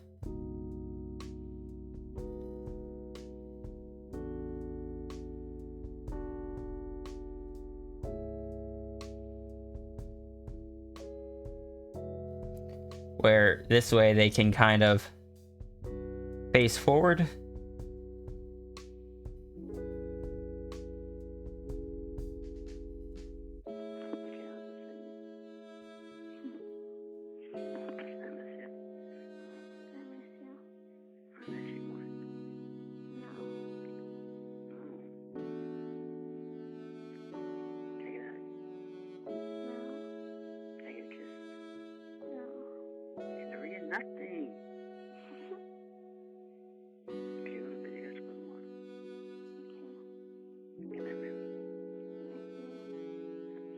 Unless Anthro on your Anthro. Who needs anthers? We're just going Egyptian style animal head on a human body here. Sorry, animal head on an anthro body here. Also, do you like my consistency? How the muzzle just got more and more narrow as the drawings went on? So, but these ears, you can kind of... God, stop it. Create new layer. You can fold these back and stuff in whichever way you want.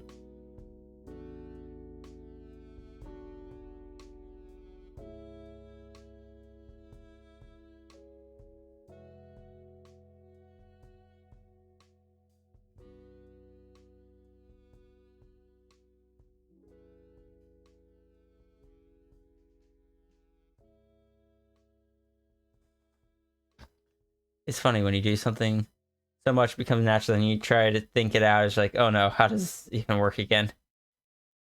Yes, and then as soon as you think you figure it out, it messes up your natural way of doing it, and then it just leads to some more process decay.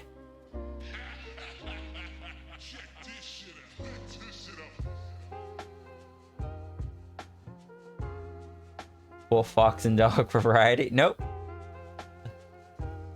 Nope, that wasn't intentional.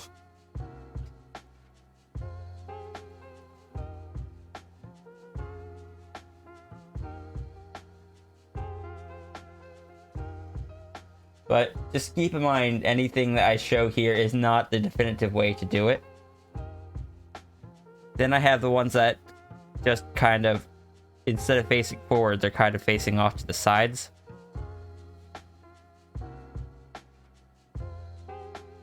I don't draw these ones as much as I used to.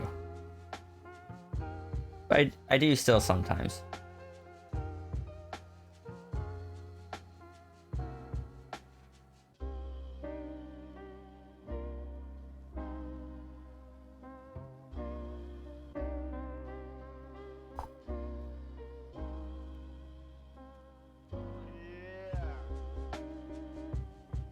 I don't know what I'm doing here.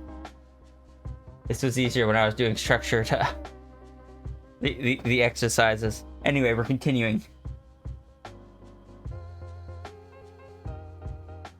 Then we got a recent favorite of mine are the dragon style ears, where they kind of point backwards.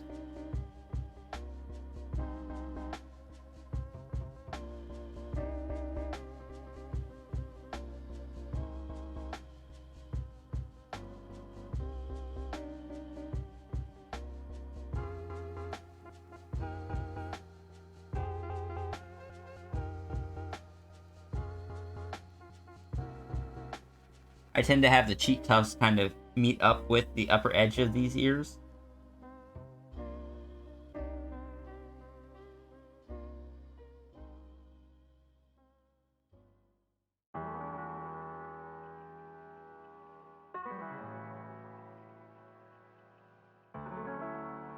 Give them tufts on the end for extra flair.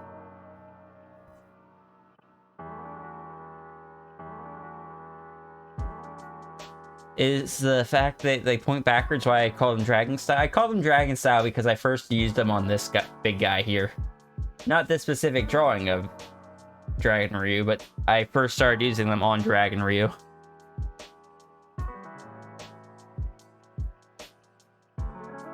So they became Dragon Style ears to me.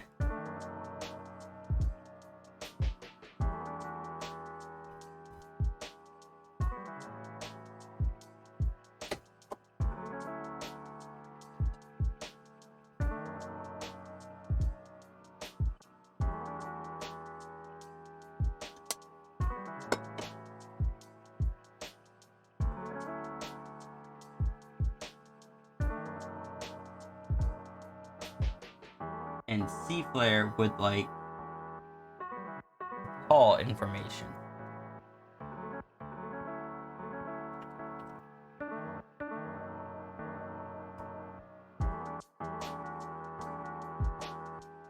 Yeah, if you add tufts, just remember not to mess up like I did and actually include the markings on all of the different areas, unlike me. There's no dark patch in this ear tuft when I'm speaking, but there is when I'm not. Because I'm professional.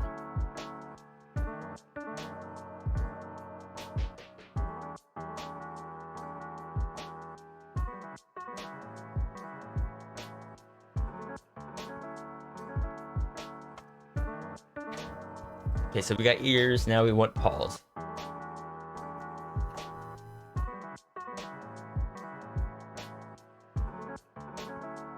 Just say it's a change in lighting when I move. Yeah, but that's hiding. That's hiding mistakes. That's not what we do here. You acknowledge your mistakes. That's how you improve. Now you notice things you'll never unsee that. I plan on fixing it before too long, as soon as I remember. Did I write that down to fix it?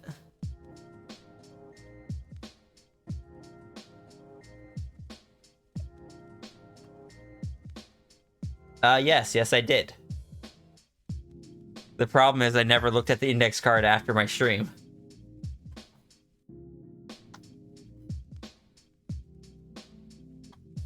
D-Flare has paws? Got it. Got it.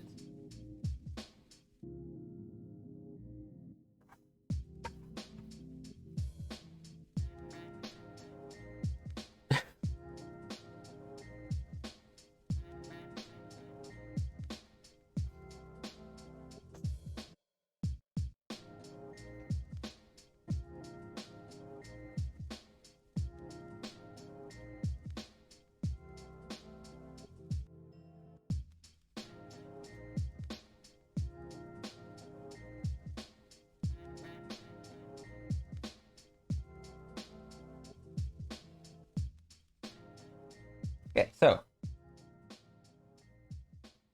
first thing with paws is that they are like the human, like the front paws.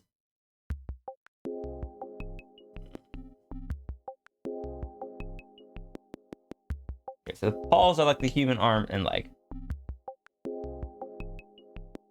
We got our human here. They have their hand, shoulder, elbow, wrist, fingers.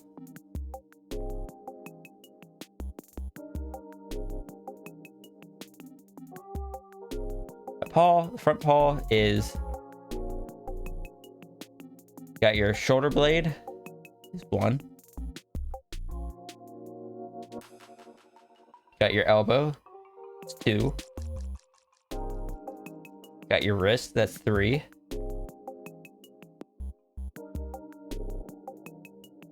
And then you got your toes, which are the equivalent of the fingers.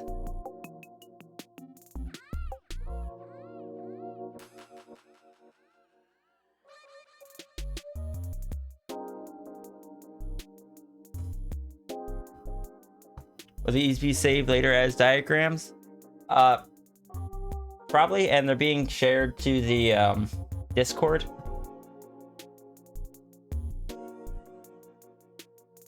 We're discussing analogous structures in here. This is like human arm. This is the front leg of, I don't know, a fox.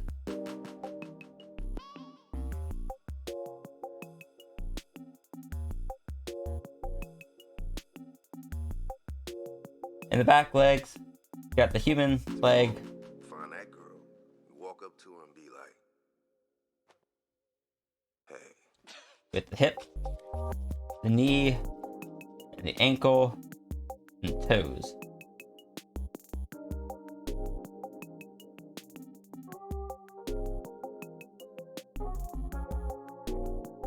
With the back leg of an animal, it's a little bit different, but it goes roughly like this.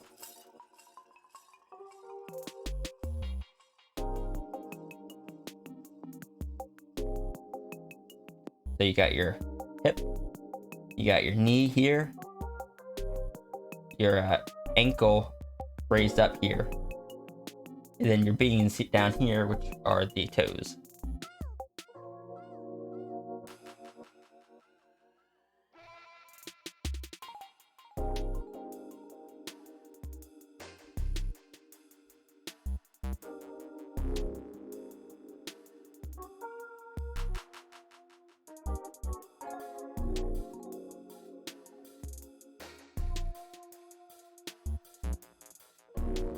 Of how sea lions and dolphins both came upon the concept of tail in biologically totally different ways. Got a small folder of cat things, so you need more animals.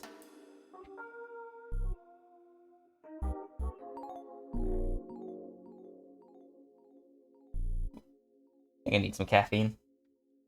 Actually gonna step away real quick. I'll be back again. In which case I'll leave this up here.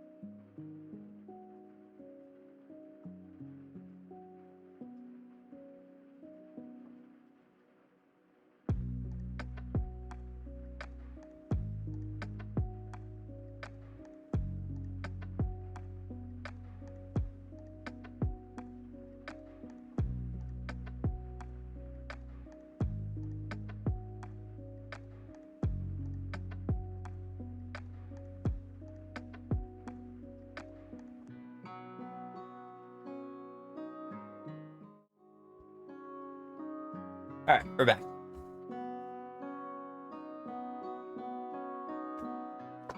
What else can I say about paws?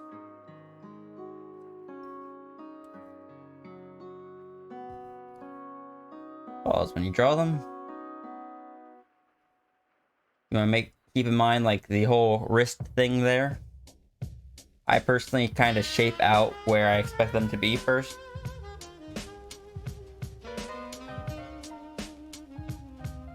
And I kind of just use that as my rough shape to find where they would go.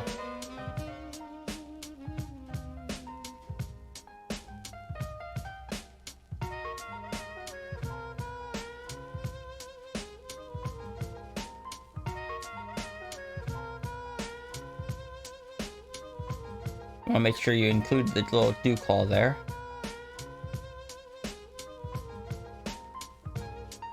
I'm very much not.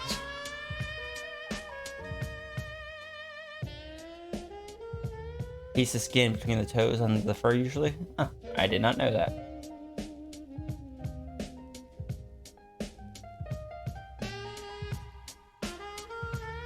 I honestly feel like you know more about paws than I do at this point, Seaflare, because I've done very little actual research into paws. I just have my very stylized way of drawing them, which changes constantly.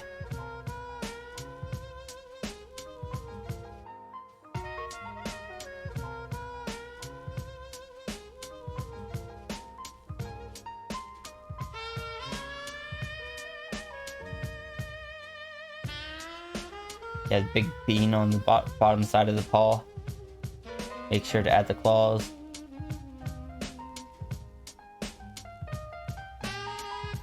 I might look a few things up.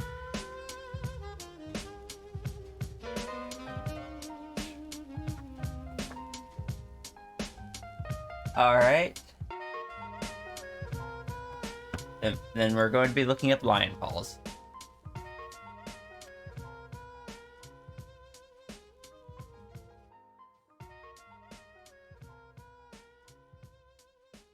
If we're doing this,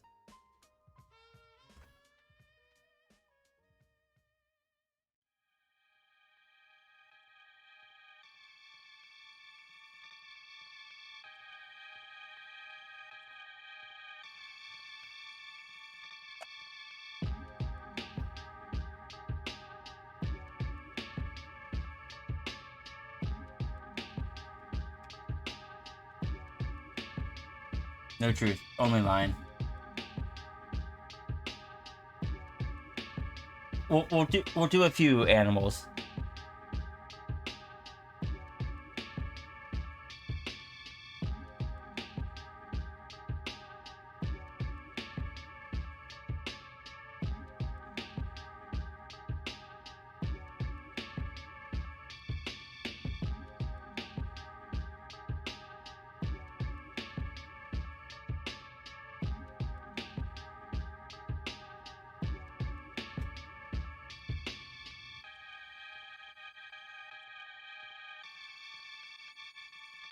Look at them claws there.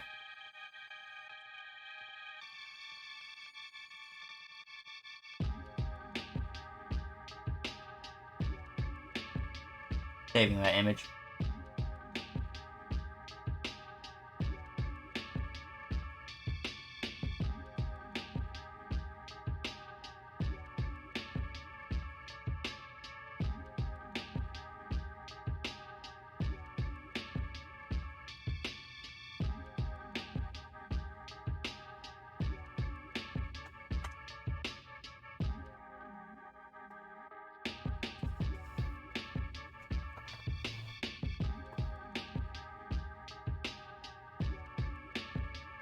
Alright, so lion paws. From what I can see, when they're not squished against the ground, they are just little round orbs.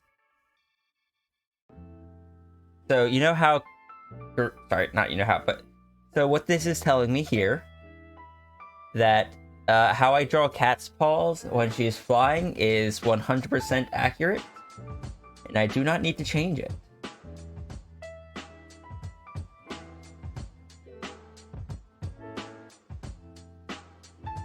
They kind of curve in a little bit at the bottom. But really, they're just like little blobs.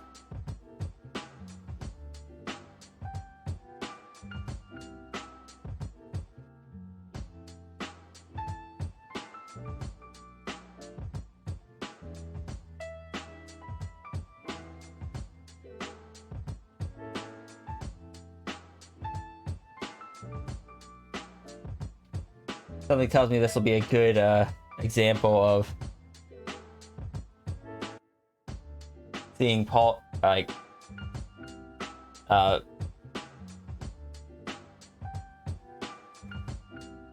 effect of the weight of the cat spreading out the paws.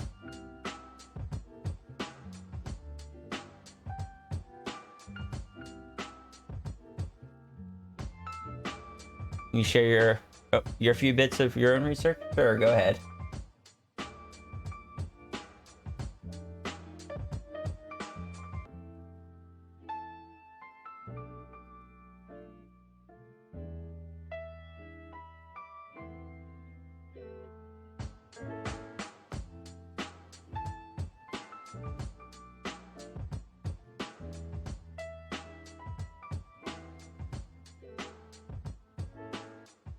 They're still just kind of little blobs, but you can see the beans a bit, which I didn't think you normally could on lions. Interesting.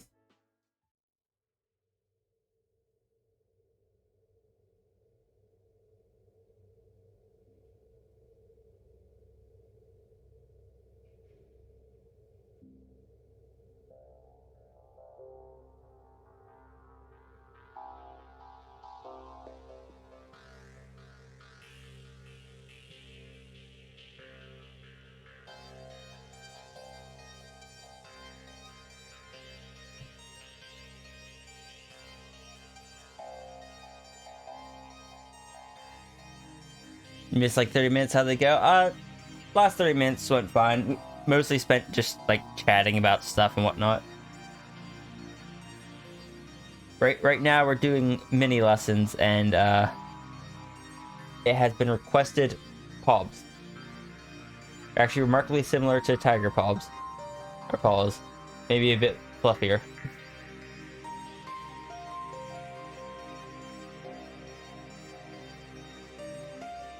At some point in the past hour or so, I was working on animation to replace the tail flick over here, but I didn't finish that.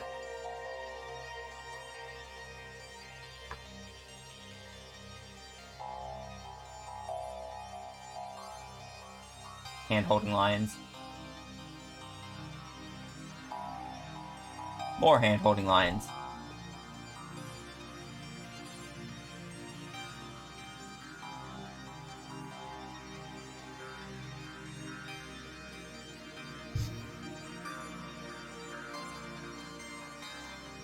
Okay, especially applies to canines similar, I assumed.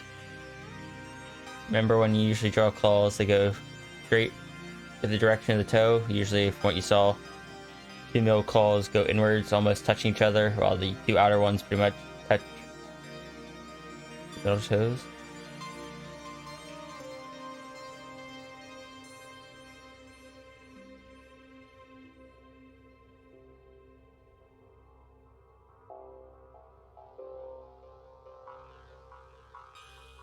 Honestly, at this point, we could just... No, because that would be timed and stressful.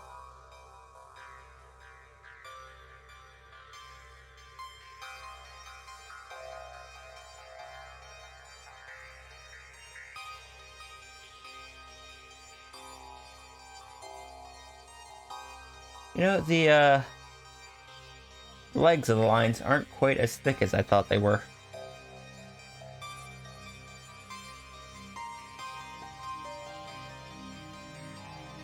I do love how boxy lion paws can be. Like when you break down the shapes of like the one on the left, they're just boxes.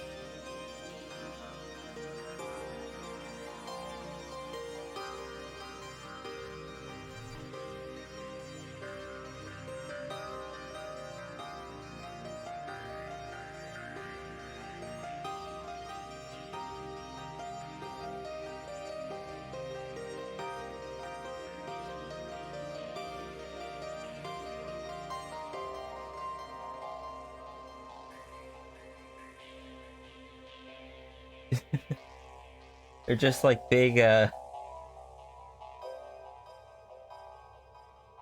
lion paws. You can almost draw the entire shape and just fill in the lines.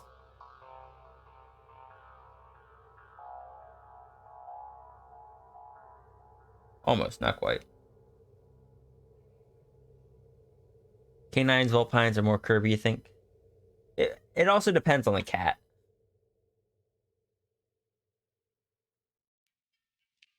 Yes, lion paws are very foxy, clearly. They're not feline-y, they're not canine-y, they're foxy. Oh heck, I said the word fox. Seaflare has come a-running.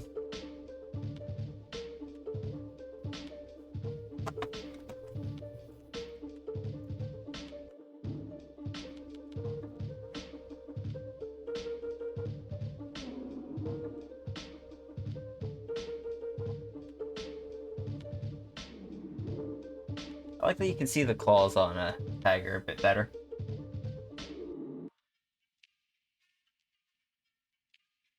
That's a very relaxed cat. Huh. That one has one differently colored bean.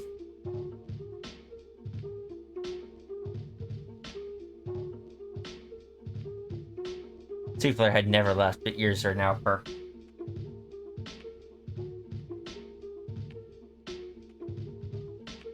High five.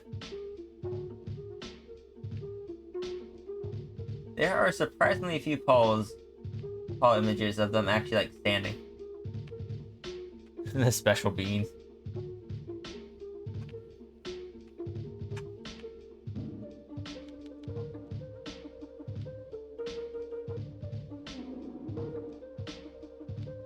There's one.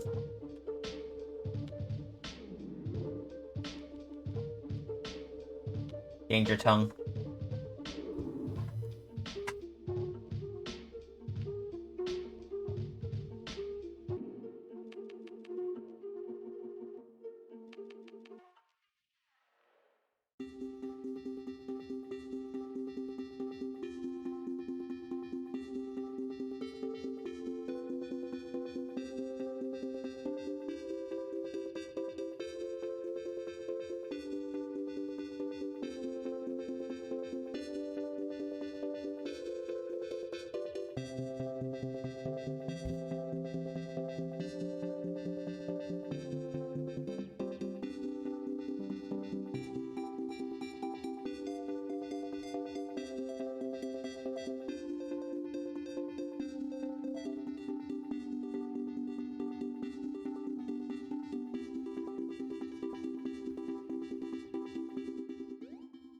These images of people holding the big cat paws. Two hands cannot contain them. Tigers have huge paws.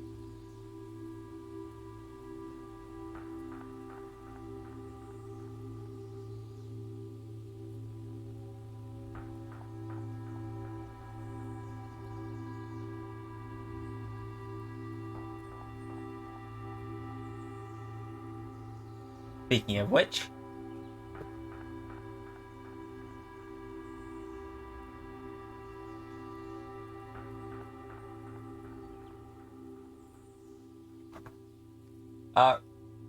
we are researching paws at Seaflare's request.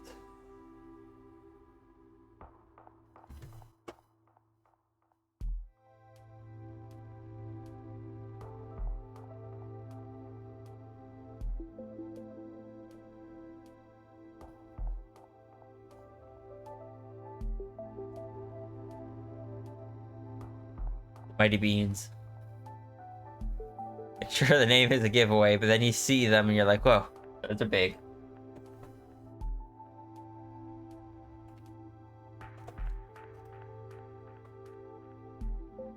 Oh, that's just a bunch of clip art.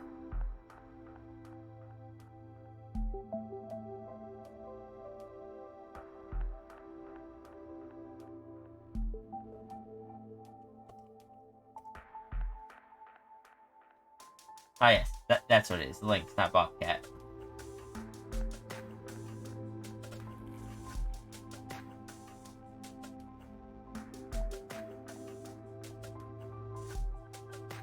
And you can't decide, you're not paying enough attention to him sat on your tablet.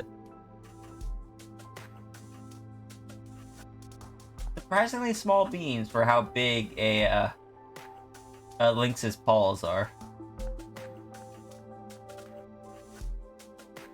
They look like little plush paws. Or like big plush paws, I guess. Lynx paws are literally just like fursuit appearance, trying to blend in with the fursuiters. Canadian lynx.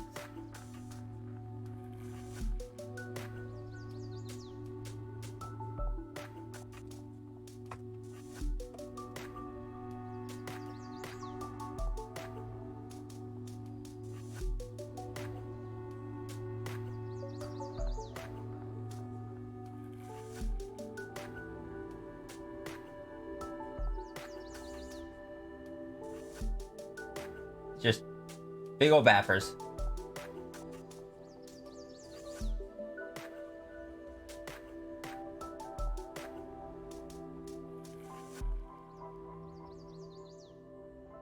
I don't know if we're even doing research at this point or just looking up animals.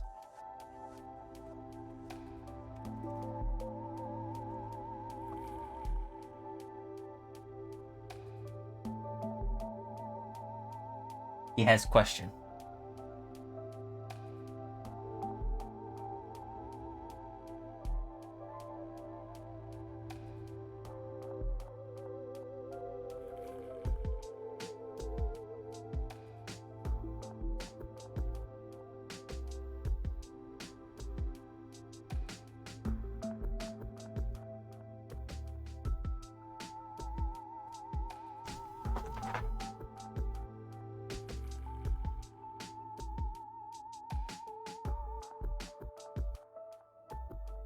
Serval paws are just like house cat paws. They're just little nubs.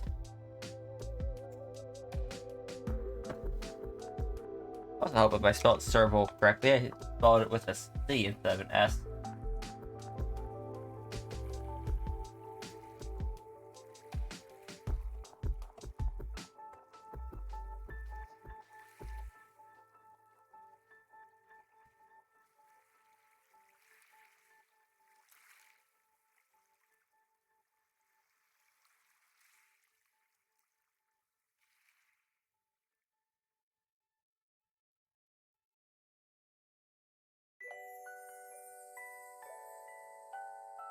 Puppy.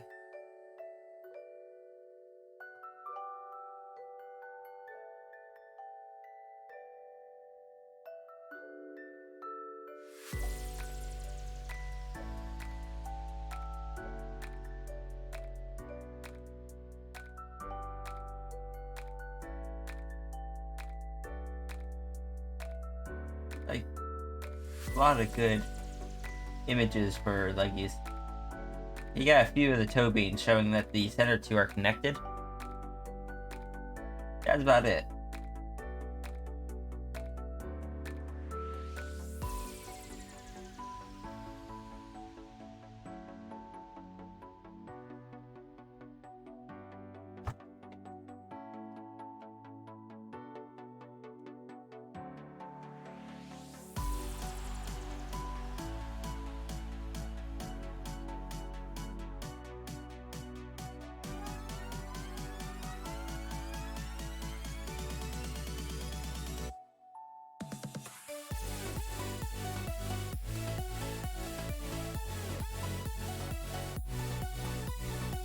It tells you how many graphics you get when you look up Canadian lynx claws. What, on like Google? Admittedly, I'm not using Google for image searching.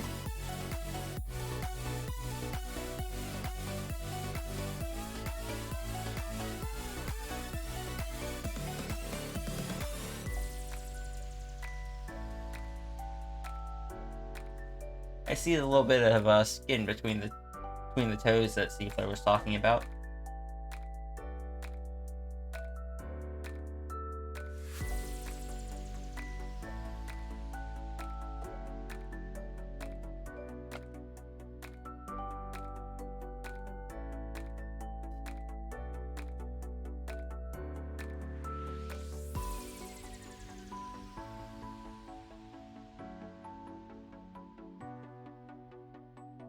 Claws aren't retractable. They're protractable, you mean. But that is interesting.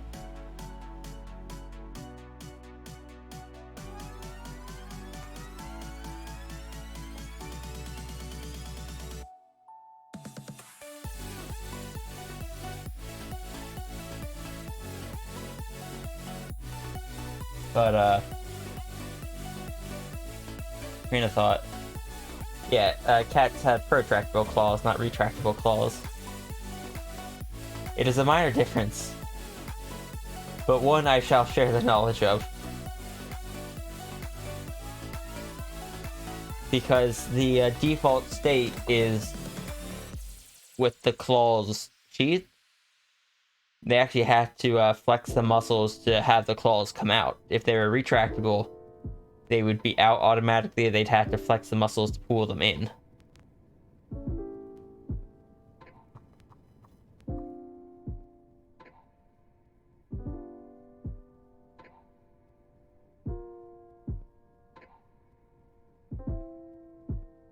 Okay, just to make sure Seaflare doesn't panic, here's some fox paws. Or those are just foxes.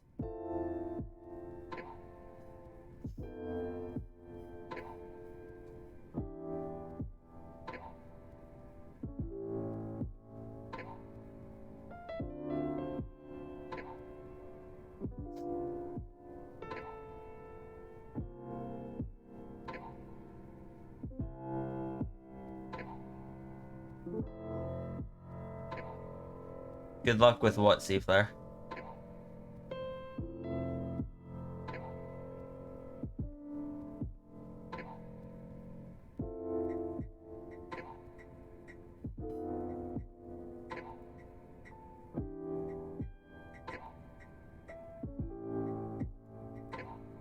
Not a fox paw. That looks like a white tiger paw.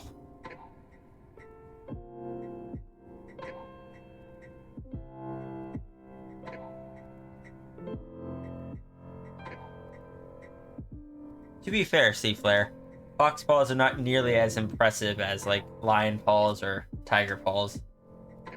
Those things are huge. Alright,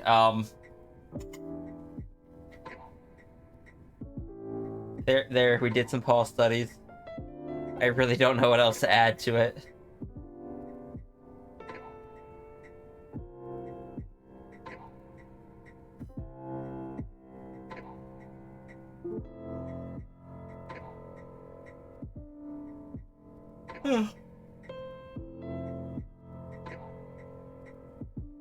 Alright, so what next?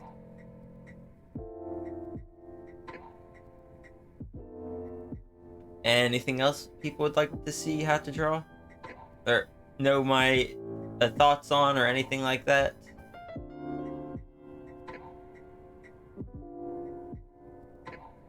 Muzzle shapes? Sure. I can rest my eyes. Hello, aviating wolf. Does help understanding the shape on canvas better. I suppose I do have a little bit more I can add to it as far as like how I particularly do them.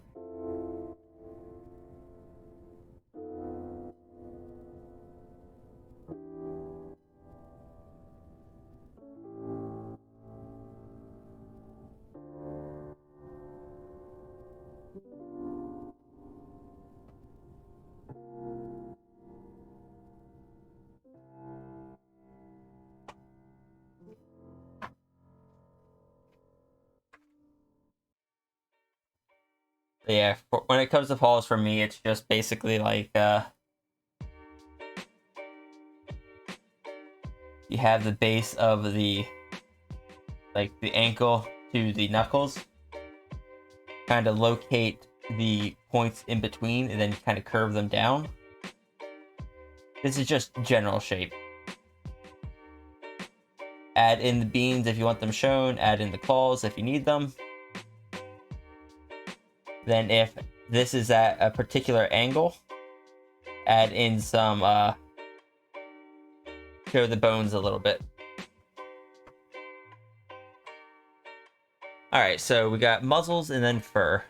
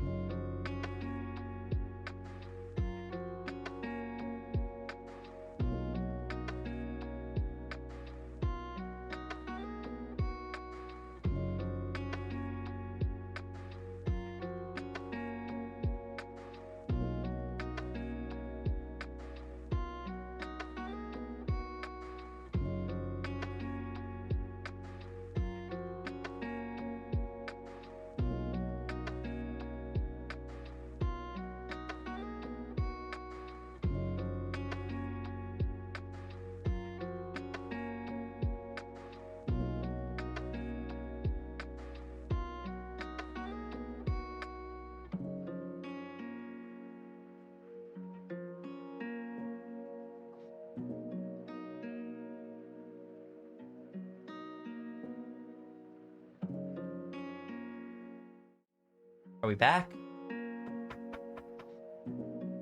Will there be a VOD for this? Yes. I also plan on uploading it to YouTube, where the all the disruptions won't be visible.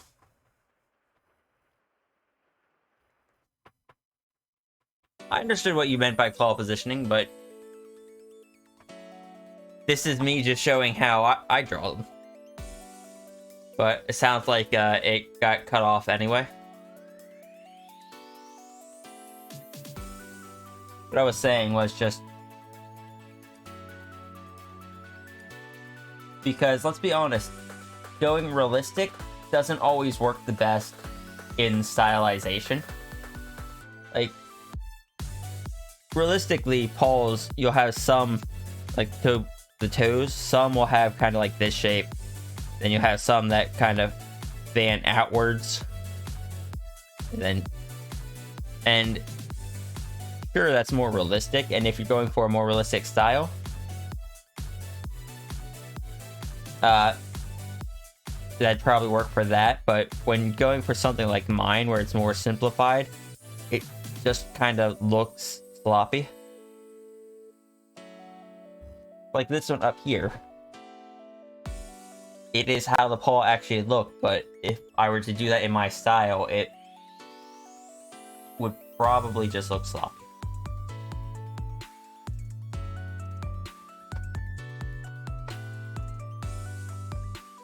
But yes, how I do paws, you have your ankle and stuff. However, it is lined up. And then you can either draw the shape out or not, depending on the angle will determine if I feel I need to or not. Draw like the edges of the toes. Center ones are bigger. Then you make sure you add in the fourth one at the end. Add in the toe beans if you want them. And clubs if necessary. Then if it's at a particularly sharp angle, you can add in hints of the bones in the back of the palm, the back of the hand. And you can't forget about your dew claw. Did I go over how to do cat versus dog paws? I did not, because I am not that. I do not know enough about that. I tend to draw fairly generic ones. If I suppose like cat paws do tend to be, I believe, a bit more round, with their toes being less drastic. They kind of have, big cats at least have paw pads that are shaped like this usually.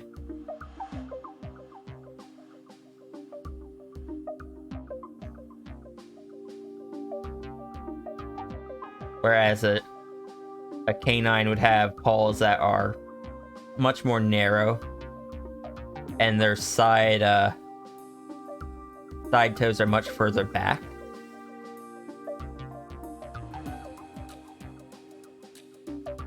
If it's a Maine Wolf, these middle two are connected. But then you have your Mickey Mouse style beans.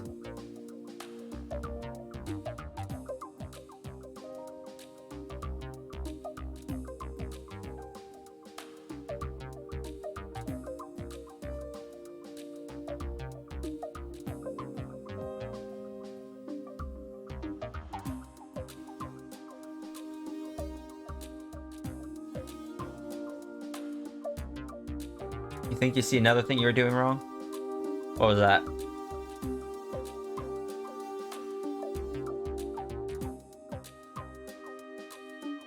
I think I mixed up the main pads a bit. As I said, I'm not an expert, and I preface all of this with I think.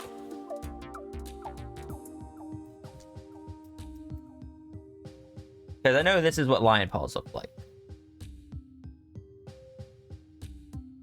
And I guess if I remember right, Maine Wolf paws actually they have their beans a bit closer together.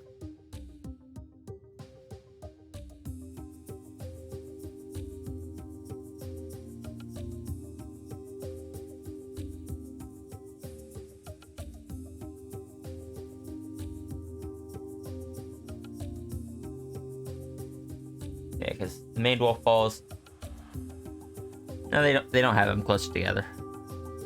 They still have them kind of spread out. They've got the big circle and two smaller circles. And Maine wolves at least have very narrow claws.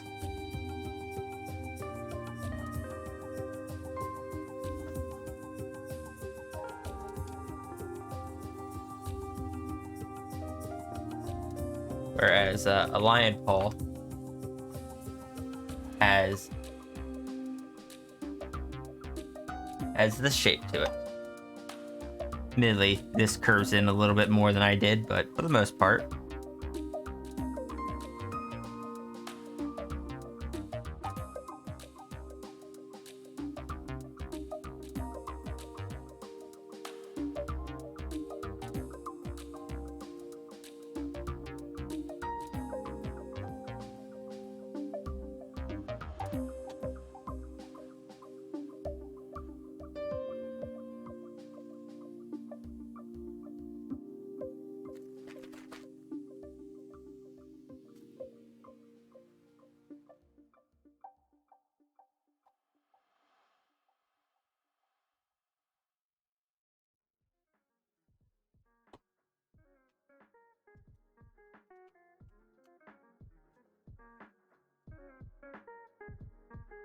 Alright, now let's look at muzzles. Because snoots was the next thing that was requested. Going over just what I know, really. And what I know is that big cats have a lot of different kind of snoots. So we're going over canine first.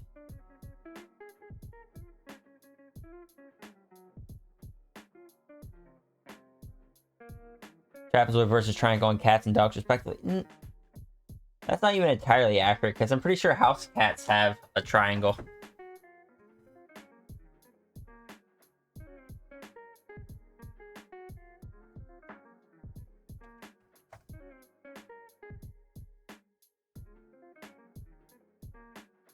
And I guess it is still a bit trapezoidal.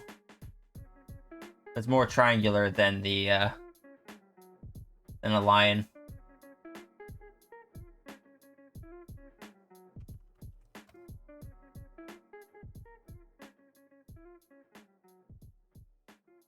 Cheetahs just have funky ones. They have Galaga ships for primary primary pads.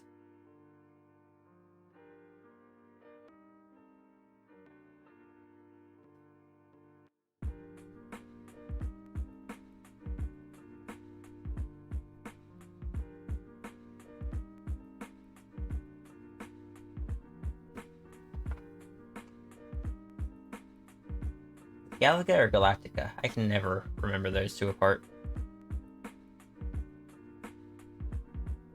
Anyway. Muzzle shape. You've got a muzzle here. Or you got a circle here. You want to add a muzzle to it.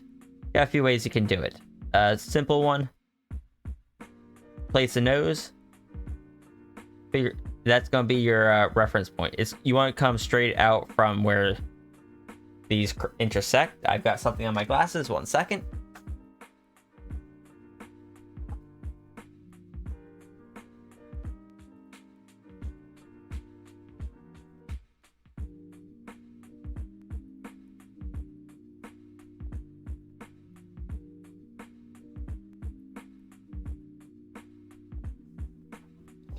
Okay, I'm back.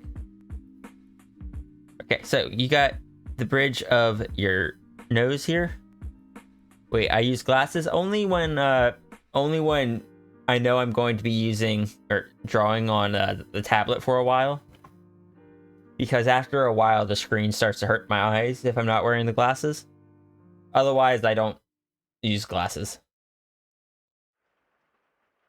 They're essentially reading glasses, like the equivalent of reading glasses, except for doing art. You want to make sure that your blue light protection, and there's a very mild prescription in them. It's like 0.5 or 0.25 or something. Is this where my... No, that's not my prescription card. That's my vaccine card.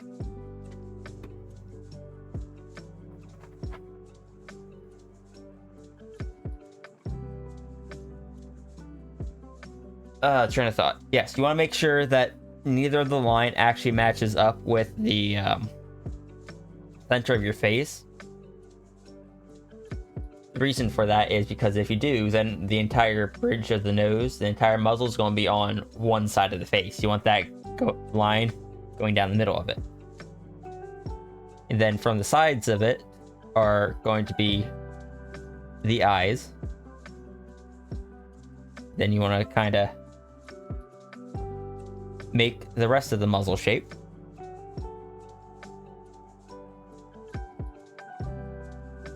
Different prescription for both lenses of your glasses.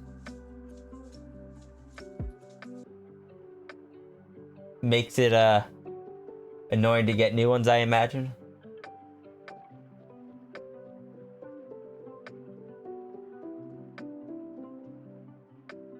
Also, just this is still these are still up on my other screen, but it's just like you can't tell me that this is not shaped like a Galaga ship.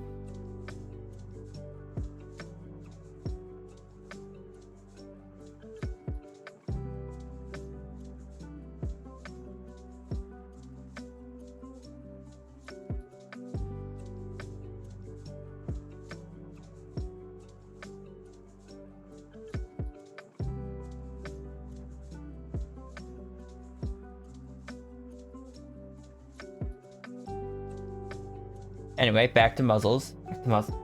No, go. I gotta close this browser image.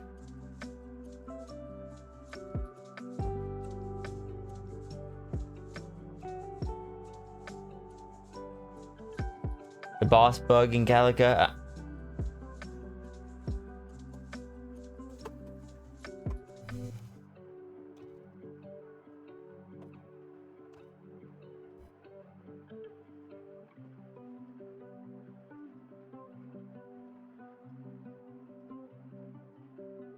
Yeah, I guess it would be the bugs in Galaga.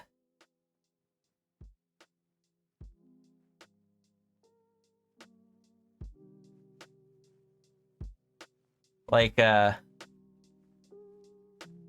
like this guy here.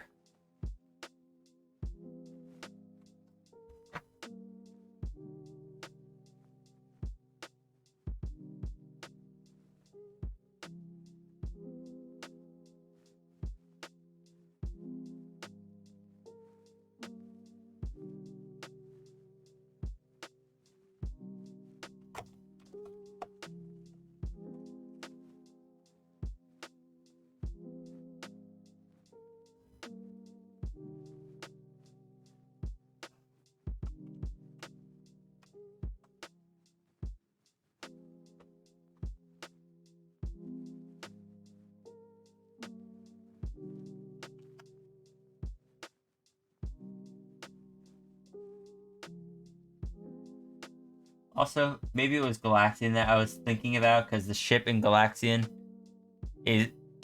But no, that's the same image. I said the ship in Galaxian is a bit more of that shape. It has the two wings.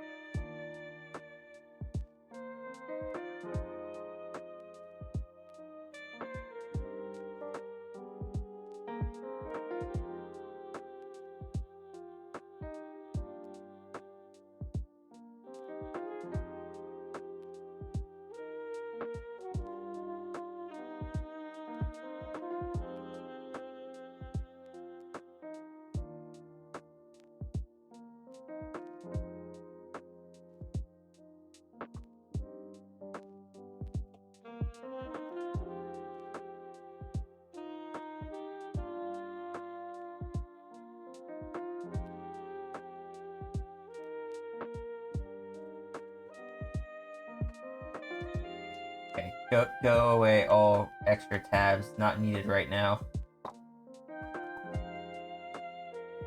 We need to finish up these lessons before I completely kind of just like run out of energy. But yes, muzzle. Make sure that it stays on either side of the center of the line.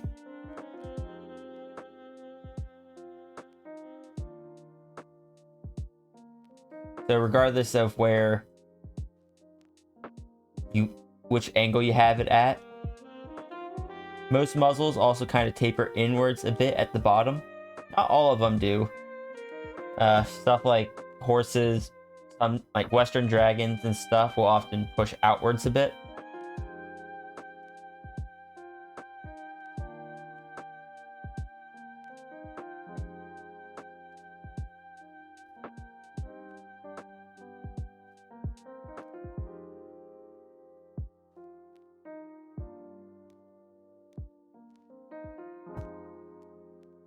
When the muzzles open up, you want to make sure that you have the jaw hinging, not going straight down.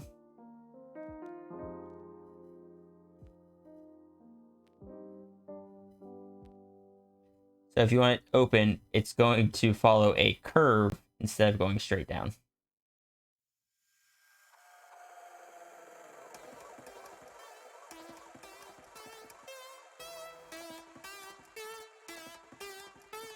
Because the jaw hinge is like back here.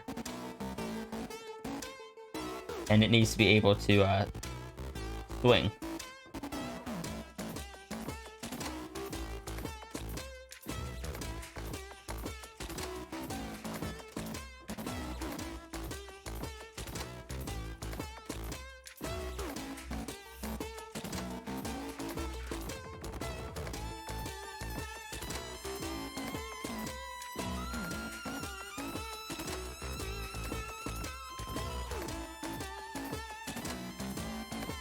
So canines tend to have the long muzzles. They will kind of taper out towards the end of it,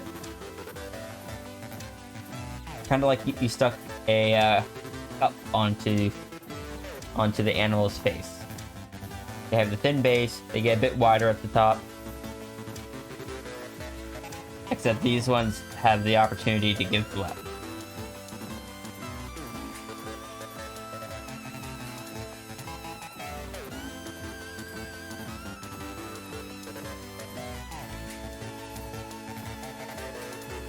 Cats, on the other hand, have a different style muzzle.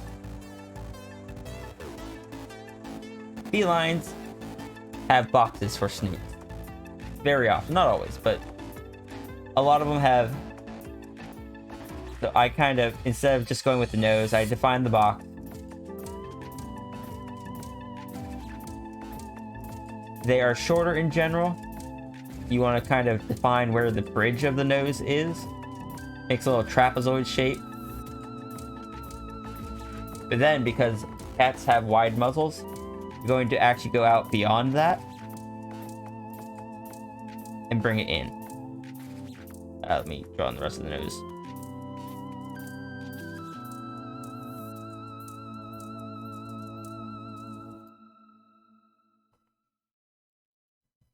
You want to line up the eyes.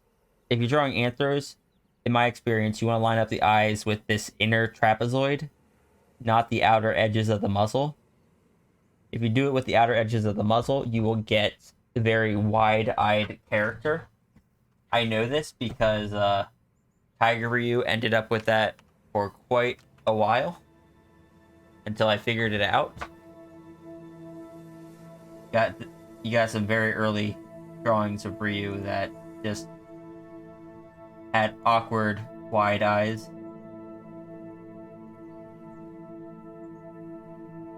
Just super wide.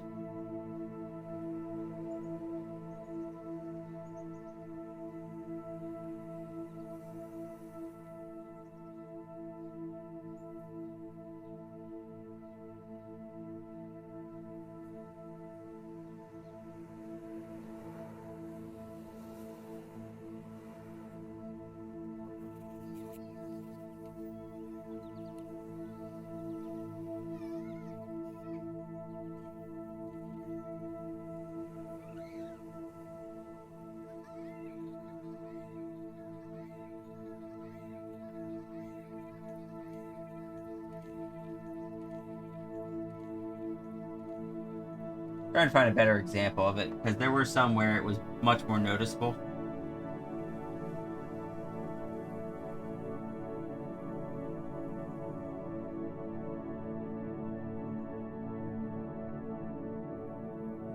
I think it was after I changed the way I drew the muzzle, but before I figured out that detail. Luciano Chaos Knight, thank you so much for the follow. How are you doing today?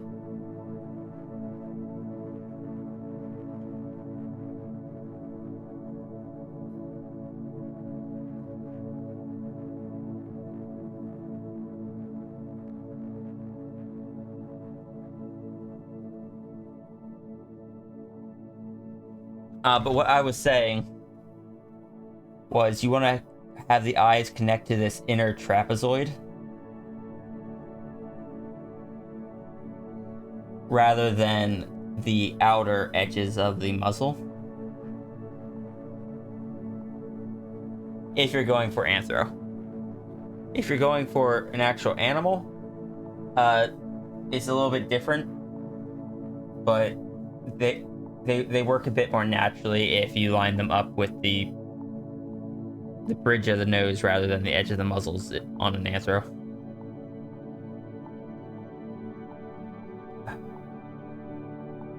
If I remember, I'm so gonna need to. Not if I remember. If I have the time, I so need to like trim down this whole video, try to cut out all the distractions and pauses and stuff. But anyway, cats, their muzzles don't taper out as much.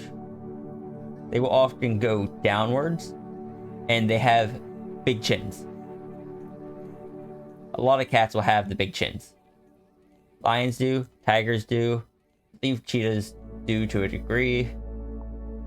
The cheetahs have an interesting face, if I remember right. Cats have much more varied face shapes, face shapes, than canines do.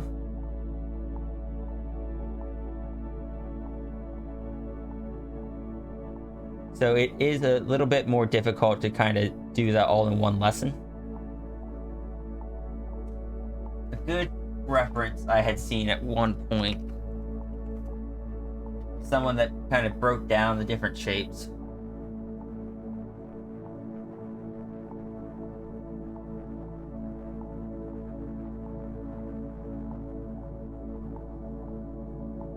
If I can find it. Oh. Someone was asking about canine versus feline paws. This may help you.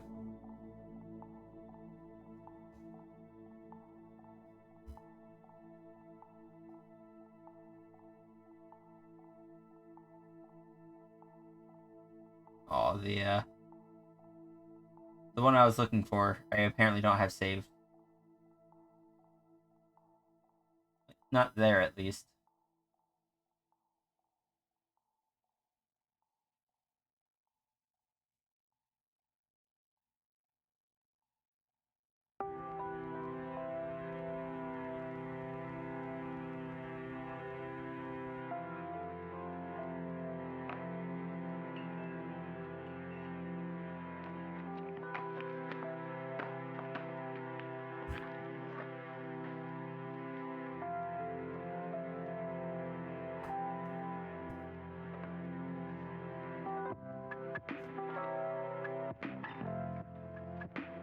Alright, so.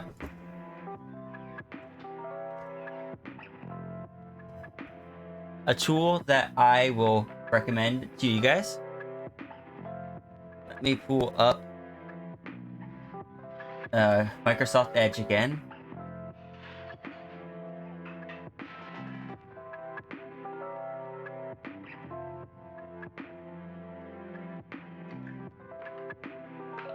I cannot find the thing to turn it on. There it is. Have some cheetah paws in the meantime.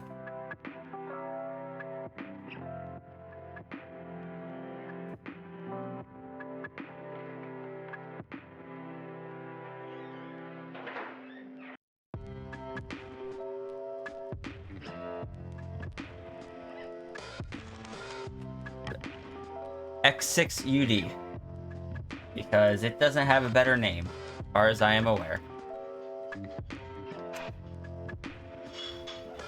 This is a super useful tool.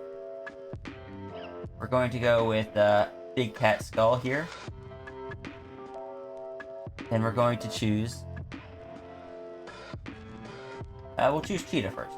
It finds me a bunch of Cheetah images with the head facing the direction I moved the skull to. I was wrong. Cheetahs do not have the chin.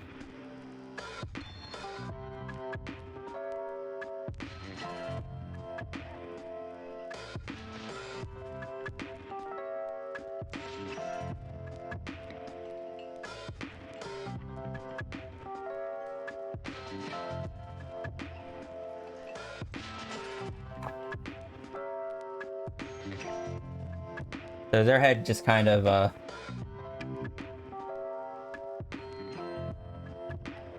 Their muzzle kind of slopes down. This is that shape out area I was talking about. And then this would be the ruff, the outside of the muzzle.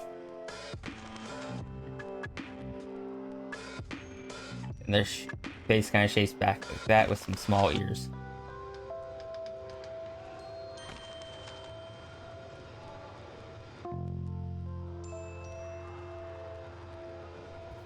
Some of you know referred to cheetahs as raisin loaf, and that has stuck with you ever since.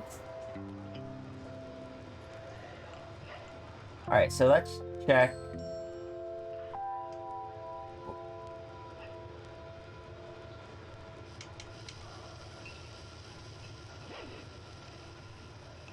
Let's try leopard. That's the next one on the list.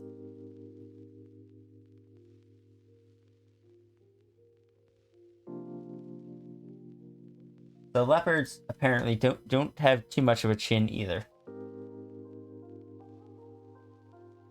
They've actually got a pretty similar face shape to cheetahs.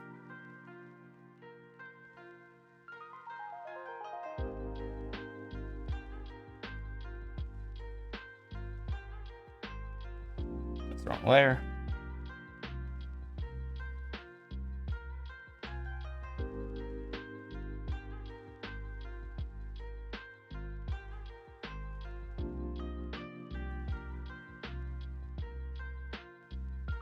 He just anxiety.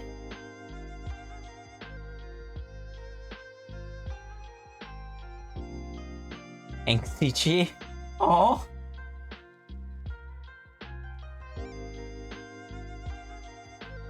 You guys have to remind me when I have the drawing covered up by the web browser.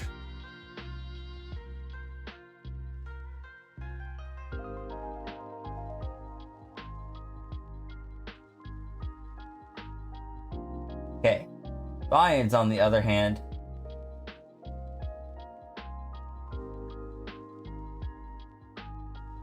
lions will very much have the chin.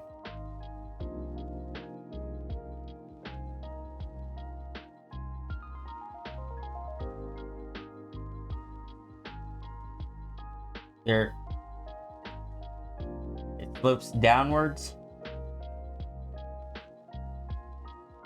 This is the outer edge of the muzzle, and they've got this big chin here, which then kind of comes into the rest of the face here.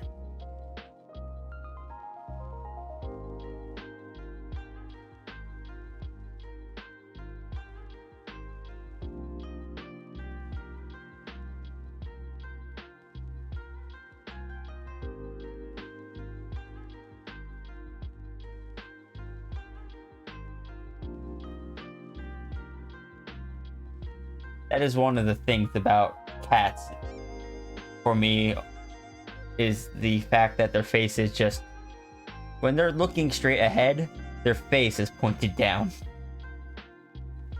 Servals are semi-domestic cats. That would explain why serval paws just look like house cat paws.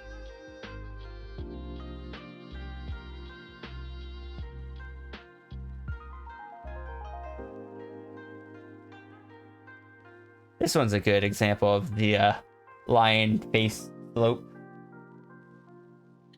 Just everything is just down.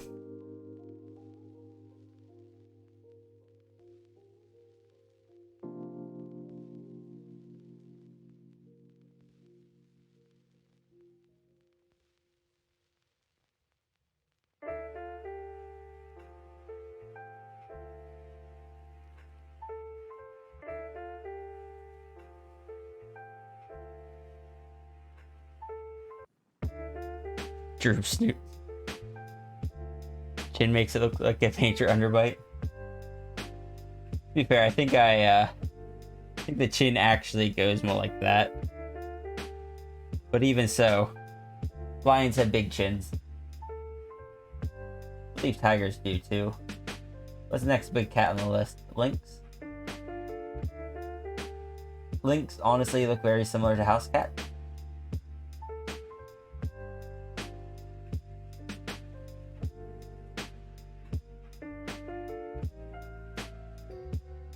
Just kind of got A little slope here and stuff. And then the big tuft, of course. Or, yeah. There's tuft. This is just neck floof. Very important neck floof.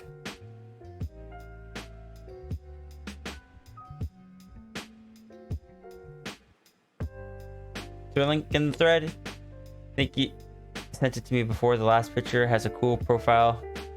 Look at many big cats. Alright, see you, Nas. Thank you for stopping by.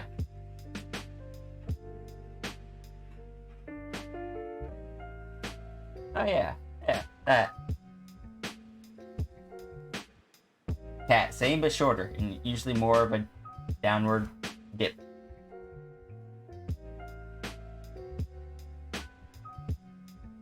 Because cats just decided that they're not going to have their muzzle in front of their eyes. That way they have more line of sight. They can see this way, but they can also see that way.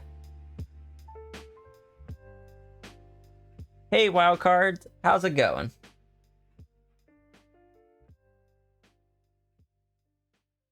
Cats like being able to see things that are downwards and as well as straightforward. That's why.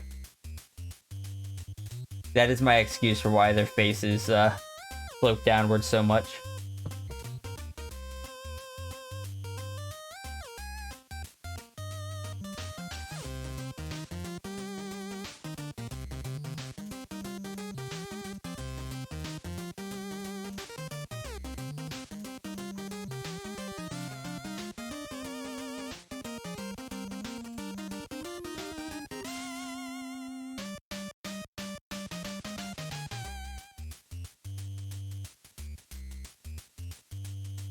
Trying to leave work, not succeeding.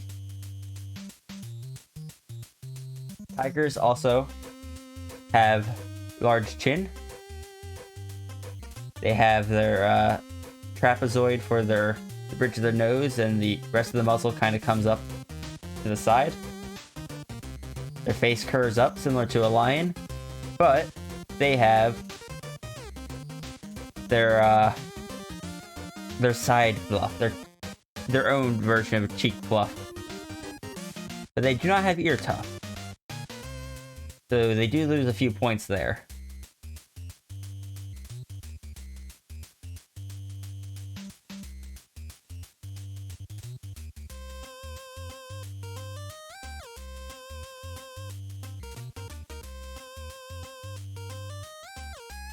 Tigers have lots of cheek proof.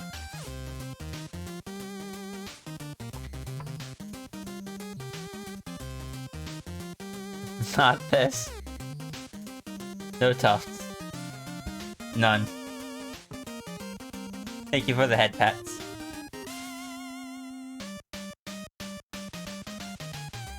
Still a strong showing. And they make up for those points in just sheer overall size as well as stripes. You rate it cat out of cat. I rate it tiger out of cat.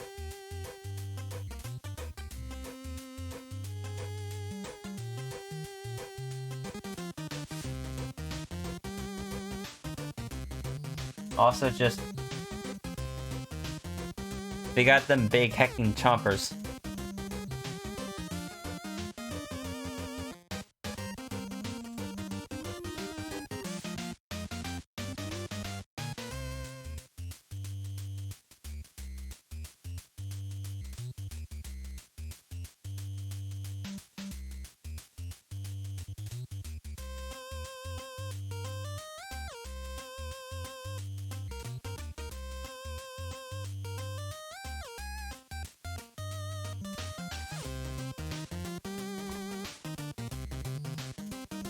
So if we go over to canines, however,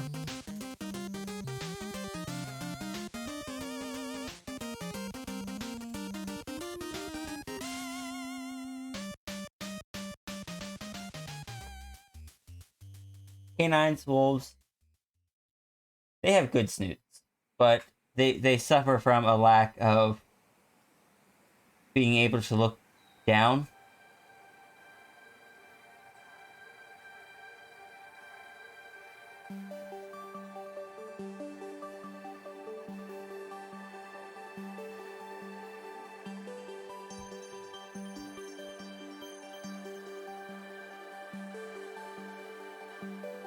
They suffer from a lack of vision. Oh, they suffer from a lack of peripheral vision.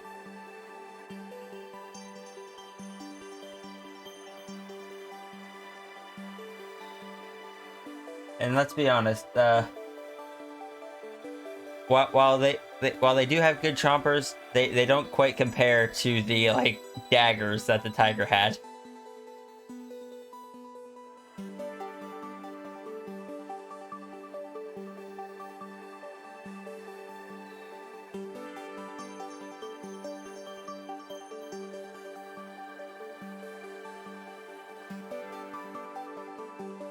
They do make for good howlers though. They do the woo.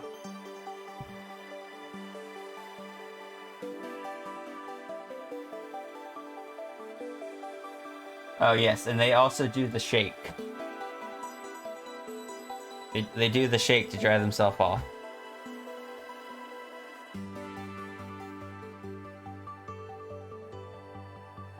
Oh, do they ever a woof?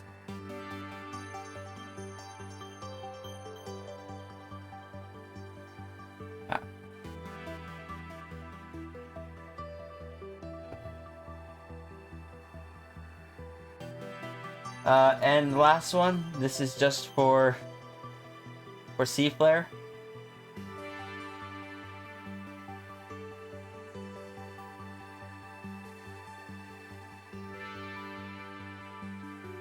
These are the foxes.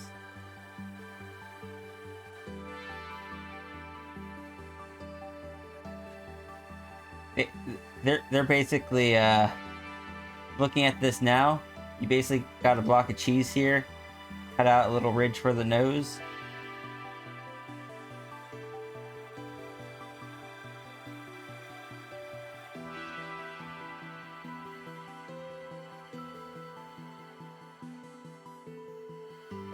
You got yourself a fox.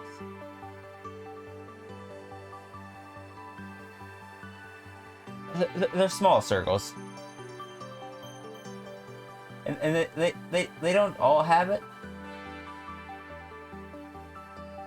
Like this one, kind of wish I had this one from a different angle, but he doesn't look like he has a circle face, because his actually kind of has a noticeable jump there.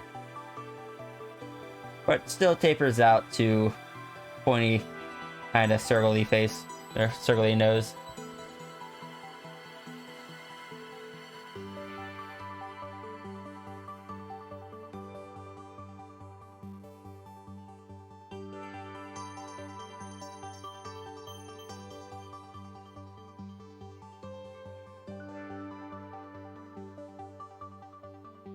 Then you got whatever this one is.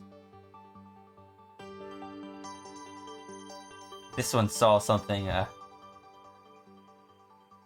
that's a dole, not a fox. Okay, it popped up under the fox one, so. I'm just going off of what the tool is giving me.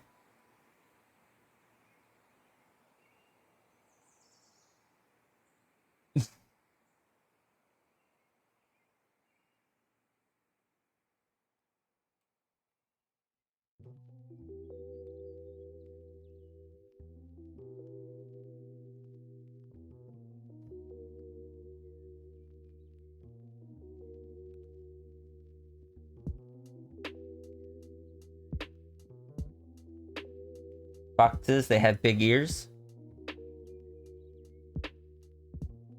The muzzle, still pretty narrow.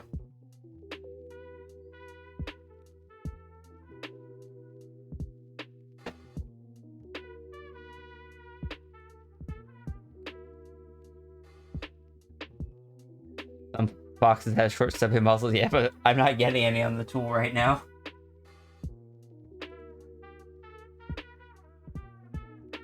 Try a different angle.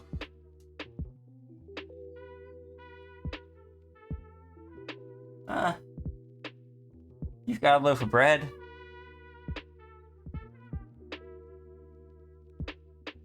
This one is a bigger wedge of cheese.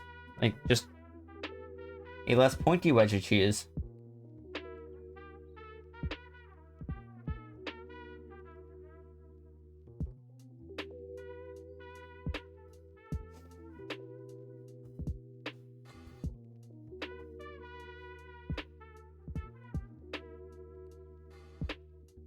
Sent you one, but link is disabled. Yeah, I had links disabled in the chat.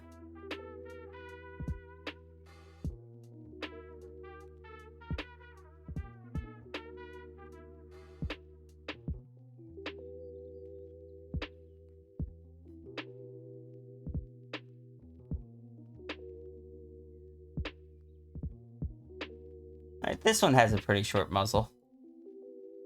Though I don't know if you can see this one.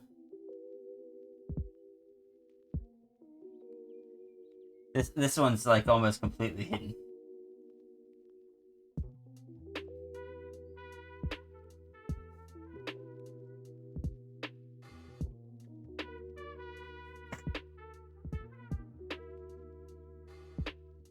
Okay, hold on. I'm getting a call from work that I am just not answering.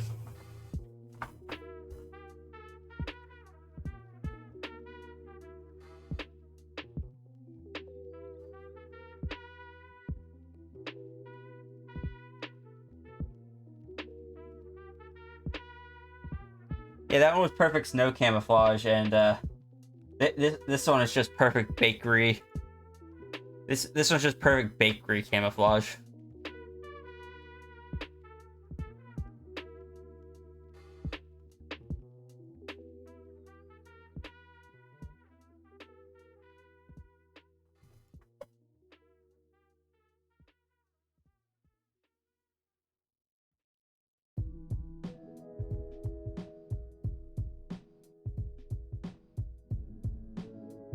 Then you got these guys whose faces are just... Nope. Nope.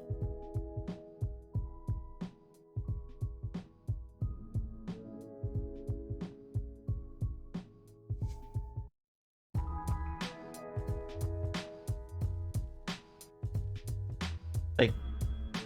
Noodle.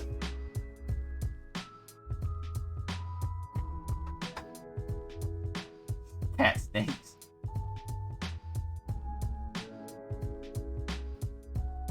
Oh yeah, thank you for the stream.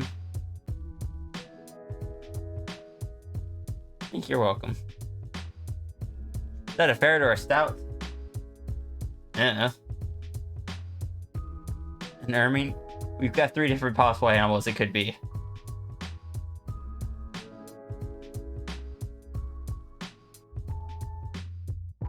Well, doesn't this guy just look super comfy?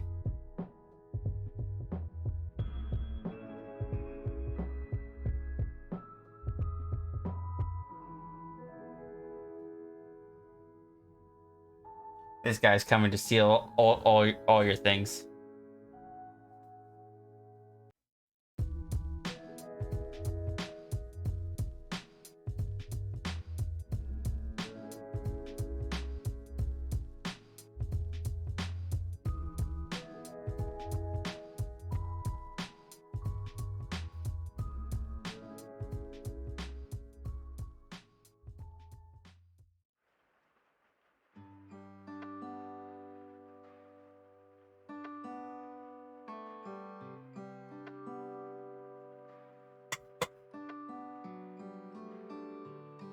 Alright. So, yes, muzzles. Muzzles have been discussed. Now, fur. After which, I'm probably going to wrap up for today. Turns out, 8-hour streams without having a break in the middle are pretty long. So we're just going to do a little bit over 6 hours.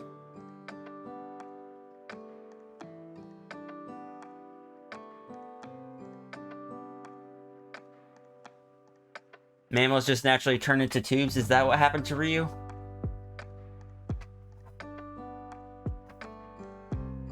Have I eaten? No. No, I haven't. Which is an even better reason to wrap this up before too long.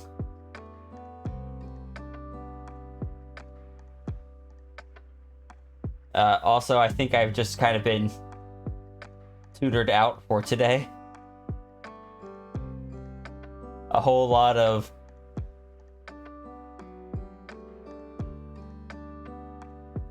whole lot of teaching, where normally I just do little bits of teaching in between other stuff.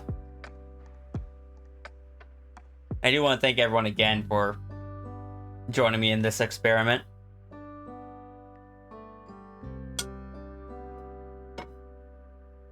And it has been an experiment.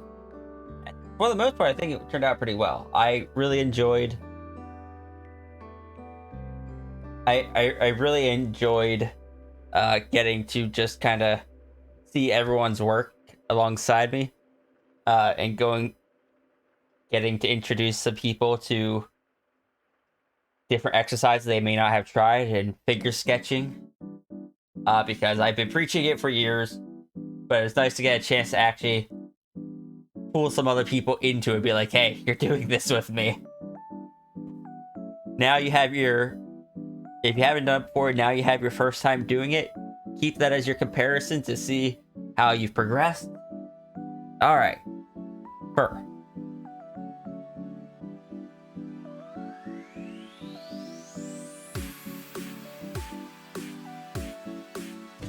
Four to 5 hours and something else after would be ideal. Yeah, honestly, probably much better. So with fur, there's a few ways you can do it. If it's long flowing fur, you can just honestly kind of have it spike a bit.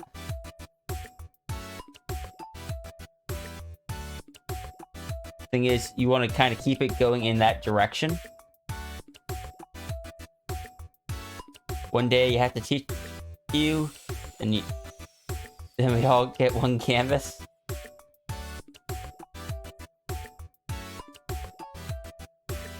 This kind where it's just forward and back and then forward again works well for, like I said, for long flowy stuff.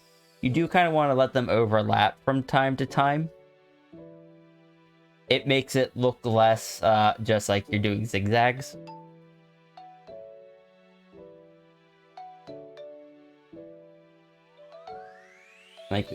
And going around turns, having one kind of feed in a bit can help form the shape a bit more.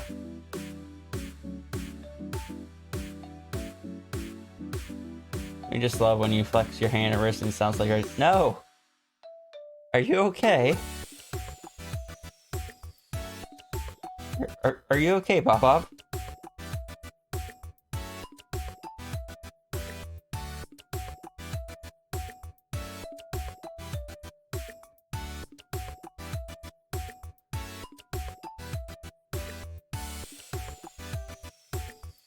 What kind of brush is this? This is a brush called RC Watercolor 4.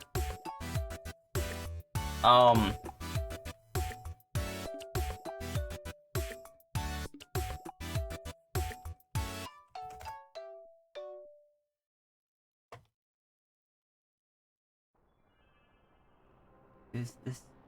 What do you mean page not found?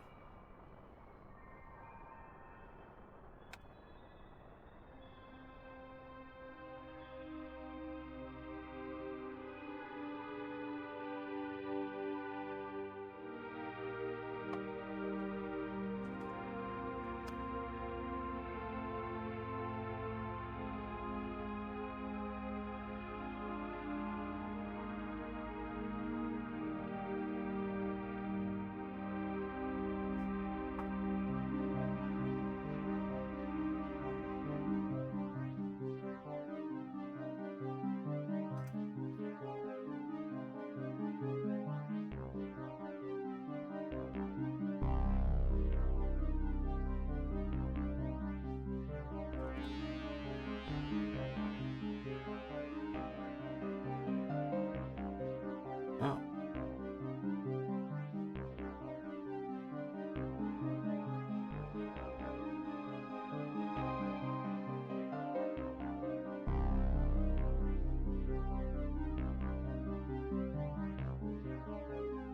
I think this person may have, like, wiped all their stuff.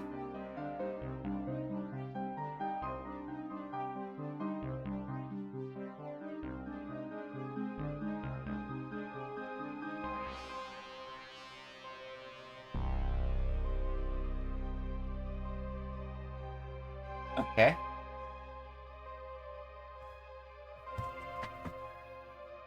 So, something you do want to make sure that you are, if you're drawing for extended time, make sure you stretch your hands out. Common exercise. There are two good ones.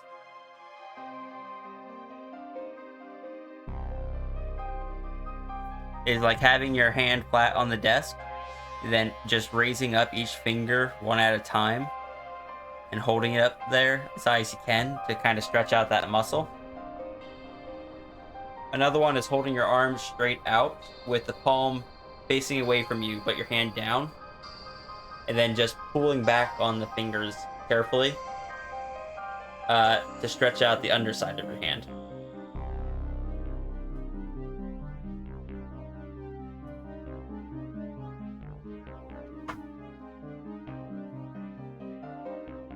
It also stretches out your wrist and stuff. So, anyway, there is the flowy fur. For short fur along the body, you can actually kind of alternate what direction the little spikes are leaning.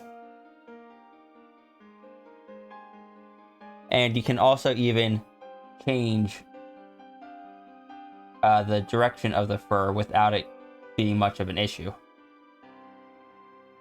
Adding in some variation to it can really help. I can really help break it up so it doesn't look too repetitive.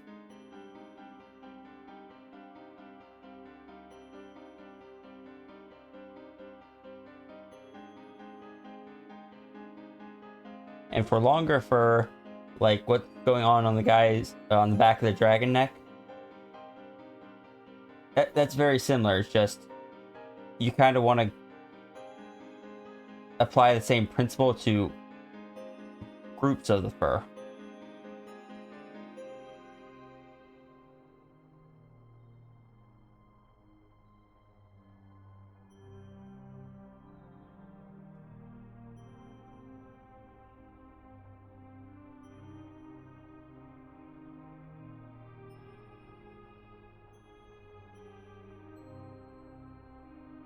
And with this one, you can apply a lot of the principles from the other ones, including like overlap,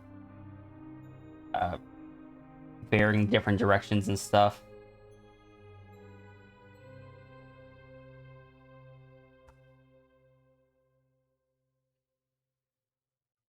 If it's fur that's kind of like cheek tuft that hangs down,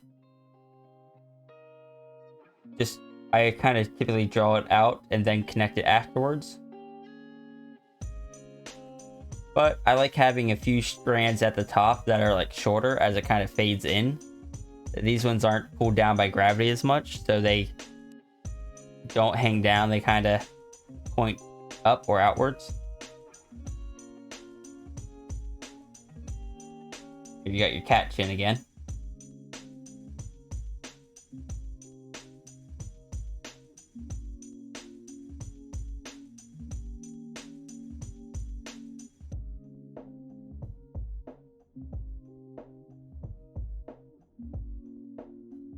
Those are the main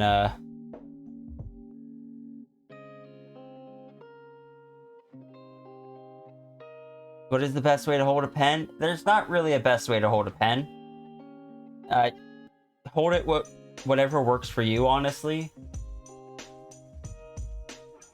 Most artists actually don't have a specific way they hold their pen. They just shift how they're holding it multiple times as they draw.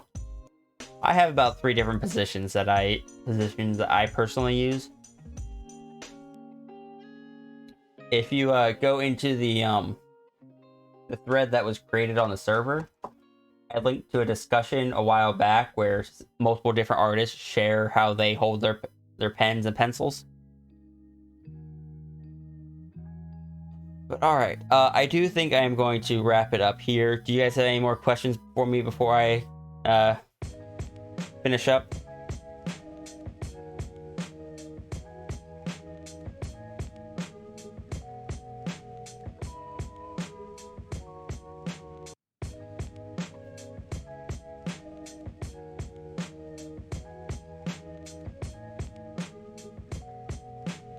I hope some of it has been helpful. Wish there was a Huck Redeem? Not yet. What is the Skull app? Right, I meant to link it. Pretty much all of the resources I've used here can be found. Like if you're part of the Discord server, there is a channel that's just called, I believe, like resources. You can find links to these things there, as well as some other tools that are helpful. I hope some of this has been helpful for you guys. Remember to practice these things from time to time to get your line confidence up. Do some figure sketching when you have the availability and are comfortable with it. That'll really help with your with getting more dynamic posing and stuff.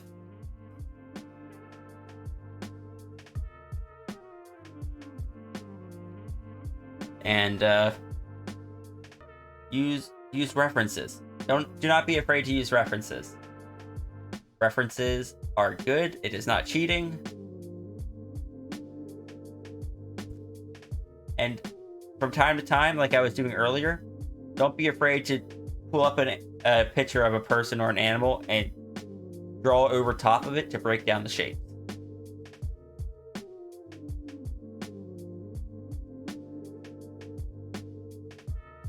With that, we are going to start wrapping it up. I'll switch over to the stream ending screen. And we are going to go look to see who we can raid today.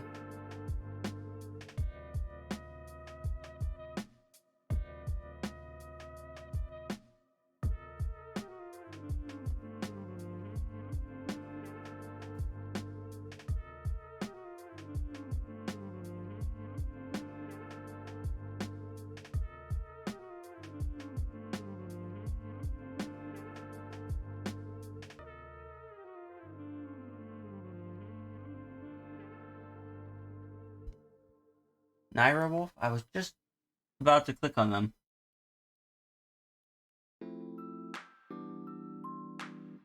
They are away from the computer at the moment, but we can raid them. I'd rather wait till they get back, but...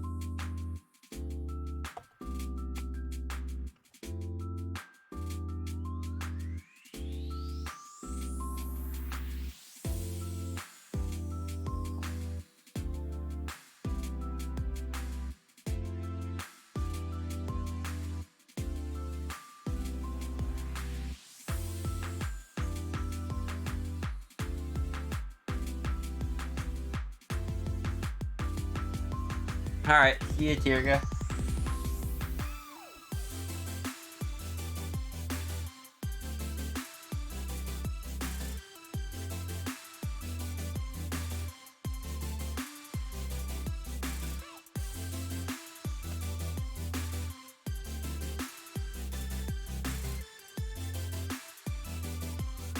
Maybe the sound of the raid will cause them to come and at least greet people. Otherwise, we'll get to see what they're working on when they return.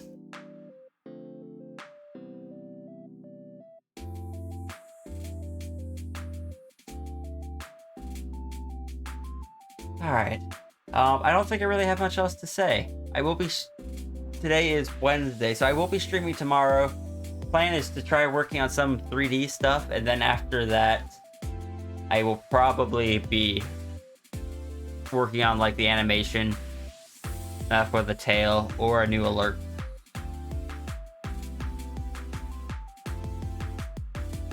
So, yeah. I will see you next time, guys.